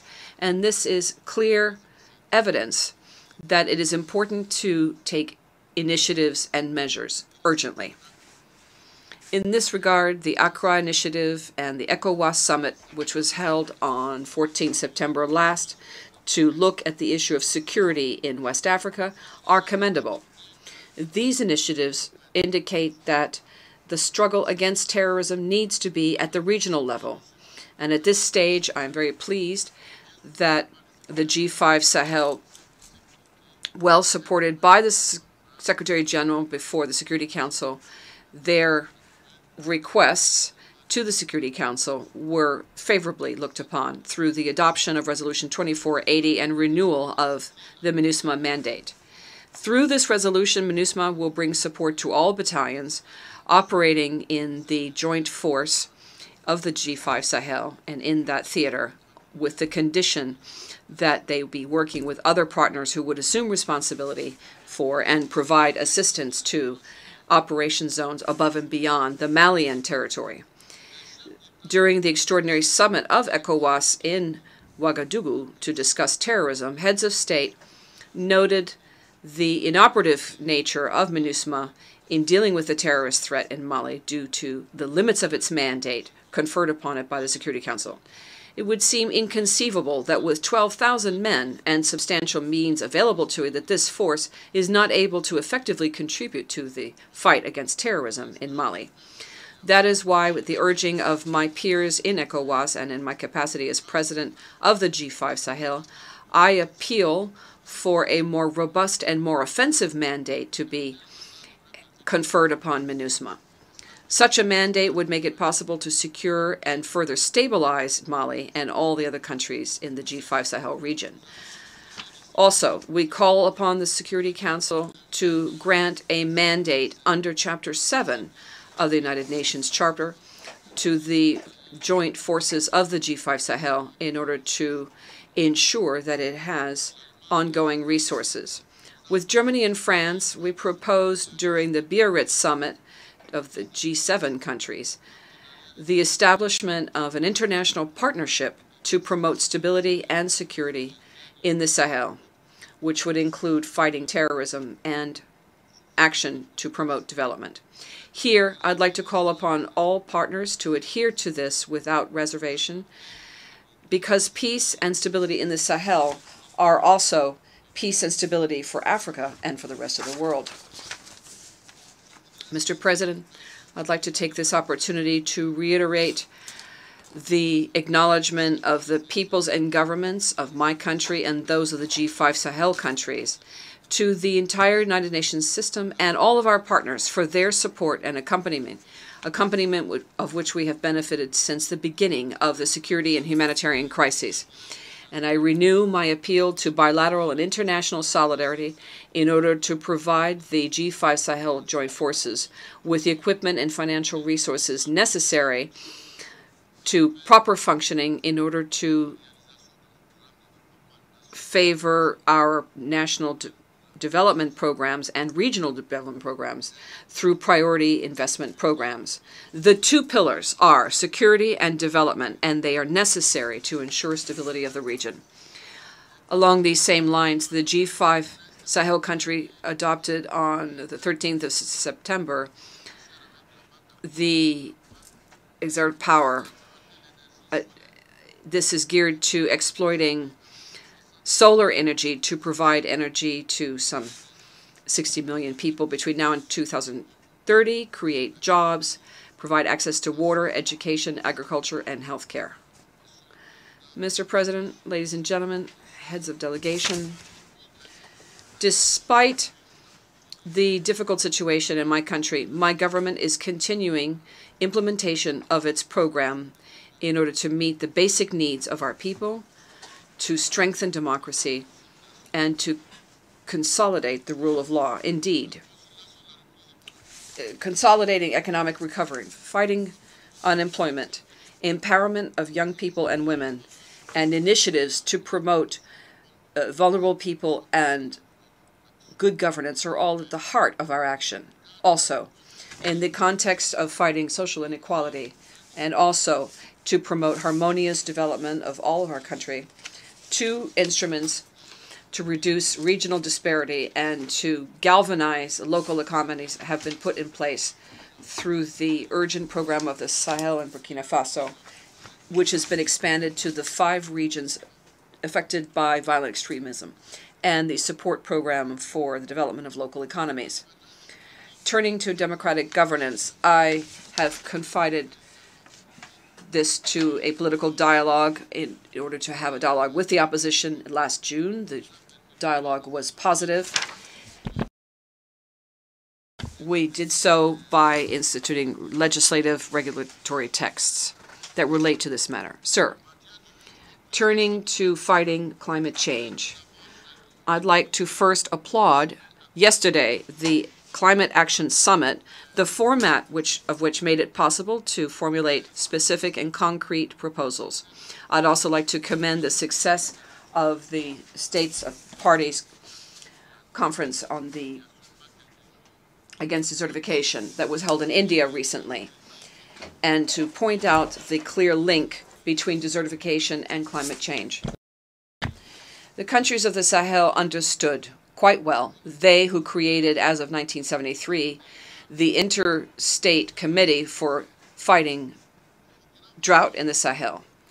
In Burkina Faso, climate change leads to the displacement of people and exacerbates the conflict between animal husbandry and farmers due to the lack of water, scarcity of water, and the rare arable land, or land available for animal husbandry. This is why, in the context of the prevention and struggle against the impact of climate change, my country has taken a number of important initiatives: a 5-year plan for reforestation, and a plan for risk reduction, and also a disaster preparation plan.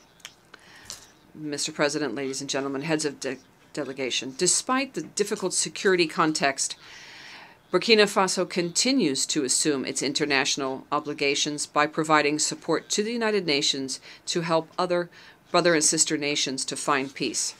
And thus, Burkina Faso, which is one of the great and large troop contributing countries to peacekeeping missions, is present in both Mali and Darfur.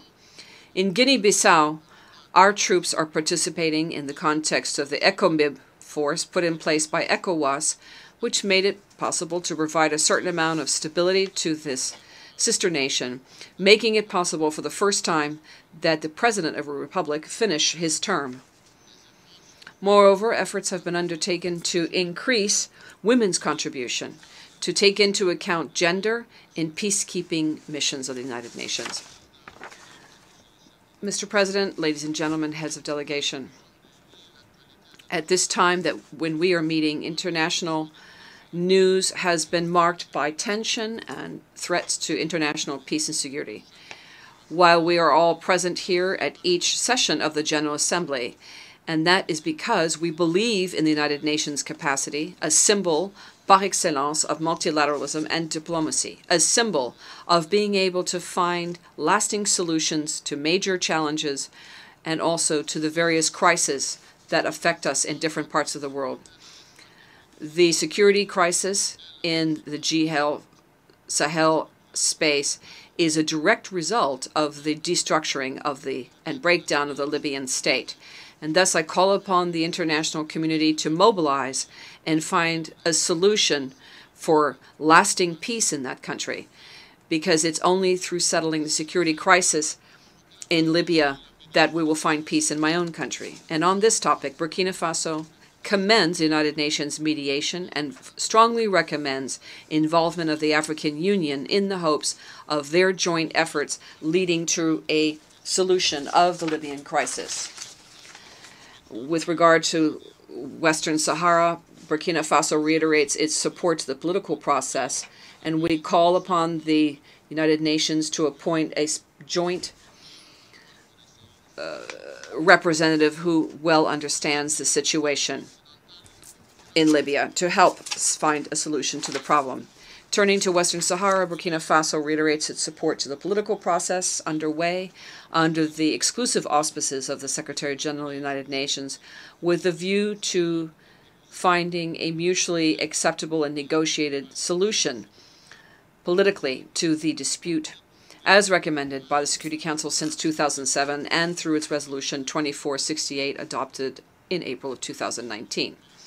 Burkina Faso is pleased with the effective holding of 2 round tables, including Algeria, Morocco, Mauritania, and the Polisario, keeping with resolutions 2414 and 2440 of the Security Council. And I take this opportunity to here applaud the work of the former Special Envoy of the Secretary General of the United Nations during his term. Given the regional nature of this dispute, Burkina Faso would call upon all states in the region to make their contributions to the political process and strengthen their participation in the negotiations. In the Middle East, the Palestinian question continues to be a major source of concern in the Israeli-Palestinian conflict, and Burkina Faso reiterates its support for a 2-state solution with Israel and Palestine living together in peace and as good neighbors. Burkina Faso strongly condemns the aggressions and attacks repeatedly against Saudi Arabia and its oil facilities. Regardless of where these attacks have come from, these attacks are a serious threat to peace in Saudi Arabia and for the region as a whole, and that's why we solemnly call for a cessation of these acts of hostility. As to the commercial, financial, and trade embargo imposed on Cuba by the United States, Burkina Faso believes it is time to lift it, given the harm it is doing to the Cuban people and has done for some years now. Mr. President, distinguished delegate, international peace and security are threatened by the possibility of an arms escalation. This is why Burkina Faso supports all multilateral initiatives and actions geared to disarmament both of weapons of mass destruction and disarmament of conventional weapons. Moreover, even today more than yesterday, there is clear evidence that proliferation of light arms and small weapons is a threat to international peace and security in various regions of the world, but especially in West Africa and the Sahel, and it is a weight on our ability to achieve the Sustainable Development Goals. Also, I would urge states to allocate resources set forth by disarmament programs to the financing of ODA and to the Green Development Fund and the Green Fund. This would provide an opportunity for millions of poor people to have better prospects for the future. Sir, yesterday we held the Climate Action Summit and the high-level meeting on universal health care, and we hope that all of these initiatives will make it possible to create a dynamic and political support at all levels in order to bolster the private sector's commitment in order to leverage as much as possible their innovative solutions and finance ODA. In this regard, we would congratulate the Secretary General for launching the World Alliance for Investors for Development that met yesterday, the 23rd of September. This pool will be made up of 25 to 30 CEOs of huge corporations from around the world who will be using their knowledge and know-how to provide further investment in the long run for sustainable development as a glimmer of hope at a time when financing is increasingly rare. Like all countries, it's with the specific attention of Burkina Faso following negotiations between governments on the reform of the Security Council. Also, we are looking at the negotiations and following carefully all issues relating to revitalizing the General Assembly, partnership, and regional organizations and sub-regional organizations. With regard to reform, I would quote, "The future that we want, the United Nations that we need, reaffirm collective commitment to multilateralism," end of quote. Burkina Faso is of the hope that finally, after negotiations that have been underway for 20 years, these negotiations will lead to all of our wishes being fulfilled. That is, a Security Council which is more representative of the 193 member states of the United Nations in the two categories of members with all the privileges and obligations conferred upon them.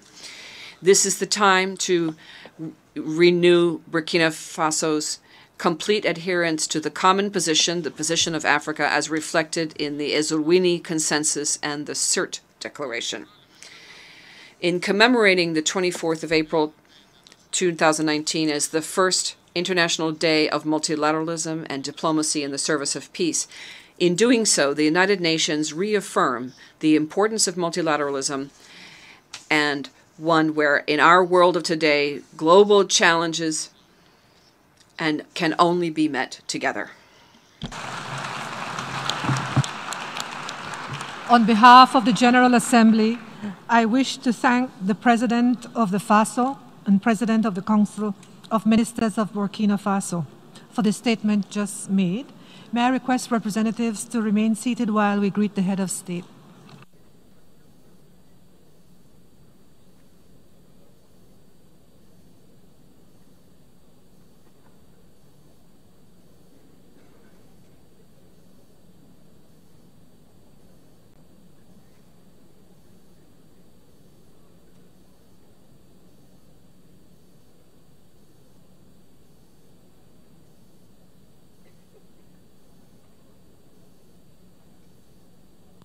The Assembly will hear an address by His Excellency Sebastián Piñera Echenique, President of the Republic of Chile.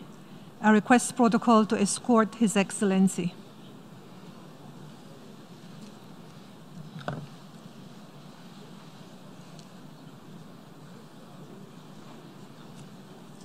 On behalf of the General Assembly, I have the honor to welcome to the United Nations His Excellency Sebastián Piñera Echenique, President of the Republic of Chile, and invite him to address the Assembly. You have the floor, Your Excellency. Muy buenas tardes. Good afternoon, President of the General Assembly of the United Nations, Secretary General of the United Nations, ladies and gentlemen, heads of state and government, distinguished delegates. Each generation faces its own challenges, but none of them has faced a challenge as urgent or as enormous as that of our generation, that is climate change and global warming. That is the mother of all battles, because it's a battle for our very survival. Human beings are the smartest creatures on Earth. It's also the only one that is capable and sometimes ready to destroy their own planet. Several prestigious magazines over the past few months have featured the images of planet Earth on their covers, urging people to save the planet. But I think they're wrong. What's at stake is not Earth itself, but what's at stake is the survival of the entire human race on this planet. Our planet is over 4.5 billion years old, and over this long history it has suffered and resisted and survived all kinds of circumstances, such as hurricanes, glacial ages, warmings, floods, volcanic eruptions, heavy rains, earthquakes, tsunamis, meteorite falls. It has survived all these. And yet, 99 of every 100 species that in the past existed no longer exist. And we do not want human beings to be added to that list of extinction. Scientific evidence is overwhelming and conclusive. The current situation is critical. The last report of scientists shows that the concentration of greenhouse gases and global average temperatures are the highest in the past 800,000 years, and over the past five years have been the warmest in the known history of humankind. This report indicates that even if we implement the commitments that we have undertaken now in the framework of the Paris Agreement, the temperature will still exceed the target established in the agreement, reaching 3.4 degrees centigrade. It's almost the equivalent of a disaster. We need to implement these commitments to ensure that the target of not exceeding 1.5 degrees is reached. And these are not simply theoretic commitments. It's something that we're seeing. We're seeing intense heat waves, severe floods, harsh droughts, powerful hurricanes, ice calving, and sea level rise. And we can continue. The oceans are rising, and increasingly they're deoxygenizing. In the last 30 years, humankind have destroyed 50% of coral reefs, which sustain marine life. We have burned or cleared a great part of our forests, which are essential for the life and survival of our planet. What's most important is that these changes that in the past took centuries or thousands of years now are taking place in less than a decade. Mother Nature has been trying to alert us for many years, expressing her anguish. She's asking us as something as simple as for us to take care of her so that she can take care of us. The Paris COP21 set the goal of limiting global temperature increase to well below 2%. But the commitments that the countries signed on to that summit are not sufficient, as we mentioned, and they're not even being implemented. We need urgently to take up this challenge, which means making sure that climate change and global warming do not turn into a tragedy. Now, of course, this is not a matter of belief or ideology. It's a matter of science, and the science has spoken clearly, and it indicates that we have little more than a decade to change radically the course of history and the way that we treat our planet. We already know too much to continue to remain skeptical. This is not just an environmental challenge. It is a moral challenge. A moral challenge to ourselves and to our future generations, to our children, to our grandchildren. Future generations have a right to live on this planet. And yes, at this same tribune, we heard the voice of children and young people who demanded that we act responsibly, that we be held accountable not only for what we have done, but most importantly, what we haven't done. And these future generations also want to live in a healthy planet. And of course, these new generations will judge us, and will judge us very severely on the way that we have managed to tackle this tremendous challenge of climate change. And for this to avoid a tragedy, necessarily we need to understand that we're on the wrong path, that the time is running out, and that we need to change direction. Now, we're two options in the face of us, or some who say that, let's wait, let's see what happens, and then we'll deal with the consequence. And those in the second group who believe that the time has come to tackle this challenge of climate change and change the course of history. The good news is that science and technology offer us tools and instruments, and that we still have time to make this important change in our direction for the future of humankind and in the way we treat our planet. Now, Chile has opted this second path of taking up the challenge. This is why we will host the COP that will take place in December. What are the goals of this COP Conference of Parties that we'll have in Chile? First of all, to make sure that countries commit themselves to much more ambitious and enforceable commitments than those that we have so far committed ourselves to combat climate change. And it's good news that 66 countries today, one of every 3 countries, has already committed itself to transform into carbon neutral countries. That is zero emissions of carbon gas or greenhouse gas. Just a few weeks ago, this seemed impossible. So we really are seeing a change of attitude, a change of awareness, and a greater commitment to deal with this problem. The Secretary General of the United Nations tasked us a few months ago to lead the coalition for climate mitigation, to make sure that more countries and more businesses, more cities commit themselves to carbon neutrality. And as I was saying, that's something that was stated in the Osaka conference, in the G20 conference. More and more countries are taking this commitment. At first it was only 20, and now it's 66, over 100 cities, over 100 major corporations that have taken up the commitment of carbon neutrality. But in addition to that, we need to incorporate the protection and preservation of rainforests and their wonderful diversity. And of course, we need to incorporate not only rainforests, but make sure that they are growing, because when these forests grow, they capture carbon. This is why, together with the presidents of France and Colombia, we have created the Alliance for Rainforests. This will have its second phase of work during the COP that we will be holding in December in our country. But also, we need to incorporate the preservation of oceans. Oceans capture 50% of greenhouse gases, and they capture over 90% of the increase in temperatures that we human beings generate. And yet, they are very severely affected.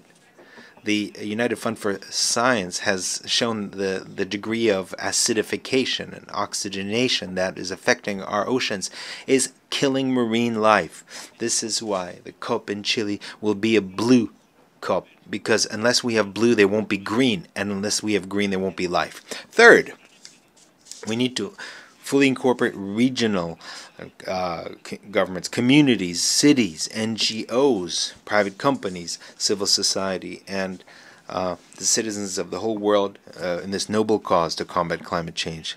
And fourthly, we need to agree to put into place a number of instruments that were agreed in Paris but are not yet effective. For example, carbon markets, in order to raise more resources and to make the fight to reduce carbon emissions more effective. For this reason, Chile would like to announce today the launch of an alliance for a climate ambition that will bring together states, cities, businesses, civil society on all these topics. And in fact, Chile has taken the commitment to a few months ago to be a carbon neutral country, and we take this very seriously. And today we're implementing a plan to achieve that goal, which is based on 4 pillars. First of all, the complete decarbonization of our energy matrix. 2, the change of our system of public transport into a system that is completely based on electricity rather than fossil fuels. Energy efficiency standards in all spheres, and an ambitious protection reforesting plan of our forests. All this as part of a framework law on climate change that clearly sets out strategies, instruments, and deadlines to achieve this carbon neutrality goal. Now, of course, we need to use all instruments that science and technology offer us. They're allies, and we need to put behind us this culture of single-use items and promote the idea of recycling. We need to embrace the culture of recycling. It won't be an easy path. It requires ambition. The ambition requires financing.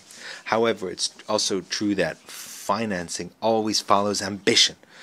This is why I would like to make an appeal to the leaders of the world, or yesterday that we heard this appeal to all people of good faith, to acknowledge that we have no more time to lose. We need to move from diagnostics and discussions to action. And we need to set aside this false dichotomy between economic growth and protection of the environment. Development either is sustainable or it will not be development, because these two concepts do not compete, but rather they're complementary. And of course, we need to significantly increase investments in innovation and technology in order to better confront these challenges. These are the engines that will make it possible for us to make development, which is so essential, compatible with the care for nature, which is so essential and urgent. We also will need to mobilize and raise a lot more resources than what we have done, and to help the countries that are most vulnerable to join this noble cause. From the very farthest ends of the world, from the extreme south of our planet, we invite all governments and all sectors of society to join COP Chile and to commit themselves to the greatest challenge of our generation. It will be a battle, a grueling battle, which will depend on us. Our victory will depend on us. And we can't simply continue disregarding it. This is the largest, the most important challenge of our generation, to change the erroneous course of history over the past few decades and to take steps to ensure the survival of human beings on this planet. Now, in this same Tribune last year, I acknowledged some of the mistakes and problems in my country, and I referred to what happened in certain areas, something that caused damage to thousands of people. But it's not enough to acknowledge. It's important to take action. This is why the problem of pollution and intoxication that affected many people, poisoning that affected many people, including around Quintero and Punchaví communities, were followed by a commitment to urgently and willingly address the situation. And today, I can say that we are implementing a renovated decontamination plan for these communities, which includes emission control standards that are as rigorous as European Union standards. Also, a state control of the online monitoring network, which is being upgraded. And also, we have mobilized our healthcare system. Also, the Finnish Meteorological Institute has performed a painstaking environmental audit and has made a number of very useful recommendations to overcome this problem. The same thing can be applied to our planet. If we don't do anything, very soon the whole planet might become something that we're going to sacrifice, and we cannot allow this. Just a few days ago, the New York Times published in its headlines that a quarter of humankind is confronting serious problems of water supplies. And among these countries, Chile, Mexico, India, North Africa, and California are among the most vulnerable. And I want to refer to the extensive and intensive drought that affected my country over 10 years ago, and that led to a severe drop in the level of rivers, and it led to decreased rainfall and less abundant rivers, and less water accrued in reservoirs, and less snow in our mountain ranges. Our government, and in fact, the government passed decrees on water scarcity and agricultural emergency that will allow for small and medium-sized farmers to ensure drinking water for their agriculture, and all water for their agriculture, integrating modern technologies to better use water resources both as domestic and agricultural levels with mechanized and industrial irrigation. We are building dams. Our priority is 26 dams. Also, we're recharging aquifers and using desalination plants and using sewage waters, which we're reprocessing. But of course, all this takes time in resolving these problems. But also, I want to refer today to a problem that is affecting the entire global economy. We are witnessing a very worrisome weakening of the global economy. Trade and investment around the world are weakening. The trade war and the tariff war, which has lasted too long, is pitting the two largest economies of the world. The weakening of global trade and the increase in protectionism, increased inefficiencies and trade embargoes, embargo measures in the WTO. All this is harmful to the economy as a whole. These are preventing the creation of jobs and improvement of standards of living. Today we have major technological breakthroughs, and we should be moving faster than ever towards integration. We need to rebuild a multilateral economic order that is upheld based on rules that are acknowledged and respected by all, that promote free trade and integration and flows of investment, that combats protectionism, eliminates barriers to trade, harmonizes regulations, and establishes universal rules that prevents and punishes unilateral actions against this global order. This is why we need to modernize, and we'll also modernize the World Trade Organization as quickly as possible and strengthen the international community.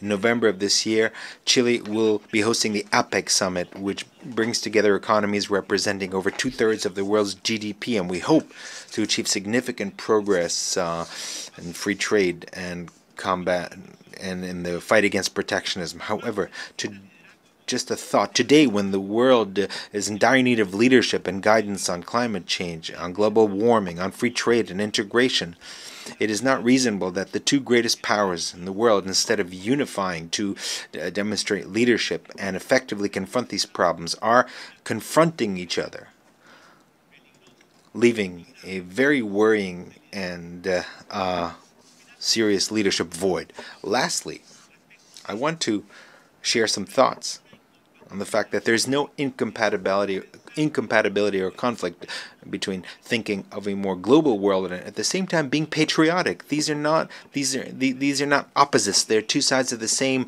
metal that allow us to achieve balance between integration and national identity. Lastly, I'd like to conclude these words with some thoughts about my own country, Chile. And here I would like to mention, before mentioning Chile, I want to just speak about the certain needs in our Latin American continent. We need to put an end to the dictatorship that affects the Venezuelan people. A corrupt and incompetent dictatorship that doesn't respect human rights and that has links to drug trafficking. This dictatorship has put Venezuela, which was one of the richest countries in Latin America and a democracy, and the country with the greatest oil reserves in the world, to become a country that is experiencing a deep social economic. Their response has been to massive migration. Over 4.5 million Venezuelans have left their country due to a lack of opportunities or looking for better opportunities for their lives. There's no doubt that this is a cause that commits all of Latin America. Lastly, speaking of Chile, each generation has a mission to fulfill. The founding fathers of our country conquered freedom and independence and bequeathed to us a free country. The generation just before us managed to achieve freedom and recover democracy. Our generation has a new challenge to overcome hunger and to defeat underdevelopment, and to do it peacefully, in such a way so that all of my compatriots get an opportunity to develop their talents, their abundant talents, and at the same time to have a security of a dignified and decent life, where everyone can strive to fulfill themselves together with their families and to achieve happiness. That is our mission, a mission to which we are committed, and a mission.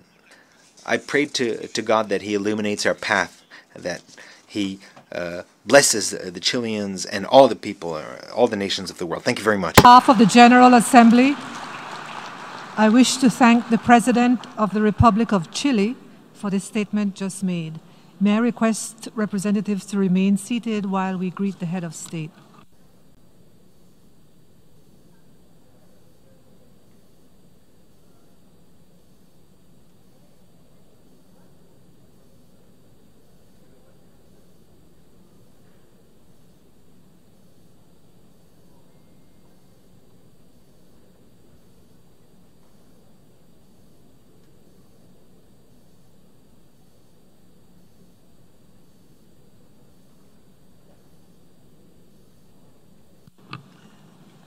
The Assembly will hear an address by His Excellency Emmanuel Macron, President of the French Republic.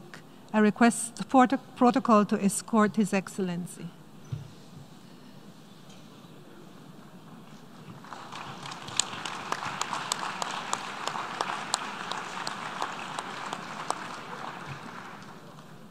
On behalf of the General Assembly, I have the honor to welcome to the United Nations His Excellency Emmanuel Macron, President of the French Republic, and invite him to address the Assembly. You have the floor, Your Excellency.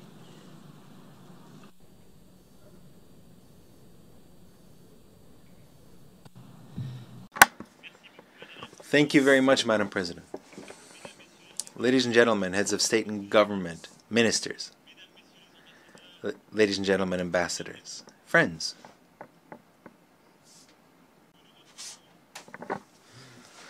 We are here at this General Assembly at a time when the Secretary General has chosen such an extremely important topic, the climate, as our central topic, which we discussed yesterday. And we're seeing more and more impatience everywhere. And we're seeing more and more around the world that many things can lead us to feel pessimistic. We are not meeting the challenge. The demands that we have set for ourselves, the goals that we have set for ourselves in the area of global warming or the combat to protect biodiversity. There are many tensions around the world. The level is unprecedented. Just when we see what just happened in the Gulf a few days ago, in the Persian Gulf, or when we see the challenges that many of our friends in the Sahel are facing, and I see many friendly faces here that I know from other regions of the world. These conflicts are increasingly more complex and cruel against the civilians, against humanitarian personnel, against rights defenders. As David Miliband said, it's the age of impunity that has opened. Trade tensions are increasing. There are increasing worries about technological change and its impact. I don't want to draw a picture that is extremely pessimistic, and I know that you're tired of listening to speeches since this morning. I don't want to give you a whole litany of reasons for which to despair. However, we